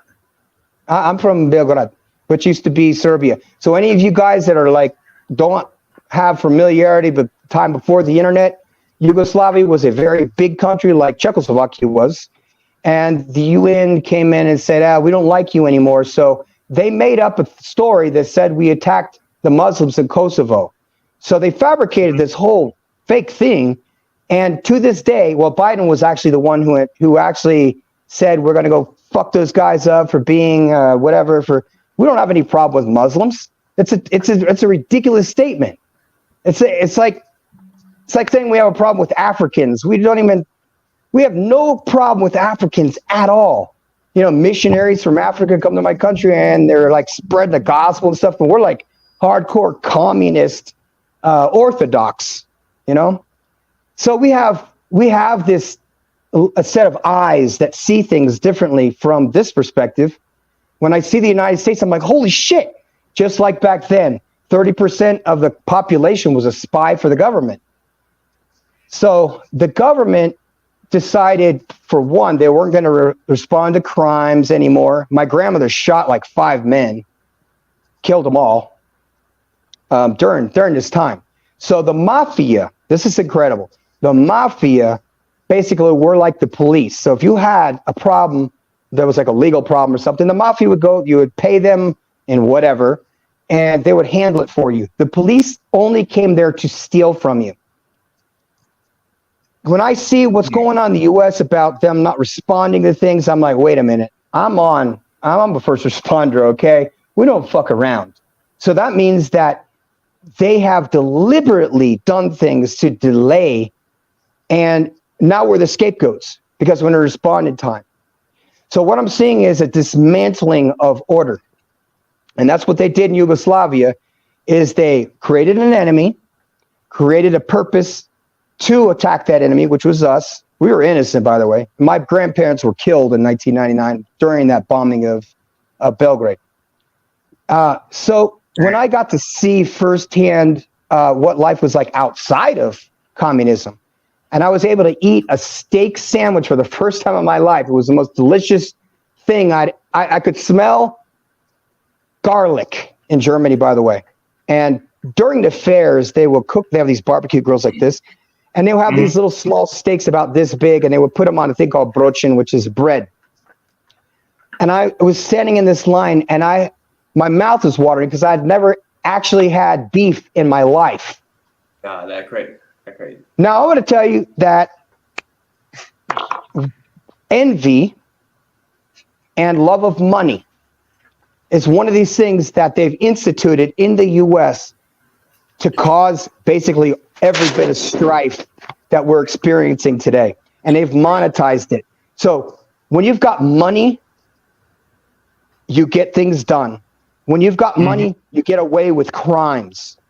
And when you've got money, you have power over people. With that influence, even though I don't have a tremendous amount of money, they offered me a ridiculous amount of money to take over 5 stations that didn't make any sense. The salary is right around 175,000 pesos a month, which is about $8,000. That's 20 times the basic salary of a Mexican here. So I know they really wanted somebody to fuck up as a result. Yeah. Now, I didn't take the position. 3 of those commanders died within the same year. So I'm glad I didn't take the position, first of all. And now I'm getting the fuck out of this town in about 2 weeks to another town that I've been able to see that they're a little more, they call them canarchists with a C, canarchists, which I guess would be the equivalent of an anarchist in English, but not to the point of running red lights. Okay, so there is some degree of order there. Facts.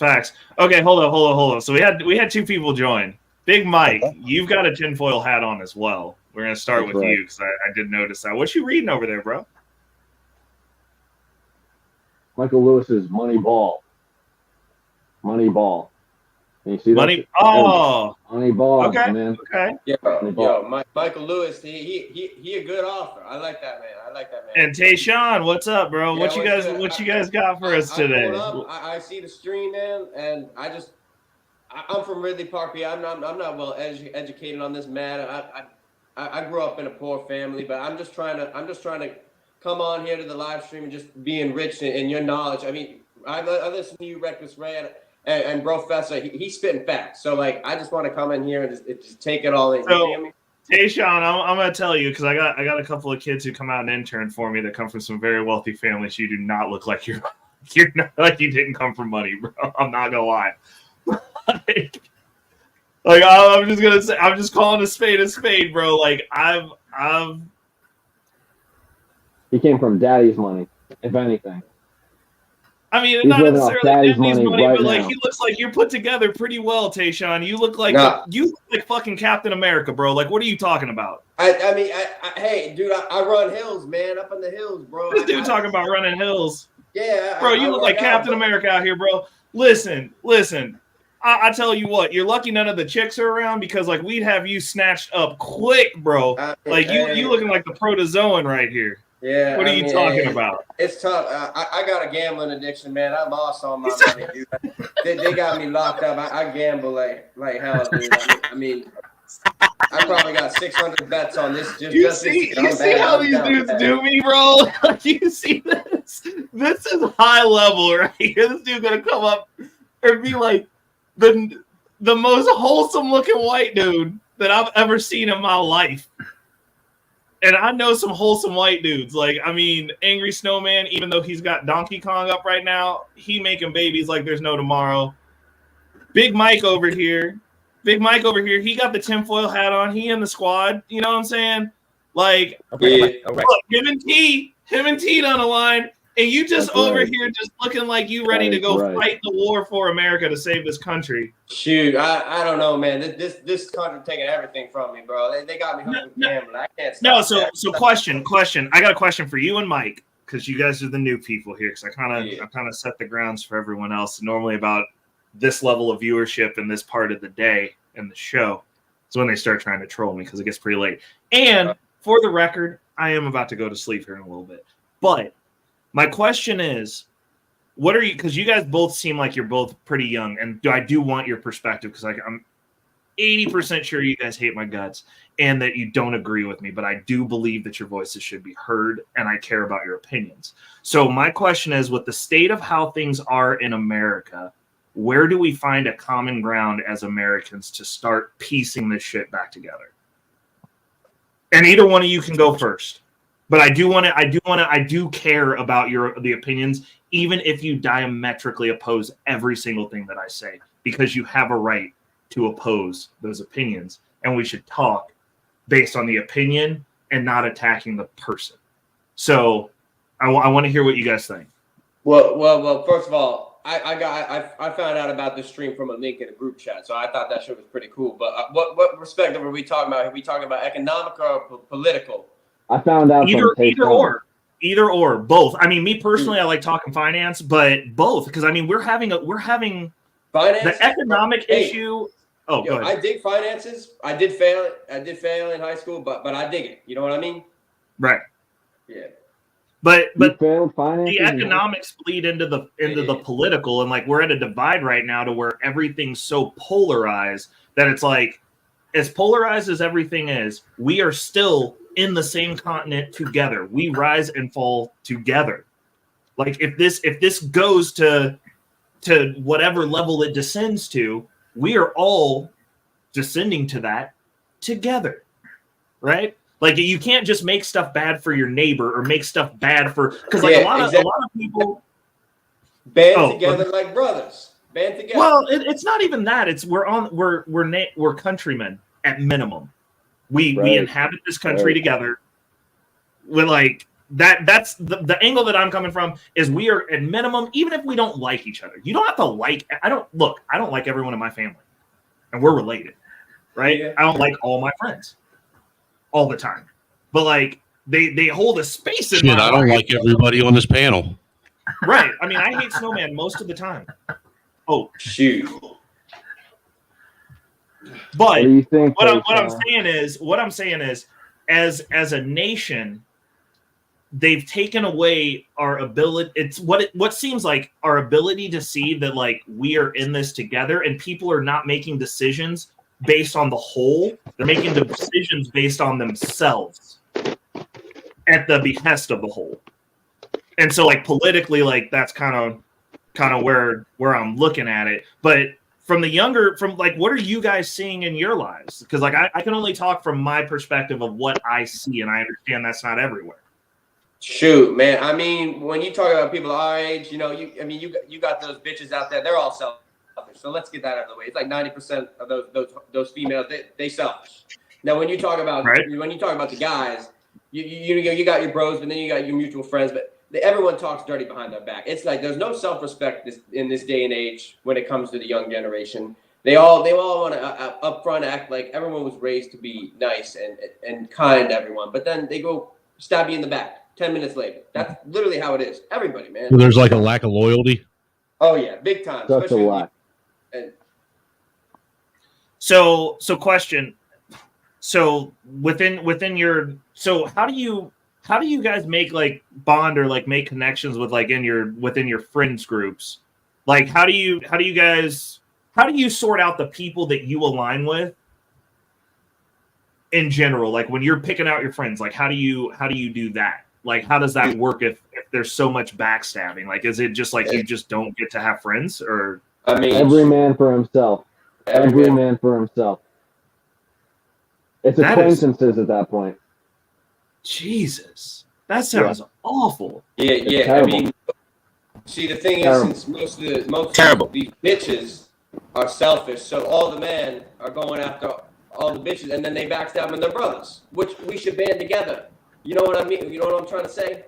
Yeah, this shit sounds crazy, dude. Because if you've watched, any of the streams that we all do together, we argue with each other every fucking stream. Literally, yeah, but you every ain't stream. Say it straight to their face, If you want to say something, say it to their face. But at the end of the day, just because we argue and disagree with doesn't mean that we still don't come back and get a hold of each other, even beyond, doing the live stream. It doesn't stop us from building that friendship that we started out doing. Well, I was about to say, I was like, me personally, like, I'm not just an online person. Like, I'm as far as streams go, like, I participate when I can around my schedule. But I meet people off of here. Like me and Mike Rage, who was on earlier, I went and met him a couple of weeks ago when I took my chick down to Oklahoma. I've met quite a few YouTubers. I've met Razik, who comes up here every once in a while. Like whenever I'm in somebody's area that's in my network, I do try to go and like make that like personal connection. So I understand what you're saying. And like me and Mike have argued about stuff. Like we don't agree about everything. Like I'm like I still me and Mike argue every stream you have. Me and Mike argue. Yeah, and I mean it's almost sad because like I still hold space for all of my friends. And granted, we weren't having the issues interjecting with the women, right? So that wasn't a piece of our upbringing where it was like you snaked me out of some pussy, and like now I hate your guts. Which is different. That is a character flaw that I would not. You heard the term homie hopper? That's what all these girls do. Yep. They infiltrate the friend group, the friends that have been together since the beginning, since they were in kindergarten, and then they just hop from one to the next, and it could be in like a span of a month or just a few weeks. It's crazy, man. It's crazy. Yeah. Crazy. No, I have heard of that, but like normally within the friend group, there's an understanding that that's what that chick is, and so like that's the one that's not taken seriously. Like I understand what you're saying from that perspective because I've seen that. Like I've had my friends group, we've had chicks around like that, but like we just knew that no one takes that chick seriously at that point. And then it's kind of like after the initial homie writes her off, they're just like, whatever, have fun, but like how she is, bro. So that's one thing none of me and my friends ever did it. You know, my personal close friends. If it was somebody that fucked around with one of your homies, she was off limits even after they were done. Facts. You know, that it's that whole bros before hoes. That's always been a man code as far as I can remember. And if a dude was willing to fuck your old lady, even if it's your ex old lady, then he ain't your homie. Yeah, that's a fact. There is something that a bond that's created. There's a bond created between men, and it's usually through suffering. Right. And if you work out at the gym and you have a workout partner and you train each other hard as fuck and you go after it, you really, really get after it, you keep each other accountable, you have a greater bond that 95% of the whole population doesn't have. So if you think about this, your plan B is going to be to suffer. And most of us are going to fucking suffer here real soon. So I'm going to give you guys the reason why I do what I do. Because, we don't have to live like this. We don't have to live divided like we are. And I don't want to. Because most of you guys are my friends. You know who I am. You come down and see me. You stay in my house. You come to my station. You get educated for free. And then you turn around after you've learned something and you have bonds with people that are unbreakable. And that does it. Women will not come between us because we treat it like stoicism. And what is it like to be a Sigma? You can't be manipulated by money or sex. The two things that fuck us up the most, what is that? Money or what? Finances and romances.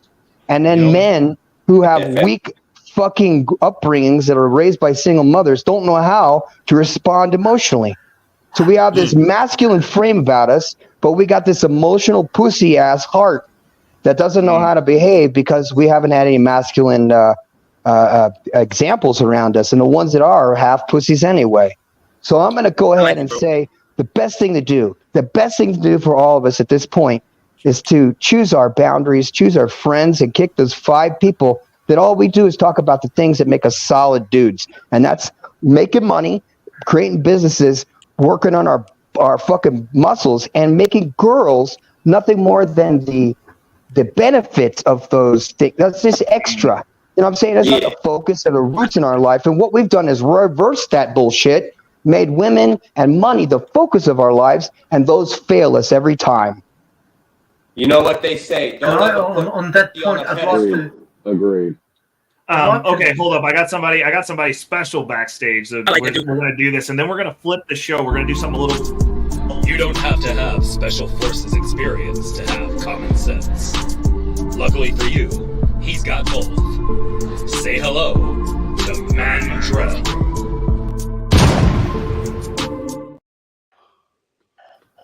Is good, Mandrell. How are you doing?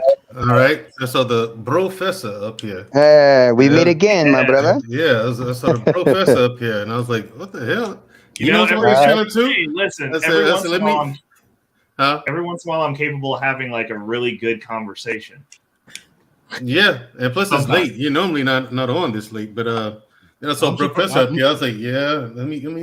I'm surprised you ain't moonlighting with questionable characters right now, brother. Listen, all of you, go to hell. Every single one of you, man. Y'all have me clicked. Mandrell was up there. Mandrell was up there. Dude, with a panel of strong men, bro.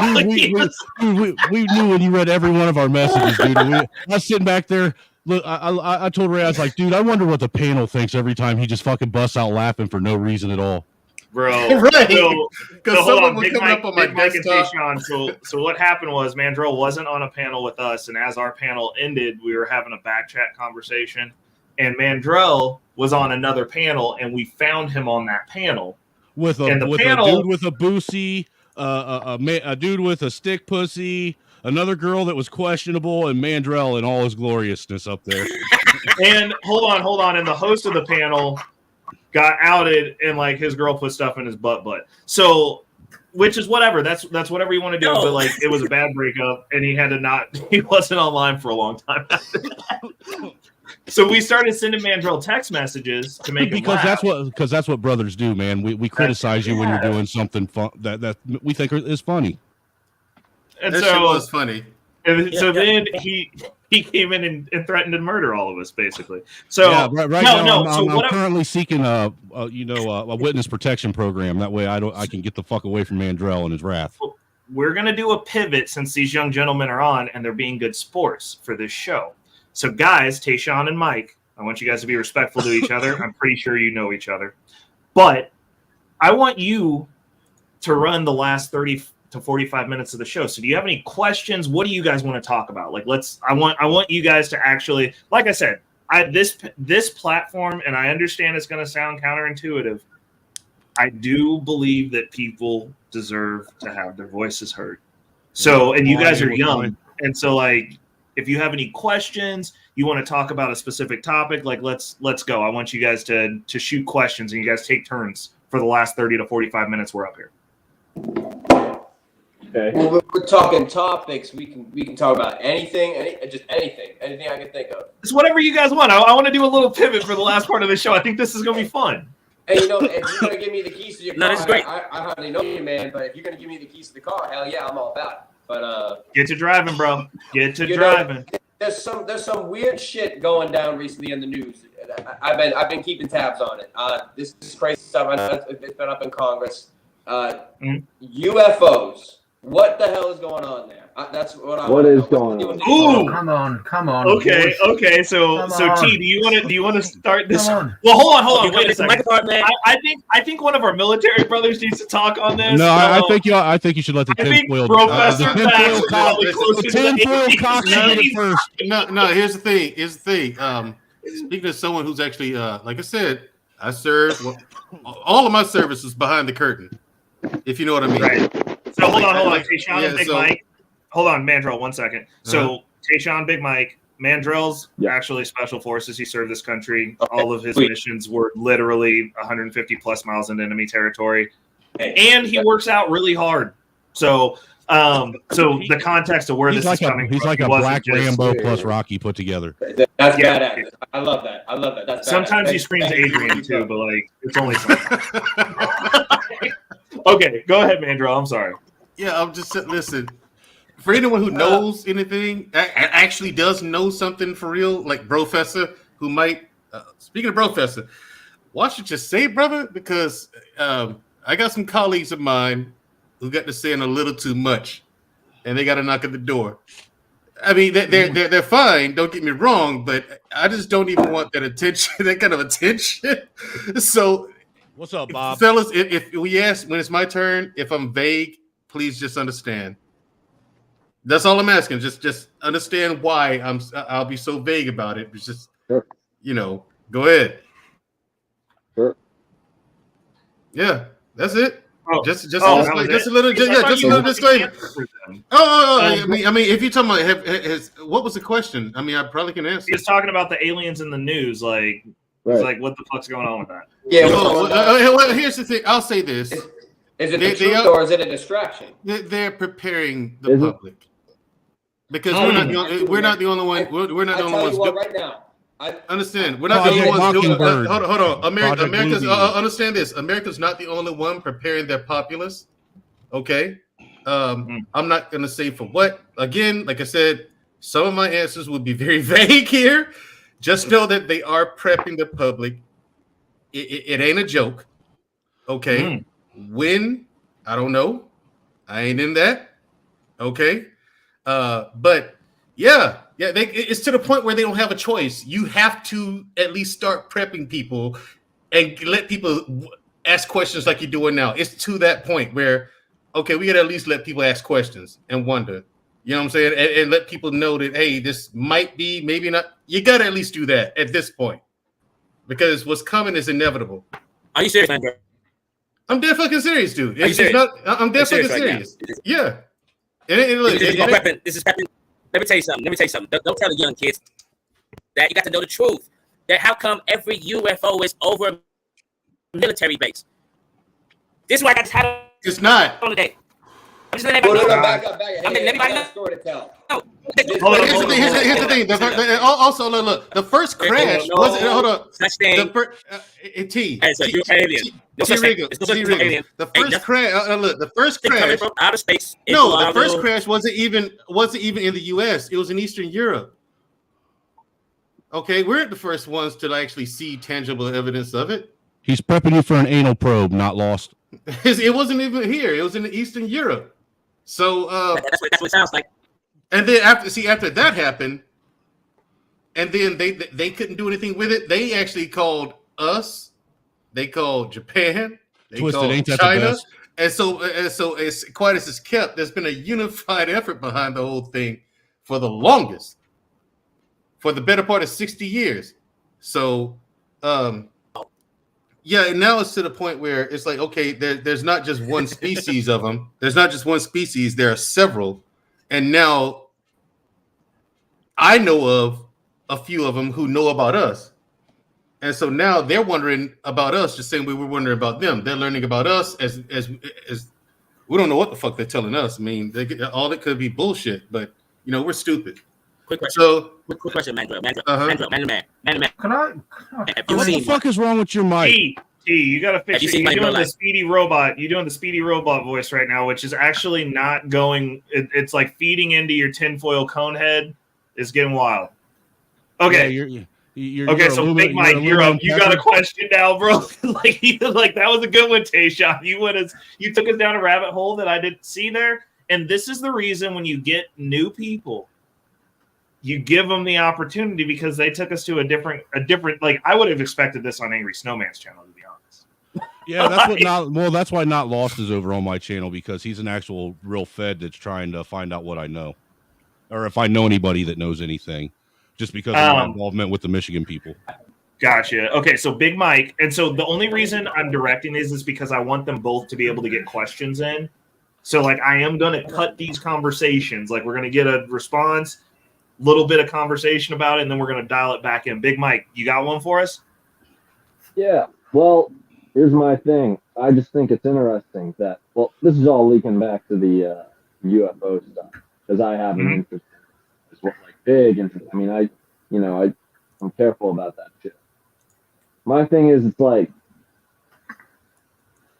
prior to the press release or the whatever it was not too long ago. I mean, like there was videos left and right of this shit, and it's like it was coming down in California. There was someone seeing UFOs in their backyard. Like, if it's really all a cover up, is all this coincidence? Like, what is like?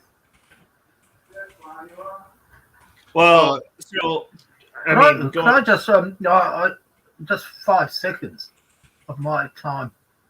Thanks. Look, this is all a fucking diversion. Damn fall for it. It's like talking about Loch Ness monster, Bigfoot, Yeti. The real issues here, boys and girls, is the economy. It's your illegal immigrants. It's the war in the fall. What about all those destitute people in Detroit, in Philadelphia?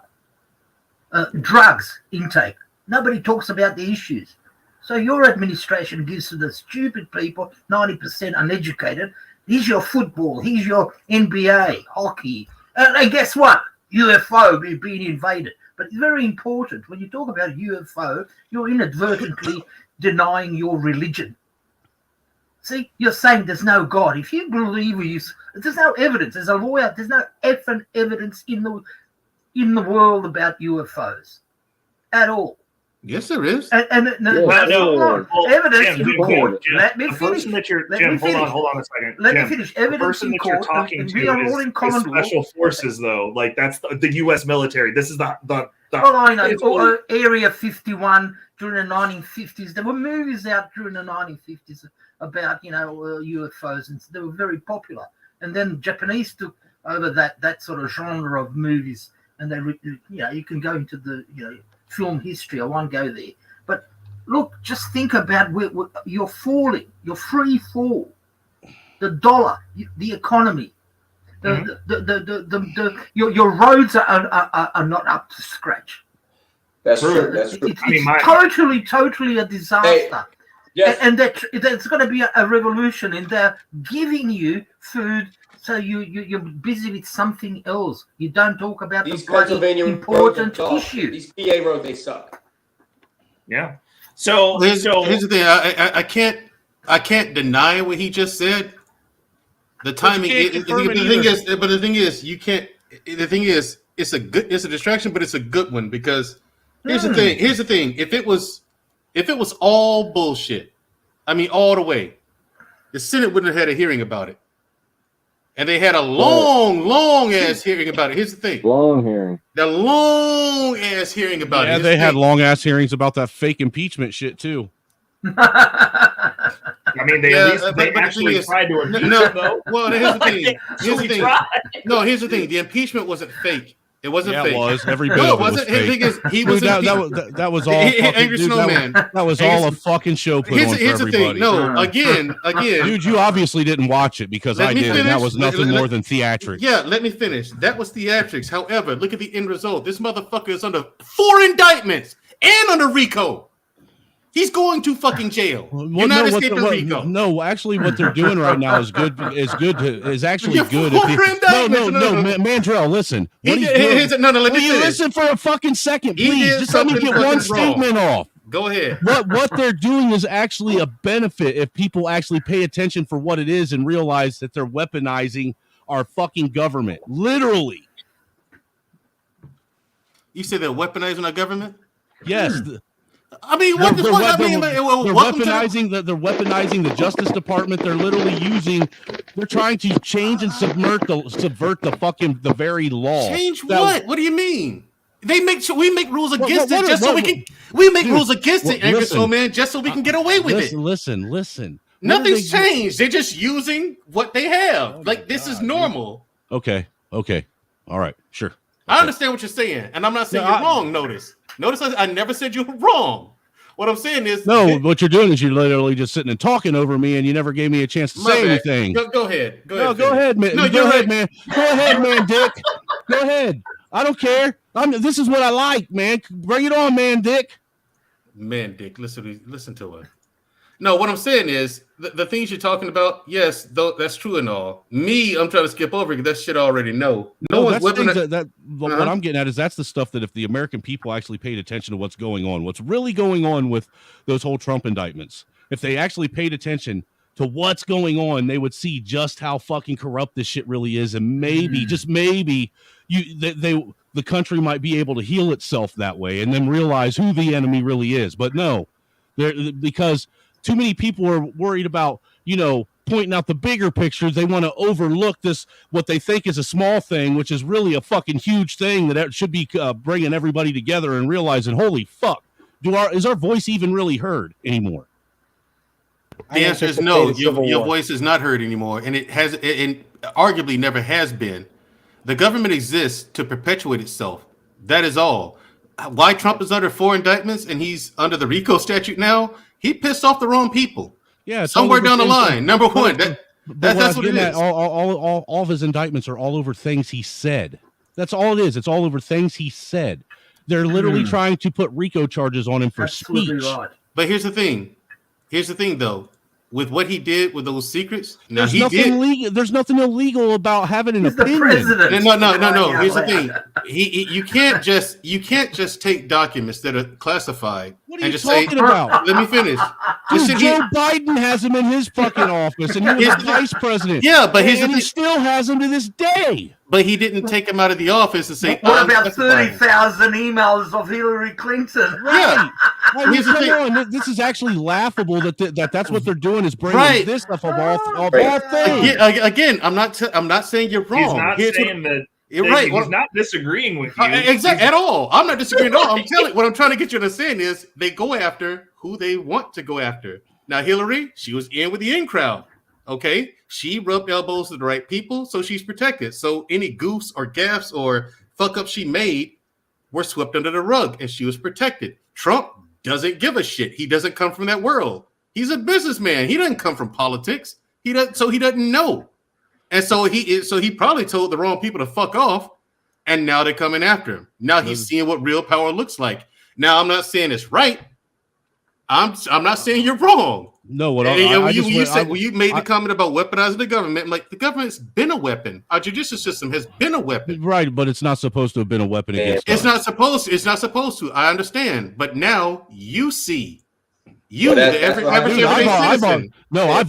seen it for a long time, dude. The only point that I was making is you would think that this situation right here with Trump, people would be looking at it a little bit more objectively. Oh, and actually seeing it for what it is. Oh, come now. Now, here's the thing. Trump won because he realized that the average person, everyday American was dumber than he is.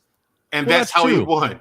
You know what I mean? That he took advantage of that. But at the same time, at the same time, Trump showed that you didn't have to be a politician in order to be in government, man. Right. That you could be that you could be someone that's not from that club and literally, go in there and maybe fix the structure, or at least shake it up. Yeah, you can shake it up. However, you're only going to do so much shaking. You're only going to do what you're allowed to do. Every president is held underneath that edict. There are checks and balances, and there are people that you don't even know about who just flat out not going to let the president do certain things. Mandrell, I just think that there's a lot of things going on across the world that if people would really pay attention and they would realize and see what's going on, that maybe the things that are coming wouldn't happen. Because I think that I think there's an opportunity to maybe fix and write some things, but it's a matter of people getting away from this fucking these spells that they're under, so to speak. Yeah, but the thing is, the American experiment was a resounding success. Okay, see, the Willie Lynch letter didn't just work on black people; it worked on white people as well. You know what I mean? Like, it is the greatest. America is the greatest accomplishment of civil engineering in human history. It had everyone fooled for hundreds of years. Okay, to where now the U.S. can tell you anything you want, and you either believe them or you don't. Which either way is good for the government because they can do whatever they want. You know what I mean? Now, like I said, they can tell you the truth and distract you from what they're actually doing with the truth. Right? They've literally taken and they've subverted the Constitution all the way around. It doesn't even work for us anymore. They've been doing that. They've been doing that forever, dude. They do what they want to do. Dude, they've been doing it. They've started doing it since the day fucking Washington was swore into fucking office. Exactly. They do whatever they want to do. But see, look, there were honest people that back then that tried to warn the people and told them that if you actually wanted to keep this constitutional republic that you have and not go on into a full-on democracy where it's mob rule and a bunch of nonsense, then you actually got to fight for it. You got to have to want it. But here's the thing: the average everyday American only wants the machine to work. They don't want to be bothered. They just want to live and be comfortable. That's all they want. If that's the case, then why do the same people that just don't want to be bothered always want to get up and bother the people that do want to try and fix shit? Because you're causing trouble. They're comfortable with they're comfortable with where they are, and by you standing up for what's right, you're disrupting that. They'd rather be in chains and comfortable than free and build something on their own. I mean, hold up, Snowman. I mean, hold on. Let me break this down. When they released the slaves, there were slaves that didn't want other slaves to leave. Right. That's a very simple concept that should be like, it's basically the same thing. The people who are in the system, who are a part of that matrix, if everyone leaves, then stuff changes for them, and they don't want that. So they'd rather go, hey, this is functional for right now. Let me get on up off this planet and live my life out good. And you stay where you're at. Like, we're all going to stay here. And also, Angry Snowman, check this out. It's just like the other gentleman, the older gent with the glasses said earlier. He was talking about the issues with in Philadelphia. He was pointing out the hypocrisy with Hillary and all this stuff. Understandable, but understand those are all distractions as well. I know. They'll distract. They will distract. They can tell you a lie and distract you with that, or tell you the truth and distract you with that. They have human nature and human thinking. I mean, to a needle thread of accuracy, dude. Like, they turned Trump into a distraction. They have turned Trump into a distraction. Yeah, and the thing he's a literal distraction now. I'm telling you, the U.S. government understands human nature to a degree that you can't even imagine. They really have studied this shit through the entire time they've existed, and they've got Hold on, time out.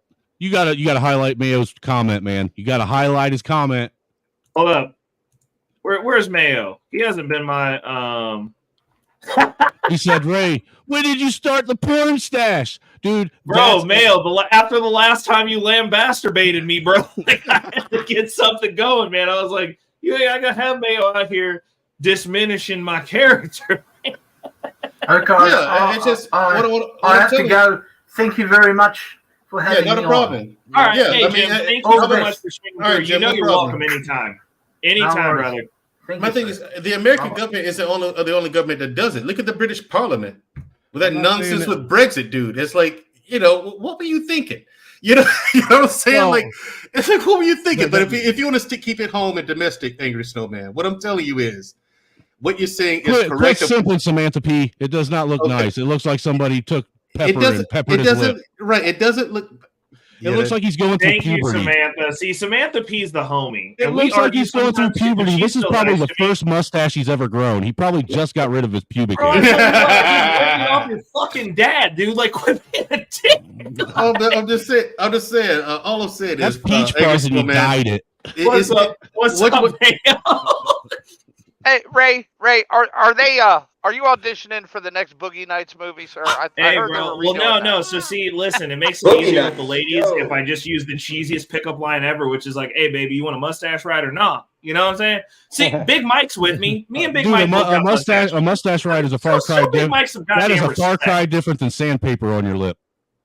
I hate you. I hate you so much. I don't want to do this show anymore. Y'all done diminish my character and hurt my feelings, bro. Like, I'm done. Dude, ain't no girl taking a dust-ass ride on you, Ray. I promise. Can I please tell Mayo that I missed him and it's been a minute, bro? I missed him too. I drove through your city on the way to Oklahoma City a few weeks ago, like a week and a half ago. What the hell, man? I know. Well, it's not that far, bro. Like, you need to drop your email in the back because, like, it's actually a lot less far of a drive than I thought it was to even get to Wichita. I was like, this isn't even that far. Wichita Falls? No, Kansas. We in the middle of the country, baby. The other we go Wichita. down the country sinks. The real Wichita. They live in the real ghetto.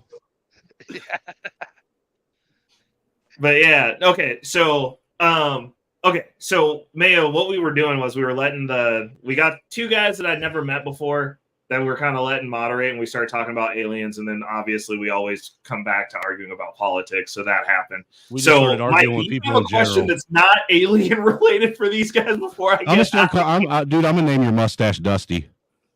I'm gonna name you Dusty, bitch. Quit it. Damn. Rude, bro. Dusty McDusterface. Like, I'm growing it. I'm growing it out like 18 more inches now, and I'm gonna dreadlock that shit up. I don't even know if that'll work, but like, whatever. The point is, I'm not shaving it now because made me mad. I don't care how much my lip itches. I can't believe that it's even itching right now. I mean, I can't believe y'all changed subjects that quick. Bro, we have ADD, man. Like, Dude, listen to what you're talking about. Dude, act like you ain't never been on panels with us before. I'm just saying, I only got 102 subscribers. I'm wondering why that is. Because you don't switch around enough. I do. Where's my man, the veteran up here? Why ain't you subscribed to my channel? This is fucked up. I thought we were supposed to have each other's back, man. Come on. Yeah, he's your battle, man. What's wrong with you, man? Right, Professor. How am I not? Professor's having a whole ass in-depth conversation in the back chat right now. He sure is. That's why I'm fucking with him. That's why I'm fucking with him. See, I thought you was talking about Mayo because Mayo's a vet too. Well, Mayo, he's white. So, I mean, wow. That? Damn. He's the king of the mayonnaise. Damn, I didn't know there was a black army and a white army. Nobody told me. It used to be, but then, because we didn't invite you to the last Klan rally. They did. I mean, Reckless, that's the funny part. It's actually true. We actually invited Mandrell and Reckless Ray to the last Klan rally. Jesus. I didn't show up. I knew better. Now, Mandrell, last time I think we were on together, we were with Austin Holloman. And I tried to click on everybody's show. I tried to subscribe to everybody on that panel, which is a great panel, by the way. And if I'm not subscribed, then I will be by the end of this conversation. Yeah, man. So there's no. I gotta get you the name up. I'm gonna put the name in the back chat.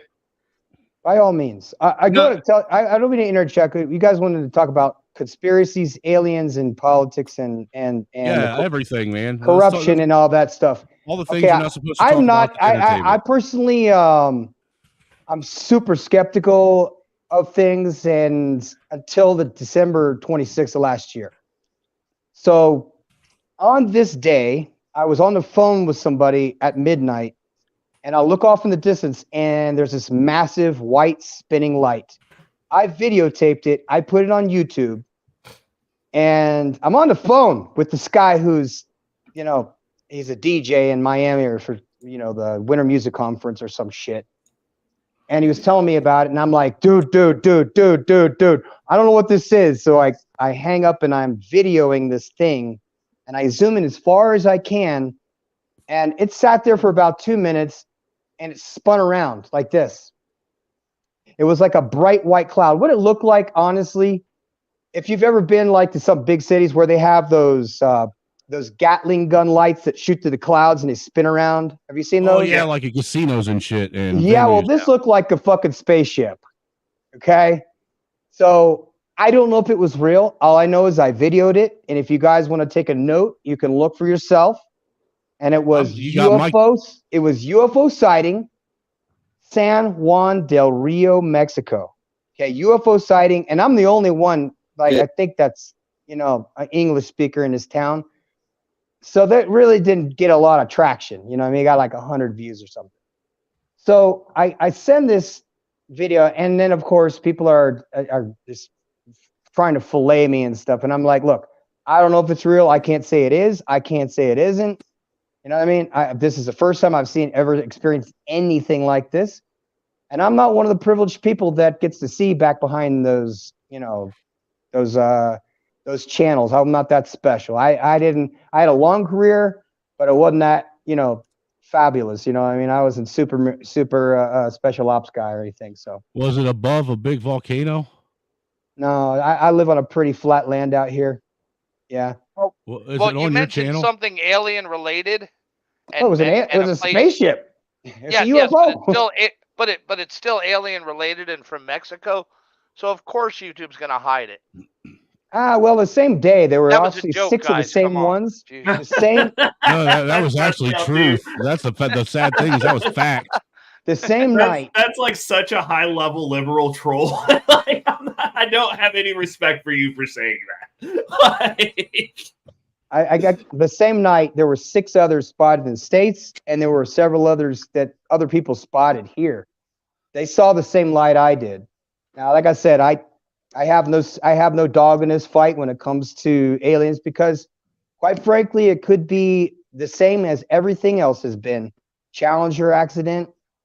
Those people are alive. All but one. So I'm not stupid. You know what I mean? I know why I went to war. Capricorn 1, the movie Capricorn 1 from back in the 70s? No, I haven't. I ain't even ever heard of it. Yeah. It's actually about a faked moon mission that goes bad, and they try and kill the astronauts after. Well, we faked a lot of things, and I've been party to those fakings. Setting up, like fake tanks and fake planes and inflating them and putting them on the flight line and all that shit. But that's just military, that's just what we did. Oh, yeah, that's normal. That's 1940s. That's strategy. That's old that's a World War II stuff. The cool thing about it's cool, but it is at the same time you get to see, okay, we're faking some shit. So they've done this more than once.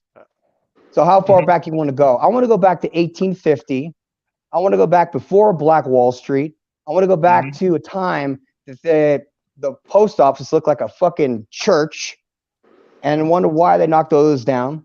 And who are these people? Who are these black men and women that are formally dressed in 1800s garb that's fabulously elaborate? This is during slavery. Yeah. So who are these? So are there 2 civilizations amongst us? Is there another side of this? Is that another dimension? I mean, it could be. Who knows? Maybe we're in Bizarro world. Maybe we're in Bizarro world. No, they just sold a narrative that wasn't true to everybody. Yeah, I could see that. I could get behind that. I mean, when you talk about it on that level, I mean, there's a difference in culture, like across the board in most cultures. It's just some cultures embrace the cancers of their culture, and other cultures reject it. And like generally speaking, the ones that reject it, they're like, we want winners. We're not participating in these low level things. Those tend to do better, and they tend to conquer other cultures and be like, hey, get your shit together. Okay. Well, like I said, I don't know if it's real. All I could tell you is it was probably, I'd say, about a mile away. I live in a it's not a rural area at all, and it's not a city. It's just a small town that has about 80,000 people in it. And this thing was not in anywhere specific, because it's like there might be a sports field over there, but the rest of it is all lakes and rivers and stuff. So like I said, I don't have any, I can't say it is. I'm not going to lie to you guys. I don't want to lie to you guys about shit. Can you put a link to that video in the back chat? Happily. Yeah. I would happily do that. Like I said, I don't want to lie to you guys about anything that I think or I believe. If I didn't see it, firsthand, I wouldn't mention it, because that would be stupid of me to do in the first place. And another thing is that it just reminds me of how far back we want to go, moon landing, 911, whatever. I know some stuff that happened in our country, my country, original, when I was born. And my grandparents told me about things that, they all have like gremlin stories and things like that. We used to have like boogeymen under the bed, boogeymen in the closet, and goofy stuff like that they taught children. And a lot of these conspiracies that we're seeing turned out to be true. We know that the Anunnaki might have existed. We know that the chloroforms might be something to think about. We know that the Bible was dissected and sections of it was taken out. Yep. And we know that at this point in the world, men are becoming more righteous and our counterparts are becoming more wicked. Yep. But it's all been a setup to be this way, to destroy us all. And I foresee, just from seeing repetitions of history, that a civil war might take place, and they might pick the Jews against the blacks. Or it might be that they lump us all together. That would be awesome. And fight the fucking, the liberals can't fight, against most normal men. And they outnumber us, but they can't fight us. Don't think that they ain't been getting organized, though. The fact that people don't take them serious actually gives them the opportunity to train right under our nose, and us not even. The Jews aren't training. I'm not even saying that. No, he's talking about the liberals. In general. Okay, let's look at this real quick. The Jews, I had really nothing to do with. I have no opinion on any of that. All I can say is what I see. Now, what I see is that this has started off as gay marriage, fine, no problem. Then it became transsexuals, and then it became transsexuals in the library. That was made to provoke people to fight. That was there's a lot of things that were done that was allowed in order to create a division and a purpose behind an action. That's why we go to war. We create these. That's exactly what that was done for, to try and get people to fucking that was done intentionally to start a civil war in America. Well, check it out. They had, because remember, after that George Floyd thing, when people started rioting, before people went out into the streets, there were pallets of bricks and logs. Things that people use as weapons to break shit up. And the people with social media, they were recording this shit and said, "Hey, where the hell did this come from?" There's no construction going on. This and the other. People got wise to it. I saw that shit. I actually went down to Indianapolis and saw the bricks that were in the pallets. The little for no fucking reason, right? Just all over the city. For no reason at all. For no reason at all. They're just out there. It's like, but people didn't go for it. They're like, we're not dumb. You know what I mean? And so that was like the only good thing that came out of that, was that people just didn't go for the bullshit this time. Some of them did. Yeah, but you saw what happened in my hometown of Montgomery, Alabama. Right. We just whipped ass right there and left it and just left it at that. After George Floyd and then after George Floyd and then the lockdowns and then BLM and Antifa doing all that shit that they did with the riots and stuff and burning shit down, they thought for sure that would start a civil war in this country. They thought for sure. Because think about it, they already had people locked down and fucking aggravated because their lives were being fucking interrupted. Their way of living was being interrupted. So there were a lot of fucking pissed off people, and they thought for sure that was the perfect time to do something like that. and it didn't work. So now they're doing it with, like he said, with the transgenderism shit and trying to push that shit in schools on our kids and all this perversion and shit that's being taught to everyone. Well, now it's become more of a bald guy with a beard dancing wearing a costume. So where in the fuck is this supposed to go? Because what you do in your bedroom is your business. You know what I mean? I have my ethical reasons why it's not right. And especially when it comes to children, obviously. I could see it for what it is. It's a setup. It's like clearly a setup. It's like January 6th, a setup. And allowing people who aren't that smart to accept it as facts in order to fight or start a fight, in order to provoke violence between us, so they have a reason to set up martial law. Yep. Facts. I mean, I could be wrong. I don't know if it's factual. I'm just speculating. Well, no, I mean, it's the setup isn't that hard for people who are thinking and looking. Like, if you look at what's going on, that's the reason when people are like, oh, well, this isn't communism. And I'm like, okay, so communism basically said we're going to separate people into two classes, the wealthy and the non-wealthy. And then we're going to take the non-wealthy and we're going to go take everything from the wealthy people and get them up out of here. And then the world's just going to be a better place. Right. That's so nice.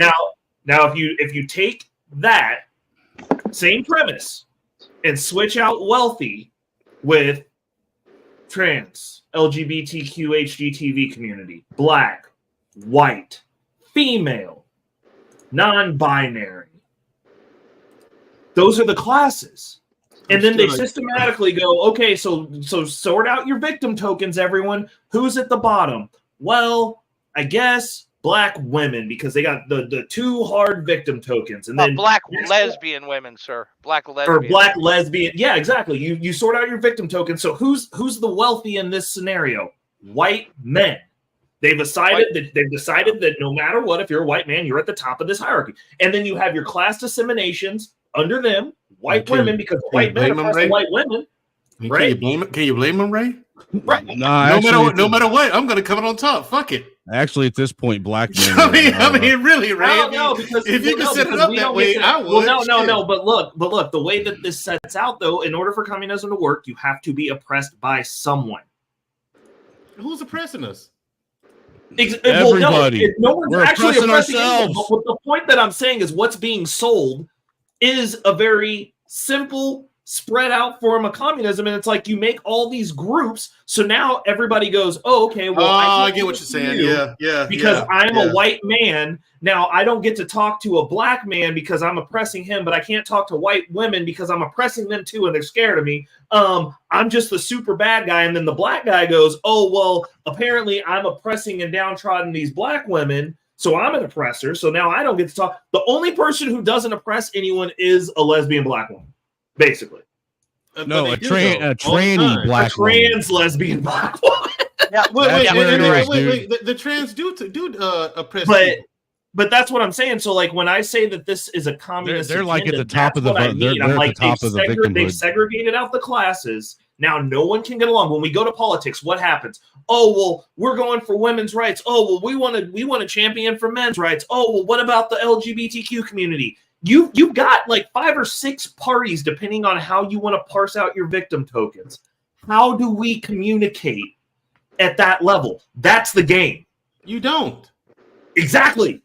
That's the game, though. That's the whole point. I know. Like, we thought it was bad when it was just black people and white people arguing. Like, you don't. Motherfuckers to fight off. You know what? I've tried to make that same point like several times. Like, yeah, you realize that, they are separating us, and not only that, they don't have to try anymore. They just plant a little seed out there, and we do it ourselves. That's what I meant by. That's what I meant by that. We're starting our own. We're disparaged because we got fucking mustaches, and y'all ain't respecting them right. Hold on. Here's the thing. Is Big Mike the other veteran? That's what you want to call that thing on your face. Is Big Mike the other veteran aside from me and Professor? Dude, that looks like a milk mustache. It's you, Mayo, and Professor. Yeah, there you go, Mayo. Dude, that literally looks like you got a chocolate milk mustache on your face that you need to wipe off. Mayo, see there? You see how they do us, Big Mike? See, that's the reason we got to get all these family breeding motherfuckers about it. Right. I'm just saying. I'm with Professor. I can give a fuck less who you lay in bed with. I don't. No, 100%. But it's your business. You know what I'm saying? But think about this though. The narrative that we have, that we've been pushed, is that if you have a sexual preference in your bedroom, that you are aligned with black people who can't take our skin off and just go out and be treated like anybody else. I don't walk into any room and go, look at me, I'm black. Like, I don't do that. Quit lying. Shut up. Listen, that was only that one time, and that's because I wanted some free shit. But you want to hear? You want to watch the commercial for the? You want to watch the commercial for the new movie with a black Spider or a black Superman? But no. But look at it. Look at it this way, though. Like we are told this narrative as though we all just inherently tell people what we do at home in our bedrooms, and nobody does that, but a specific group of people. Like, or does it in the middle of a street during a parade.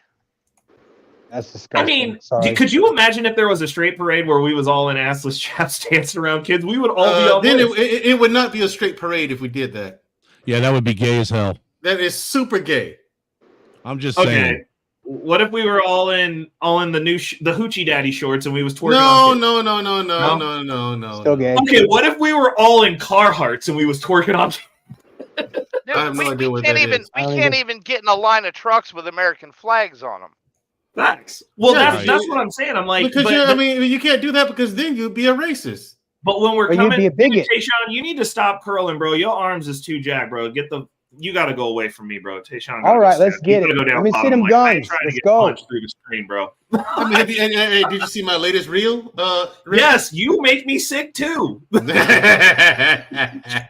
of your workout videos. Everybody thought I was full of shit. I'm like, dude, no, understand, people. I actually do this. You know, this is kind of what I do.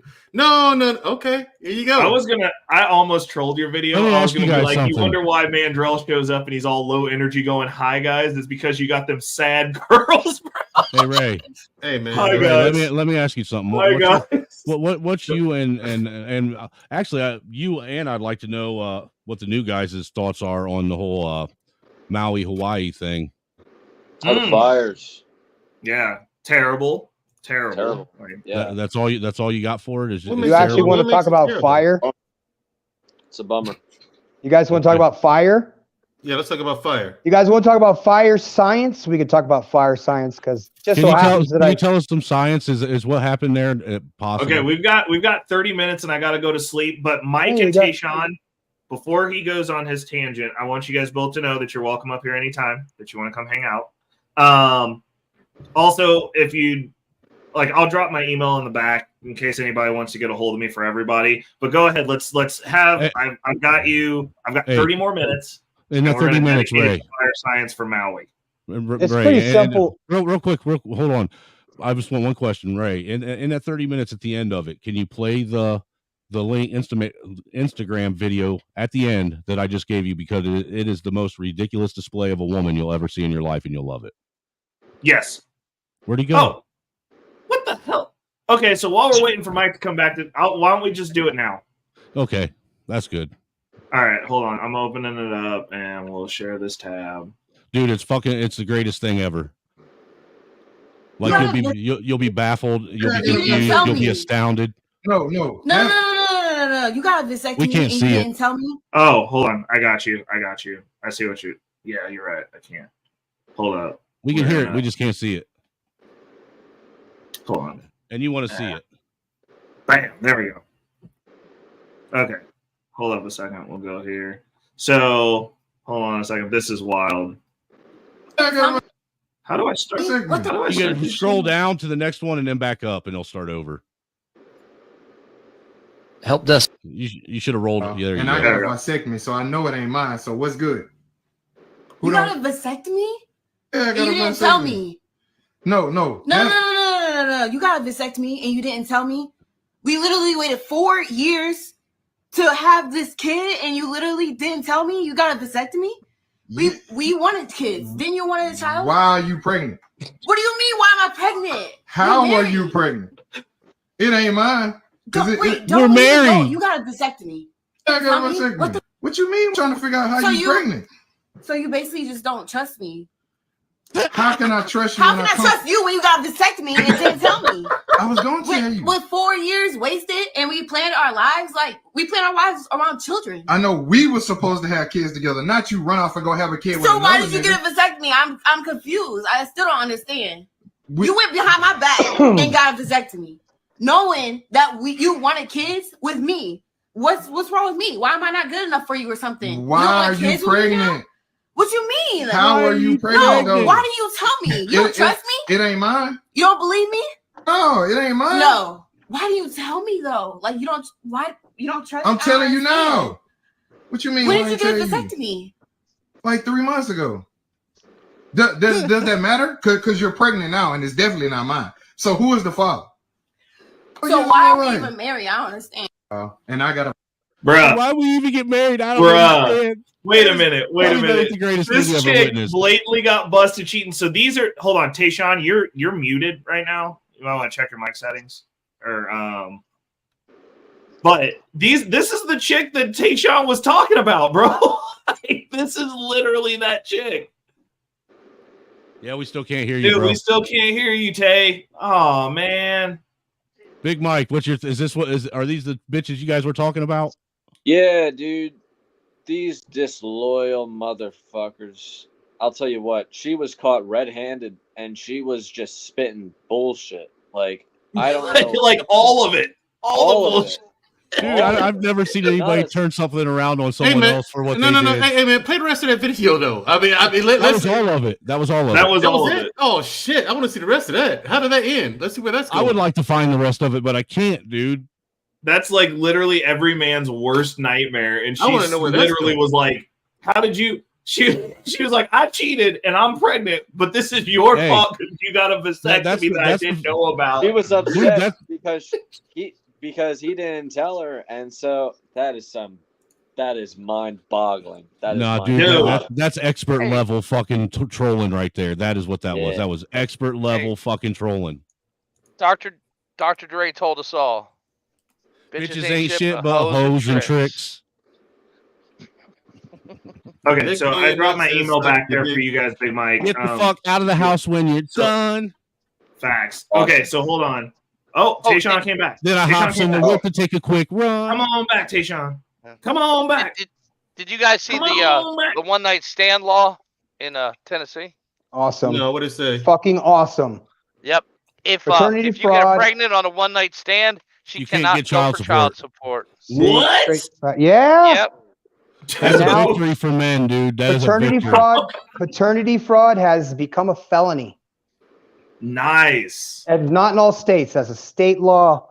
And it was put up a guy in Georgia. He got fucking thrown in jail. And I guess he did like a fucking felony. Yeah. Hold on, Tayshaun. One more time. Try it again. What'd you say? Y'all can hear me? We good? Yes, sir. There we go. That's what I'm talking about. I was just trying to say, Shorty playing the field. She playing the field, man. I know there's always that 0.1% chance with the vasectomy that they're gonna get pregnant, but she playing the field, man. Dang. Yep. Dude, I got a vasectomy. It's 1 in 3 for everybody. Yep, it's 30%. That's wild.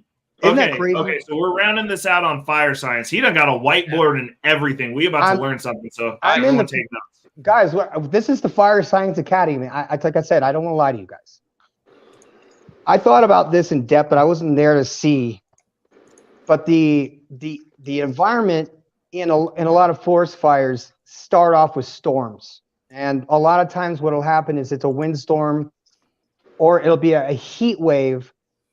What happened in this situation, and what I think is the barometric pressure from, they said it was like 800 kilometers away. Relevant because airstreams can jump from one side of the country to the other in no time. They could go from Africa to the United States in 3 days. So what we're looking at here is a combination of three things: it dry, it was hot, and then everything in that area, because those homes were made out of drywall and 2x4s, and a lot of them are older houses from the 50s and 60s that had very little concrete. In addition to that, most of the things that are in most houses are more flammable now than they were 30 years ago. They've been made with resins that are caused to become more flammable in order for a fire to burn a house to the ground. Because insurance companies do this in order for this to happen. So that's my theory behind it. So what happened here is that it created its own it created its own weather system within that area. These are phenomena that happen here all the time. It could be raining like fuck over there. On the other side of town, the pressure you'll feel, it feels like a hairdryer in your face. So you need three things in order for a fire to happen. You need oxygen, you need fuel, and you need temperature. Hawaii had all those three things, and with the storm that was far away created a windstorm basically that had like miniature tornadoes within itself. So when you see those little miniature tornadoes, and you have a hot climate that's dry and it has plenty of things to burn, a simple brush fire will go one little flame, one little spark can jump 1 mile. So what happened there, like I said, it was its own. Hold on 1 second, bro. Yeah. You said one little spark can fly a mile? Correct. Yeah. That's insane. Yeah, I've seen it. Okay, sorry. I was it like, happens. I did not know that. So we're not talking about something that was it set by somebody? Like I said, I wasn't on the ground to inspect, so I'm not there to speculate. I'm not saying this from a distance to disrespect my colleagues. I'm not going to disrespect anybody over there because things happen, and it's when fires are out of control, you don't have enough men and you don't have enough water. That's bullshit because it was in the ocean. In order for things to happen, if any of the apartments were over 4 stories, they automatically have to have sprinkler systems. So any of the buildings that remained intact had sprinkler systems. The remainder of them were not. Cars that the tires catch fire tend to set other cars on fire. It's from the tires. It's not from the gasoline or any of that stuff.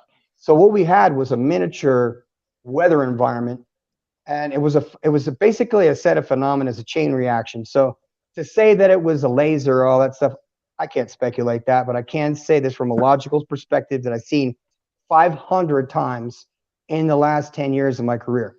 So that's what happened in most towns that burned down like this, but not to the level that, with exception of the resins. Like I said, resins are plastics that burn hotter and longer. And another thing is that a lot of those cars that caught fire have lithium-ion batteries. Those things are 100 times hotter than a regular car fire, and they cannot be extinguished with water. And it'll electrocute us if we try to put it out.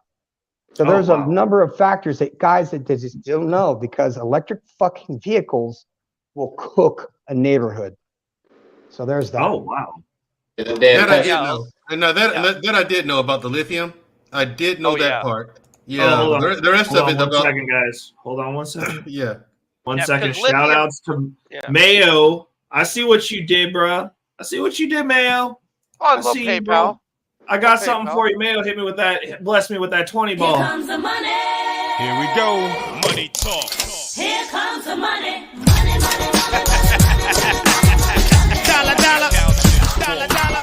Cheating, cheating, bling, bling. Got the chatter. You ain't talking money. Salute to you, Mayo. Salute to you, Mayo. Thank you so much. I appreciate you, brother. Thank you. Hey, and if you can, everybody, make sure you go hit the poll that I got going right now on my panel. What did you change it to? It is not lost a Fed or just a green dickhead. Oh my God. You ain't right. Is Mike Rage and Negative Nancy? We had 16 total votes, and it came to 68% said yes, he's a Negative Nancy, and 31% said no. But like lithium-ion fires, right? Batteries, in the chemical reaction of the fire, they create their own oxygen. So that's why they're damn near impossible to put out. Yep. Yeah, that I did know. Yeah. Yeah. And this also goes for the lithium-ion in your electric bikes, in your little power stations in your house, and everything. So be very careful recharging, especially new items that you never charged before in your house. That's why some of those cell phones used to blow up, Ray. Yep. No. Remember that? Guys, The Galaxy Note blew up on the airplane. Yeah, they used to blow. That's how some of them used to blow up, and that's why you got some Teslas just spontaneously catch fire. Yep, one sometimes. bad cell. That's all it takes. One shorted cell, and it's done. It happens, dude. I mean, like I said, the lithium I knew about. I didn't know about the rest of it. I learned something new today, Professor. Well, it's a simple thing. It's a triangle, and like I said, the guy that said he doesn't make any sense. It's called the fire triangle. If you want to be more specific, it's oxygen, fuel, and temperature. Those are the three things. So if you don't understand that, that's just some basic stuff. But like I said, when it comes to weather, they have their own weather system within a fire. And I've been in forest fires, like I said, where it's like I'm in another dimension. Okay, and I've never seen. I'm here in Mexico.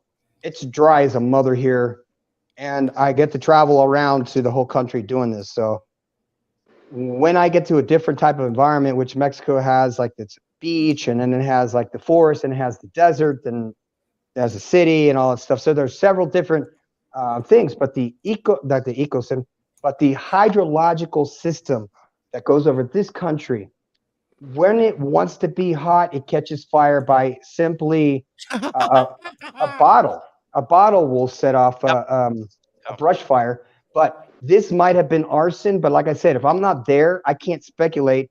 And another fire chief will hear me say that, oh yeah, it was definitely arson, and I'll have problems. So in order to alleviate that, I could just say, to tell the truth, I'm not going to say that it is or isn't. I can only just kind of in my own back chat say there's a good possibility, because it seems too obvious with all these train wrecks and all these explosions and people setting fire to shit, because we're dealing with psychopaths here. Right. Oh yeah, and all these fire morons are usually these environmentalist, global warming. Right. Before we get out of here, I got one more person that I'm bringing up. Before we, he'll tell you some stories that you'll like. He may even rock the mic. He just can't ride a bike. Say hello to Roots Calhoun.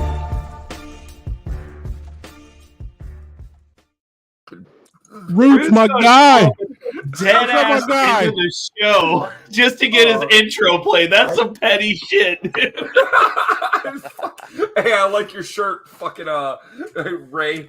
Hey, dude. So for those of you who didn't know, Roots is the resident MC over here at Guns and Butter. So if you're not familiar with Roots, you need to go check his channel out, because he does have some dope tracks. I do like your music, bro. I'm not gonna lie about that. Like I might have to throw together a little piece to it pretty soon for you, bro. I'm gonna tag you. I can't believe this asshole just fucking played that shit. Casey was making fun of me with that. Oh, you fucking piece of shit. Oh man. Yeah, no, I Hey, but Ray, does your black card got enough stamps on it for you to be able to wear a Wu-Tang shirt? Yes, it does. No, it doesn't. No, it does too. We're taking this dude and we're shoving him in a locker. No, you're not allowed to wear that fucking shirt, dude. Damn. I don't think you're black enough for that. That's way too black for you, sir. Yeah, damn, Ray. I don't know. I came up on 36 Chambers, bro. Why can't I have a Wu-Tang shirt? Like, I have the CD and everything. Hey, because you're white. I was talking to my old man 35% winner. Don't be jealous. I was talking to my old man the other day, and he's like, what was that fucking what was that album that you and your brother used to play? And I'm like, 36 Chambers, man. 36 Chambers. And he's like, I remember taking it and he broke the tape. Like, no, he broke the fucking tape. He didn't. Yes, he did. Because he did. What he said was, I don't want y'all listening to that fucking nigger music in my fucking house. And my mom said the same shit, dude. What the hell, bro? Hey, so me and my brother put the tape back together. Like, we put the tape back together, and me and him would sit there. Like, I had one headphone, he had the other headphone, and we would sit there and we'd listen to fucking 36 Chambers. You put the tape back together, Roots? You goddamn right we did. Hey, you know what? My mom took my rap tapes and shit and said the same thing. The only thing I did, what we did is we went and bought new ones, and then we dubbed over all her tapes with the rap tapes. No, that's gangster. Oh, dude, my mom, we used to fucking do it off the radio. It was B96. B96. She had what was it? Rod Stewart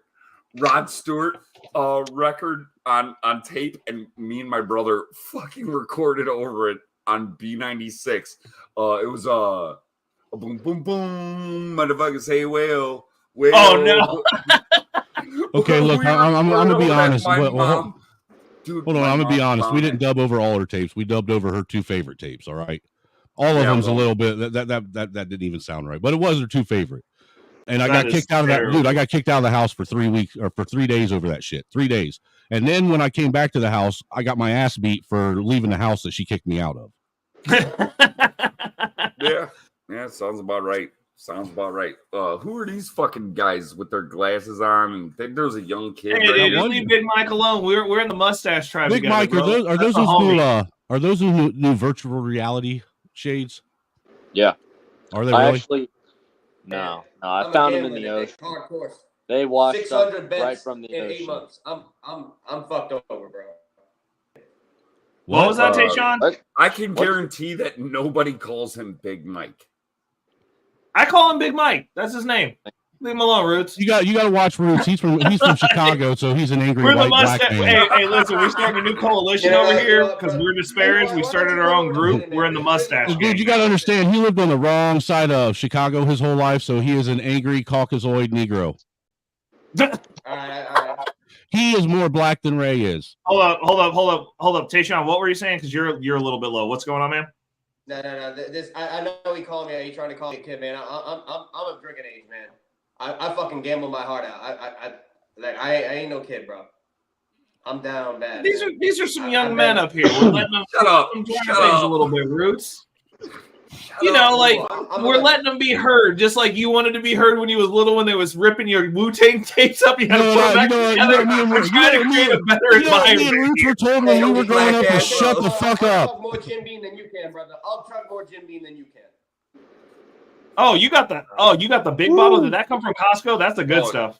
Ouch. This is Canadian Club. Oh, damn. Did you get that from the liquor store? Where that's you like got the video? Dude, I got robbed at the fucking liquor store like fucking 2 nights ago.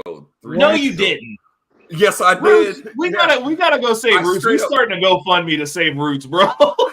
Send his ass down here so I can teach him to fight. And I just went, "Are you for real right now?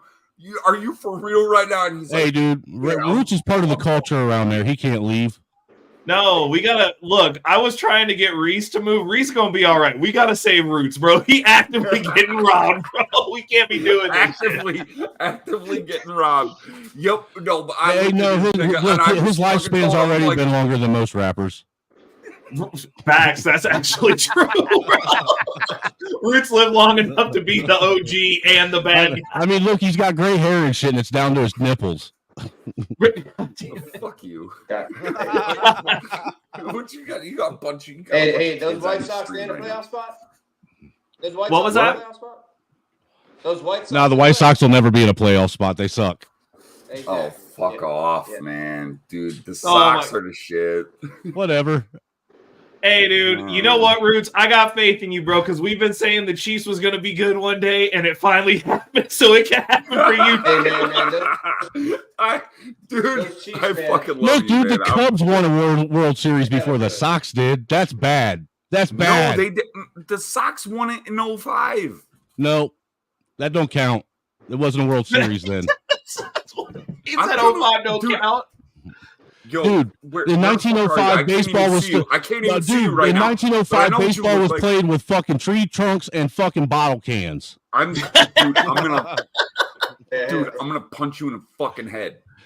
Fuck you, dude. They didn't even have They didn't even have gloves that they caught the ball with. Man, they used They used grocery sacks. Oh my god! I lived on the north side. Right. No.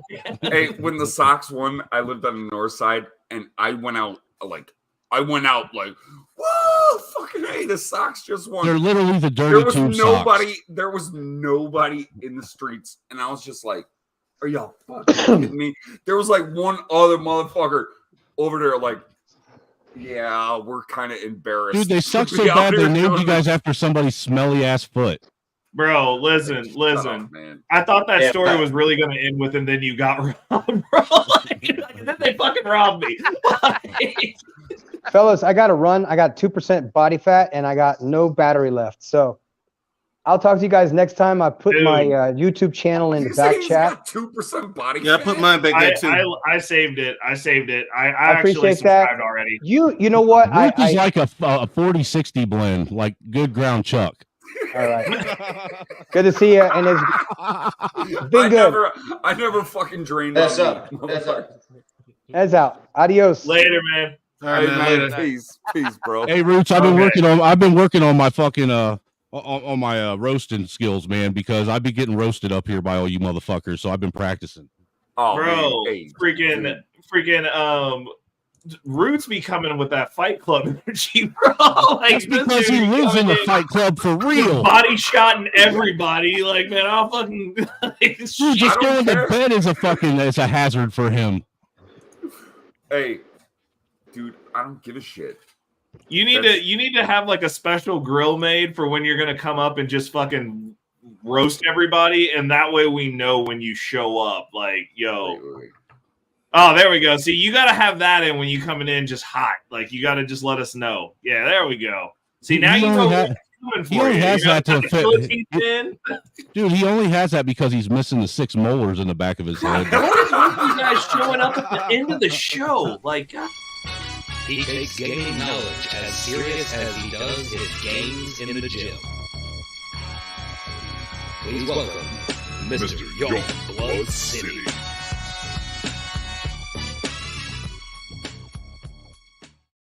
What's up, Mr. Youngblood City? Youngblood ain't no thoughts and go to bed, bro. Because like we all about to get off here. He heard the roasting going on. He couldn't help himself. It's Youngblood and Roots, bro. They're like, oh, the show's about over. Let me get my intro played real quick. Hey Ray, hey Ray, you got all these white dudes who like black culture but don't got black friends. That's the secret to me. I love it. Roots has all the black friends, bro. Roots is in the middle of black culture. Roots probably knows more black people than you do, Mr. Youngblood. Roots is actively participating in black culture and getting robbed and shit. Like, you can't put that on him. Beaten up by more black men. You can't even fucking see me. Hold on, there I go. I can see your teeth in your eyeballs. Bro, wait a minute. You ain't even at work. Why you hold up? Wait a second. Why you dress up like Black Raiden? Are you in a Comic-Con? This is my hat for the sun, dude. It's like 105 degrees out here. You actually at work right now? You look like you on a Caribbean night cruise, bro. He said he at work dressed like he at Comic-Con. Dude, looking like a ghetto Juan Valdez. Hey, dressing like a zookeeper in this motherfucker, bro. We about to hear some white girls dress up like cats in the background going, hi-ya! I know it's the end of the show, but I had to at least pop up and say what's up. No, we appreciate you. Man. No, you didn't. I'm actually about to just start doing final thoughts, and we're going to start up top. There hasn't been a thought on this panel all night. I had some, but you didn't want to hear it. And Youngblood is gone, just like that. He's Youngblood's final thought was bye. That's right. He showed up with like guys, bye. I'm out. Okay, so Mayo, we'll start with you. What you got? What you got for final thoughts, man? 17 died at Tinker Air Force Base this year. 11 of what the Air Force calls natural causes. What? Seriously? All right, yes. Wait, hold up. Okay, so everybody needs to Google that shit. Yep. That's wild. That's fucking terrible and wild, but we need to figure out what's going on. Oh, Snowman changed it to the hardcore one for his final thoughts. And that no. That's Damn. Jesus. The helicopter. Oh no, she's trying to do a windmill, bro. Like I don't. Hey, dude, I couldn't. Badass. I couldn't not end the stream without giving you the helicopter, man. It had to be done. That was it only measures 3.5 on the Richter scale. Look at how cute you look in your fucking plate carrier and your fucking. I know, right? I know Oh, that fucking pansy ass motherfucking white cracker Look up at there this playing faggot. GI Joe, carrying around his airsoft rifle and shit, acting like he's hard. Hey, dude, I dropped my plate carrier. You gotta on give my him smoke for fucking the high pole. point. You got to Hey, get dude, yeah, dude, it ain't even a high point. It's an airsoft rifle. I'll keep it real. It has a CO2 cartridge in the fucking right there in the pistol grip. Oh, you're so allegedly. gay. What the fuck? Allegedly. What the fuck? Oh my god. Do you have any final thoughts besides the helicopter? That was the most disgusting thing I've ever seen. I've done my job. Okay. Here's done. All right, Big Mike, you up. So actually for you two, the two new guys, the two new young gentlemen that have joined our ranks tonight have become part of the Wolf Pack. This nigga needs to. I want to know what your thoughts are on the I show. better not see a helicopter your interaction with reflection these in your old, shades. crazy, partially dysgenic, little bit off. We got HD. Roots is down here flopping back and forth in his screen. I can see him in his little box down there. We got problems. I want to know what you guys' impression of us and the show were. What was the question? What are your thoughts? What was your experience here tonight? Overall, I enjoyed it. Had a good time. Learned a lot of new ideas, opinions on relevant topics. Good to hear. Yeah, got what I came for. Hey, this nigga fucking voted for Joe Biden. Hey, you leave him alone. I Hey, Roots, no one voted for Joe Biden. Roots, you voted for fucking Roots. You fucking voted for Joe Biden the first election when it was Hillary. and No, Trump. I did not. No, I did not. Roots votes for free shit. Don't let liberal cracker ass. What was that? Wrote him What was in that, on the Mike? fucking Hold last on. one. Shut it. What were you saying, Mike? I'm sorry. Oh no, I don't get none of them politics like that. I'm free-minded. I'm out of that shit. Okay, so next time you guys come up, because Mike, I'm hoping you guys both come back. You're a Gen Zer, Next time aren't you you? come up, we're That's going to get right. you more involved. It'll be a little bit more structured. Are you a Gen Zer? No. What generation are you? What do they got you labeled as? How old are you? 28. 28. Hey, I love that, dude. You got your whole future ahead of you, bro. I like it. Yeah, you do. I like it. So you're a millennial then still? Yeah. You're like the youngest of the millennials, aren't you? Oh my god, I would have so much more money if I could go back and be 28, Mike. Oh my god. Yeah, I'm telling you, dude. God. I would have bought into Jesus, Mike, fucking. if you need help with if you want to talk about build on some money, bro, tap in with me. The email's in the back. If anybody you got ever- so much fucking time, dude. If So anybody much. ever comes to you and say, "Hey, invest in this ridiculous sounding fucking company that nobody thinks is going to make it with me," do it. I promise you, do it. I passed up on shit like that, dude. I missed out on fucking what was that? That fucking damn, like not Amazon, but the other one. What's the other one called? OnlyFans? No, the fucking website where you could buy shit. Oh, Alibaba. eBay. Thank you. Yeah. Dude, I missed out on eBay when they were trying to get that out on the up and running, dude. When it was just an idea. Hold on. I was Okay, offered so we're the moving ability on. to buy Moving into on. it. If somebody throws something like that at you, get into it, man. Promise. All right. We'll do All right, it. bet. Okay, so Mike, till next time. Okay, so now we've got Mandrell. Mandrell, what are your final thoughts? Stick pussy. I think that Angry Snowman needs to just understand and reconcile the fact that, okay, the government's going to do what they want to do. Why does your final thoughts have to be addressed to me? To whom they choose to do it to. Okay, that's just the long and short of it. Nothing you can do about it. It is what it is. But here's the thing: there are a lot of things that the government does that allows you the freedom to come up here and bitch about it. Okay, so some of this nasty shit that we got to do, we actually have to do in order to stay on top. Oh, we talking to a brother right now. Oh, this is a brother. All right. All right, Yeah. go ahead. Well, Roots, yeah. not only that, he's also a Special Forces brother. He's a super brother, if you would. Okay. All right. Cool. Yeah, we actually have to do these things in order to stay on top. Okay, so a lot of this shit is gruesome. People like me got their hands dirty for it, and that's because not everybody can stomach it. Why are you making it sound like I got a problem with you, Mandrell? Oh, I don't make it sound like that. He You saw just your take it that airsoft way. gun, and now he wants to play, bro. You the one who put this shit out. Damn, dude, I'm not trying to go into witness protection tonight. I'm just saying. I'm just Pedro, saying. showing up on every panel that Angry Snowman's on, talking about you want to play cat and mouse, bro. Dude, I'm never gonna let him live that down with his fucking airsoft gun. Fuck off. Hey, dude, tell me that wasn't I great, literally dude. fucking, dude, I literally dropped my fucking plate carrier on my big toe. It still hurts right now, and I'm just like, fucking Jesus Christ, fuck you. Yeah, dude, I'm a poor guy. Those have that. What is it? The fucking 5/8 inch thick fucking AR-15 plate.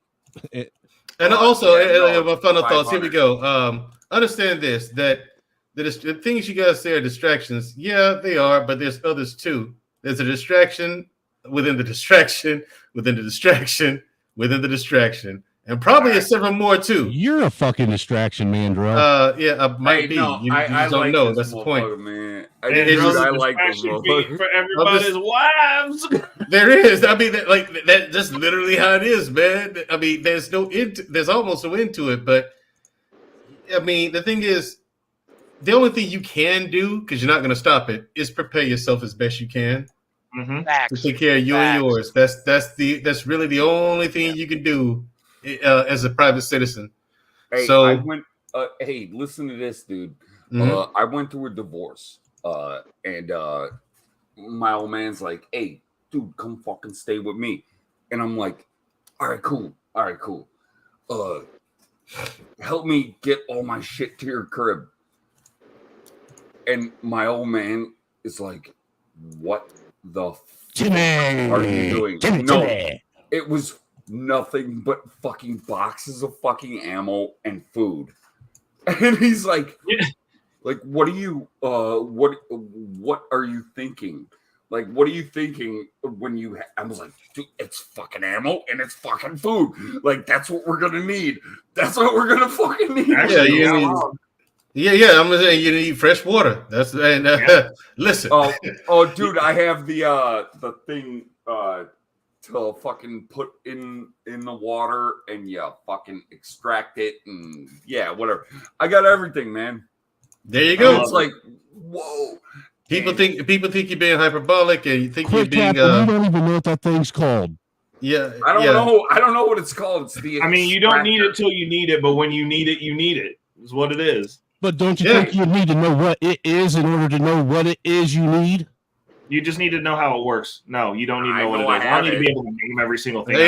See, that's the sense right there. I know I have it. This sounds like it's in the garage, dude. Right. I know I have it. That's what I do know that. Okay. I guess it depends on what your definition of it is, right? Right. So, man, when it is needed, I bet you won't be bitching at me about not knowing what it is then, will you? You'll be grateful.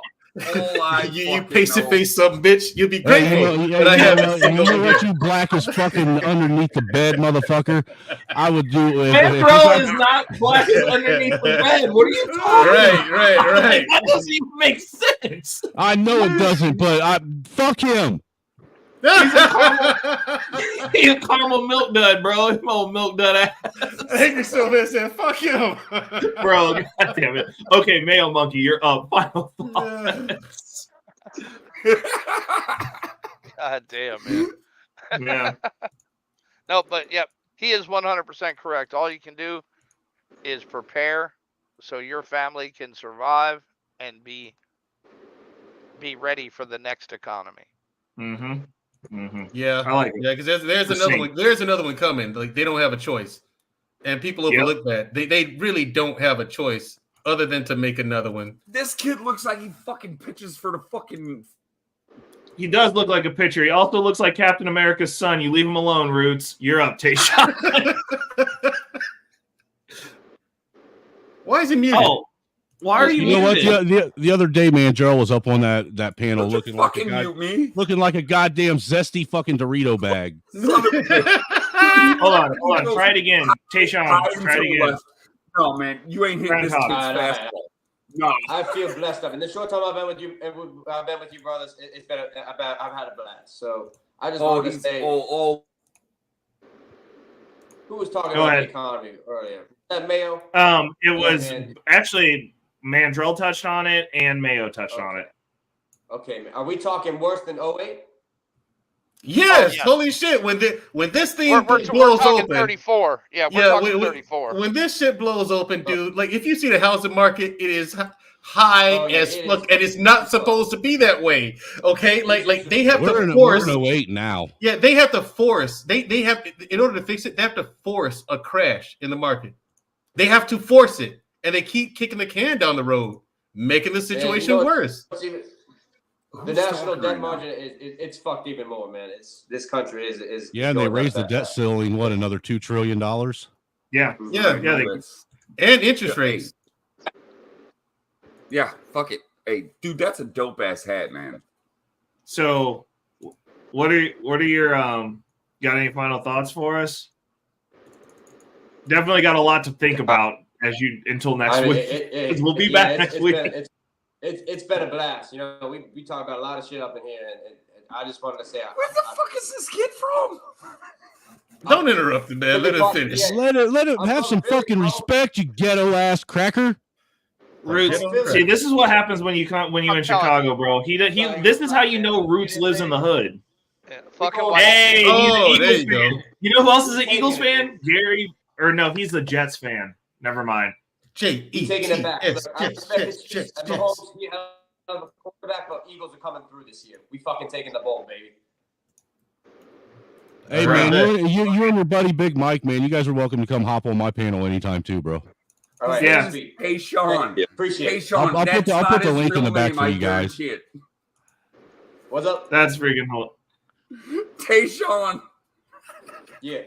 Oh, get the fuck out of here, Tayshawn. He's mixed. Leave him alone, bro. He is? No, this motherfucker. Wait a minute. Hold on. Tayshawn, are you actually mixed? Hold on. Really? Like, if we join forces, we can make a whole black person? Ray, stop fucking muting me. I will stop interrupting Tayshawn. I'm trying to get some important information to see if we can do the fusion dance, and you keep talking shit. You ain't hitting this kid's fastball, I guarantee it. What? You gotta get an egg to fertilize. What are we talking about here? Damn. No. I was asking if you're You mixed. believe trans women are men, right? No. I don't know. Roots lives in the heart of the ghetto. He might. I don't know. No, I'm just saying if you got to have an egg to fertilize, that would mean that you're under the impression, like I am, that trans women are actually men trying to dress up like women. Yeah, they dress. Yes, dress up in that's costumes. exactly what it is. Yeah. Imagine being in the batter's box. Being in the batter's because box. it's like if you put a man in a dress and he's like, I'm a woman, but he doesn't have an egg to fertilize. Then I like how y'all won't let Tayshawn get his final thoughts out. I mean, Tayshawn. I like how nobody's been able to get their final thoughts off, dude. I did no all right. shit. Okay, so hold on. Roots, final thoughts, Mr. OE. Let's go, Canadian Club. I know for a fucking fact that dude would smoke a fucking fastball past me. I'm not fucking hitting it. Oh, I guarantee you do that to me too. He's striking me out. Tayshawn, Dude, if we were playing fast pitch softball, he would strike us out. I wouldn't play any sport against Tayshawn right now. Like, I'd have to be in the house for like a week. And especially not with Roots around, because Roots is going to gas his ass up and have him pissed off. Hey, dude, Tayshawn man, plays everything, bro. Like, I'm done. Like, dude, I'm a sharpshooter. Canadian Club. Fuck it. I got a nasty ass curveball, man, and I'm a hell of a running back. I got some good moves. You just almost killed Roots. I just saw Roots choke. Like, he almost. Okay, Roots. Do you have any final thoughts? That's what happens when you drink cheap Canadian wine. Oh. That's really moose piss and sperm that you're drinking there, dude. That's why you choke. Exactly. Okay. I'm dropping everybody. I'm closing it out if Roots is done. He's grimacing. He's shaking his head. No, he's not finished yet. I'm not. Hey, that skateboard's dope though. That ODB skateboard, I rock with that, bro. That's sick. That's not ODB. That's Coolio. Dude, that's Coolio. That's Coolio, man. I'm about to fucking punch you in the head. That's ODB. Don't say that, bro. That's ODB. You know damn well, that's dude, ODB. Bullshit, dude. Your buddy painted Coolio on there and did a shitty job. He said it's ODB. I'm saying ADD. All of you motherfuckers got it because I'm trying to make sense out of something that someone says, and I can't. Yeah, good luck with that. Everyone, like you guys saying something Hey, so fucking quick. fucking Ray let Roots on the panel and it went to shit after that. Shut up. Okay, so it's just me and the guys now who are respectful. You see this? There's just me and the nice people, right? People who can keep themselves quiet while I talk, who don't interrupt me. Okay, so I'm trying to close the show out so I can go to bed, and I'm 80% sure that everyone who was being disruptive, including Mandrell, who started joining in, is just trying to make me extra tired tomorrow. Like I gotta go lead the troops tomorrow, guys. So in closing, I'm gonna say, created by the man to hold a brother down. Facts, exactly. I mean, this is oppression, except for Mandrell. It's partial oppression from him. But anyways. These conversations are super important. I'm really happy that both Tayshawn and Mike, Big Mike, stopped in. I'm happy that you guys got to get to speak. I'm happy that hopefully you guys come back and we'll get it more structured and kind of work some stuff out. I dropped my email in the back. If you guys want to reach out, absolutely do so. I'm happy that Mayo, I'm really happy you made it back around. We're full circle now. Yeah, YouTube's been screwing you, dude, because I'm not getting any. I wasn't getting any of your shit. Well, I'm 100%. It's because of the topic, the topic matter. Because like I'm not joking, and like I'm sorry for being disrespectful. Like I wasn't necessarily disrespectful, but like I was being very hesitant with Mike and Tayshawn when they came up because I didn't know where the fuck they came from, and I don't know them. But normally when we have these conversations, the past I'd say 2-3 months, they've been trying to bomb my channel. Every time like we get into the meat of a conversation, and like Snowman was up for one of them, but like we've had to like I've had to take some precautions with the new people. And it's not that I don't want those people to be able to speak, but like going after the channel because you don't like a conversation versus challenging the conversation are two totally different things. And so like while I'm 100% for challenging the points, like if you don't like what I say, tell me I'm a freaking idiot, I can take that. But like when you go, I want to disrupt and take down the whole channel and not have a space for these people to talk who don't look like each other, that come from different lots of life, that are trying to build and help each other potentially. Because like, I mean, a lot of people are getting connections to people that they need to have access to through this platform. And to say that I'm going to disrupt all that because I don't like what you're talking about because my feelings are hurt, like I don't rock with that. So Mike and Tayshawn, you guys are both more than welcome to come back whenever you want. Obviously, the information's in the back for you if you want to tap in. I appreciated having both of you up, and I think it's interesting. If you guys want to keep rocking out with us, I definitely want to field some questions from people that are a little bit younger as well, to where because like there's a lot of information and knowledge, and like obviously I'll have like a topic, but I think it's interesting having the younger generation be able to ask. Hold on, how old are you? Huh? I'll be 40 next year. Hey, 40 is the new 30, man. So it's all good. Hey, you know what, Tayshawn, you're the homie. I like you. No, I mean it's a perspective. Like I tell people, because people are like, I get misaged all the time. Like if I shave, people are like, will not. Like I've almost gotten kicked out of like public spaces because they were like, you can't be in here if you're not an adult. And I'm like, who the fuck are you talking to? It's like, oh, you're grown? I'm like, yeah. But you know, I mean, I personally, I feel like you have to have, in order to have a full existence, you have to be looking forward, but you also have to be able to tap in to that energy that's coming behind you, because the mess that this world has left to you, that's been left to you guys specifically, is partially my fault. Like I have to be accountable for that. Right? Like it's not your fault, the world that you exist in, but unfortunately as men, it is your responsibility. Now, my generation and the generations before me, we have been consistently fucking up at what we're leaving to the people behind us. And so I definitely always have like a spot for pouring into those who are coming behind me as much as I can, because that's my duty. I at minimum owe that to you guys, because we fucked up and now you're stuck with it. Right? Right. Like, you guys have more time. You know, you guys have more time. You're going to have more energy. And honestly, you're going to inherit this, good or bad. So like when I'm having these conversations about trying to fix things, it's not fixing things necessarily for me and how I should be navigating. It's fixing it for you because you're coming behind me. Like I might be able to get to the end of my life and this will be okay, but like what about your kids, right? Right. What about you? Because technically speaking, if I would have had, and granted, we didn't have this when these conversations weren't necessarily going on in this fashion where you can just go find it and you can hit it up in a back channel and you get to go on a panel and have a conversation with other grown men from all around the world from different backgrounds. So like we didn't have that, but now that we do, those of us who give a shit, I feel like it's 100% our duty to pour into your generation and the younger generation of people who are looking for that, because the balls that were dropped were discipline really wasn't instilled for you guys. Critical thinking wasn't pushed on you the way that it was pushed on my generation. And just that general sense of direction and purpose and how you fit into this country, into these societies was not, it wasn't there infrastructurally. Like I knew the whole time that I was growing up exactly how all of those things, like discipline was forced. My mom was not my friend. She was my mother. Right. Like we had a standard in our family and that standard was ironclad. And it was like, you're going to get it or you're going to get it. Those are the two options.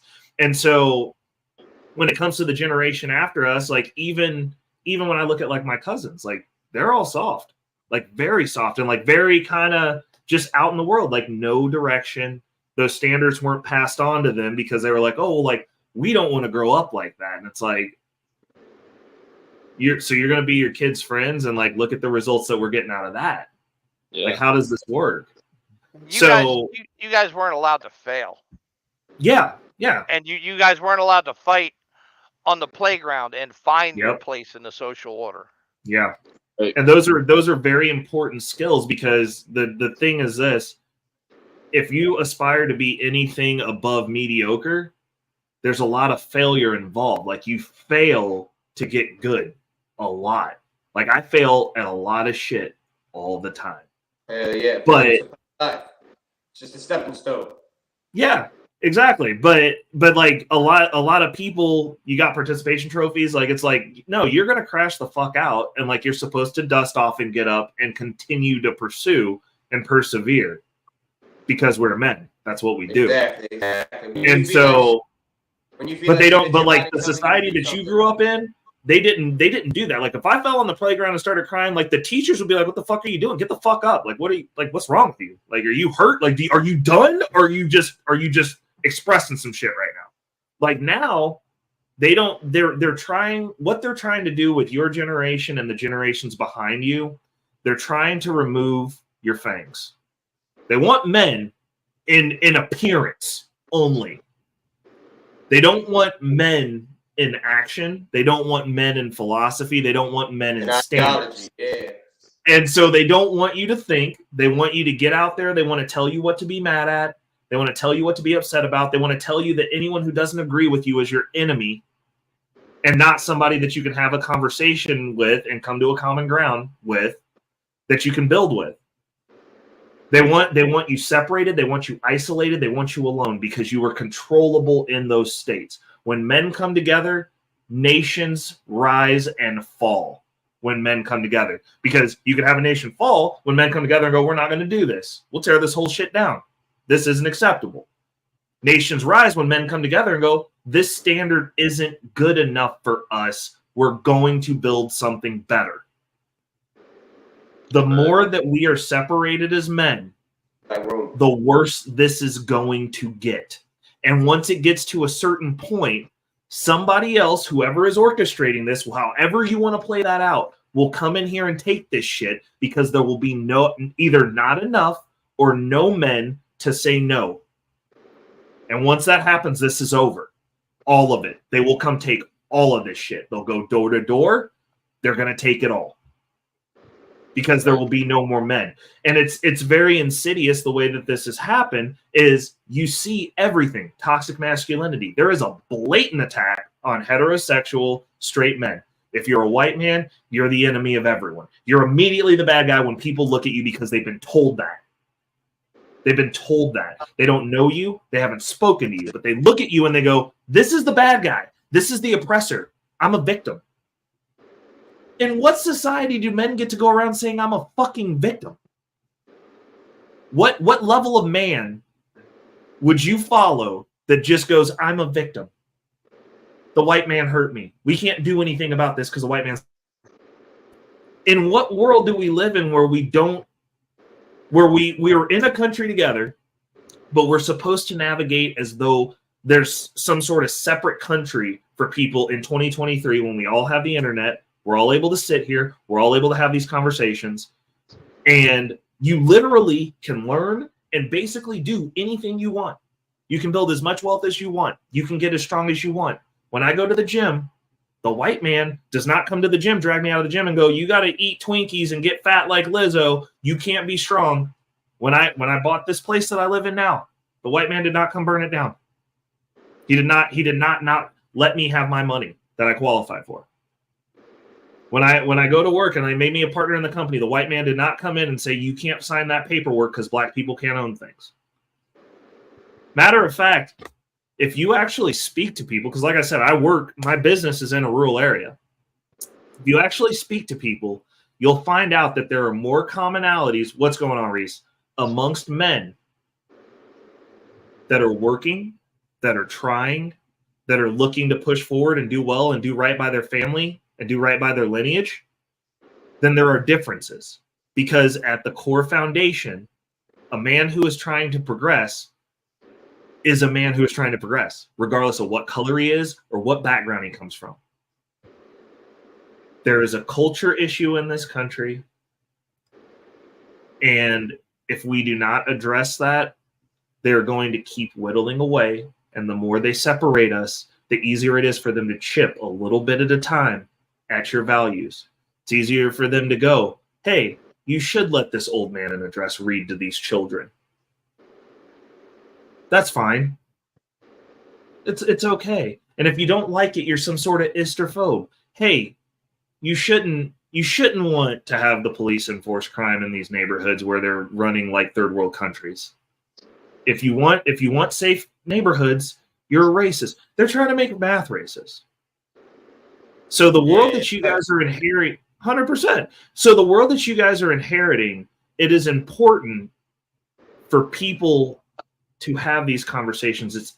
It's exponentially important for men to have these conversations because this will fall to the men. If civil war breaks out, it's on the men. And we have to be able to align ourselves along a value set of being Americans who want what's best for Americans as fellow citizens of this country. Even if we have differences, we are still citizens of this country. People of both races of this country, and this America is a black and white country. Right? Yeah, right. Both groups shed blood for this. Both groups. Right. It is our responsibility and our duty to our ancestors to not allow an outside entity to influence and allow from within, because this is the thing. No one's ever going to show up here to invade America. They couldn't. They never have been able to do that. What they're doing is they're killing us from the inside. They have infected us with bad ideas that no one is speaking out against. They've taken over the schools, which unfortunately you guys have been susceptible to, where they teach you that you were a bad person because of the skin you were born in. None of us had control. I'll tell you what. You know what they're doing now these days? Because I know some young folks. They just getting rid of homework entirely. Some of these kids. Yeah. Don't even got, Right. Where's the hard work? Where's the ethic? There's no work ethic in the schools anymore. They're not. Well, they're not even educating. They're not educating because that's the design. If everyone's dumb and you just keep making them dumber, then here you are. Now you don't even have to fight with them. You just tell them because they're stupid. So it's on us to have these conversations, and we have to say that this isn't okay. It's okay to say that this shit's not okay. Because it's not. It's bad for everyone. It's bad for you. It's bad for the people who don't look like you. It's bad for black people. It's bad for white people. It's bad for all the legal citizens that have immigrated to this country that wanted to take part in what America is and or was. It's bad for all of the citizens of this country that we are weak. It's bad for all the citizens of this country that we are fighting. The question is, why are we fighting? Why do they want us fighting? Why do they want us separated? That's something to think on. And everyone that you interact with, have honest conversation. Do not placate. Do not be weak for people, because the person who tells you, hey, you can probably do better than the standard that you're currently at, actually cares more about you than going, you're at the standard you're currently at because somebody else did this to you because you're a victim. Because one of those problems you can fix. The other one you can't. And so that's my final thought. Y'all done kept me up well past my bedtime, but I enjoyed rocking out with you guys. I hope you all come back and chill out again.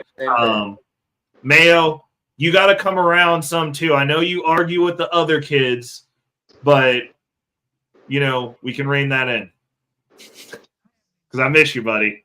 But Mayo, I sent you my number, so we got to link up. I'll come out there and we can grab a drink somewhere, as long as there's still somewhere safe left in Wichita. Oh yeah, there's a couple. Not many. Okay, cool. We need to set that up. So definitely tap in with me, man. Mike, Tayshawn, the email's back there in the back chat. If you guys want to use it, cool. If not, anytime you guys want to swing through and have the conversation, I'm definitely down for it. I really enjoyed talking to both of you. And you guys have wonderful days today. All right. Peace out, guys. Have a good one, man. You too. All right, everybody. Shout out to the chat. Shout out to the panel. I got to give some love to everybody who was here today. I'm just going to do a quick run through. Obviously, the wonderful Natasha Vincent, Casey Moe, T. Wriggles B. Not lost. I appreciate you, brother. I mean, I don't necessarily agree with you, but I do appreciate you. You've been going hard in the chat. Cybertoxin was here. JH556 was over in Angry Snowman's. Samantha, thank you for the compliment on my mustache and supporting the mustache improvement initiative. Twisted Tats was in there. Joker was in there. Mr. Youngblood City. Shout outs to Mandrell. Shout outs to Angry Snowman. Shout outs to Roots coming in to get his intro played. Youngblood City was right behind him.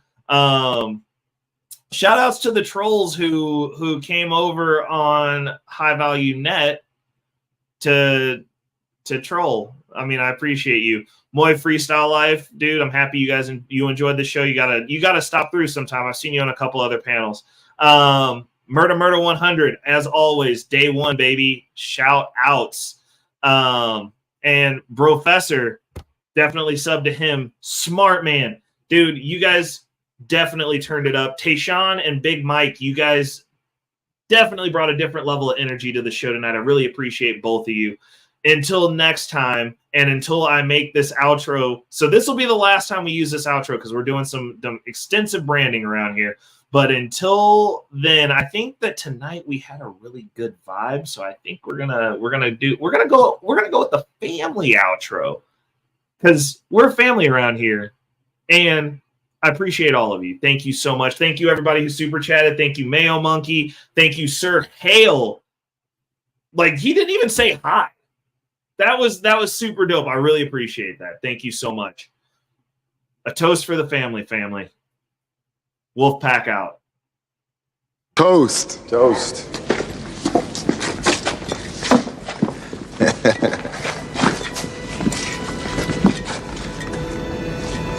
Money will come and go. We know that. But the most important thing in life will always be the people in this room. Right here. Right now. Salute, mi familia. Salute.